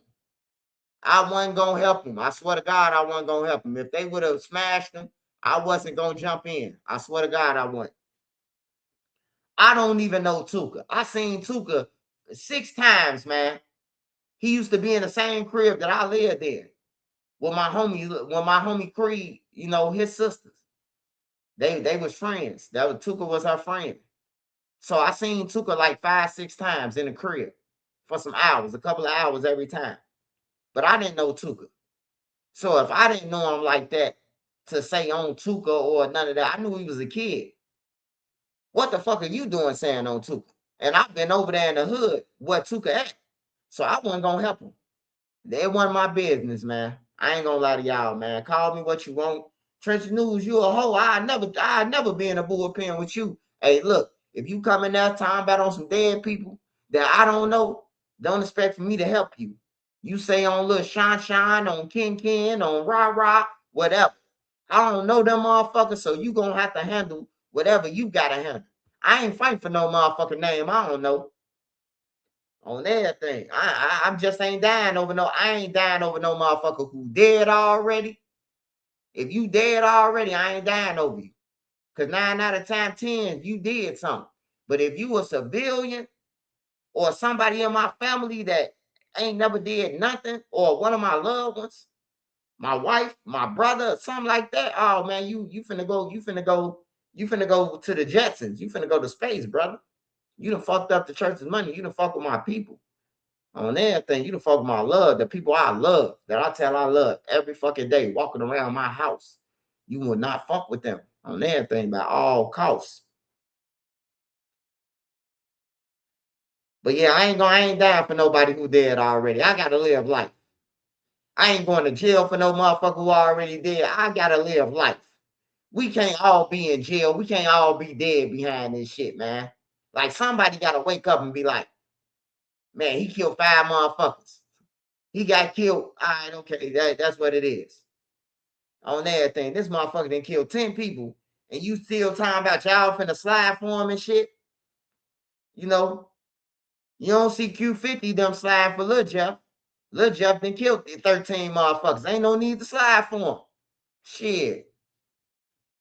In fact, blame all the murders on him. You know, Q50 them doing that anyway. But yeah, y'all, man, I'm finna get up out of here, man. I love y'all. I appreciate y'all love support, man. Hey, look, you want to support me? Hit the cash app, Nene, money sign NENE 3837, man. I'm gonna be live tomorrow. I'm gonna drop more content tomorrow, man. I should have an interview coming up with a humble soul this weekend. This week. So make sure y'all be tapped in, man. I appreciate all y'all love support, man. Shout out to everybody who super chatted today. Shout out Refuge, man. Appreciate you, Refuge. Appreciate you, my brother. Nene Marie, 16 months. My wife always been on my channel, though, so it's been longer than 16 months. More like 5 years, motherfucker. Hey, shout out Chocolate Kisses. Chocolate 3 Kisses 201. Yeah, tell your nephew, man, the streets ain't shit, man. Streets ain't shit. It's a lie.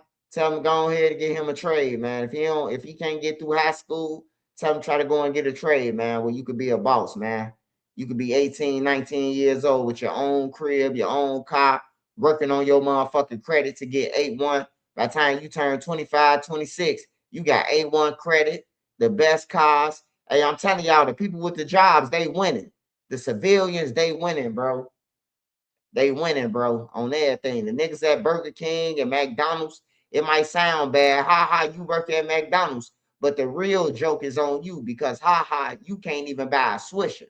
You can't even buy a bag of Crunch Curls and a 50-cent juice. So who the fuck the joke is really on? You know what I'm talking about? If you got a job and a nigga who's standing out on the corner every day, he talking about you work at McDonald's. But you broke. You asking me for 50 cents for a loose square. You see what I'm saying? Make it make sense, man. Hey, I love y'all, man. My man is my nine. Shout out to everybody who support me, all my riches, man. I will be live tomorrow. I will be dropping more content, man. Make sure y'all that, man. Long live Zoo. Long live Bayzoo, man. Long live Bayzoo. I mean that shit. This ain't no troll, man. I hope everybody get justice, man. Now, Bayzoo kids ain't got to be on the internet trolling, arguing with the niggas who disrespecting his family, because his killer's finna be in jail, man. Trench's News said it. My mind is my nine. Jam through the alley. Ooh. They say jam through the alley. Ooh. All right, I'm out, y'all. You want promotion? Anything, man. T-shirts. Bonnie did it, hoodies, man. Holla at Nene Marie 37 on Instagram, man. I'm up out of here, y'all.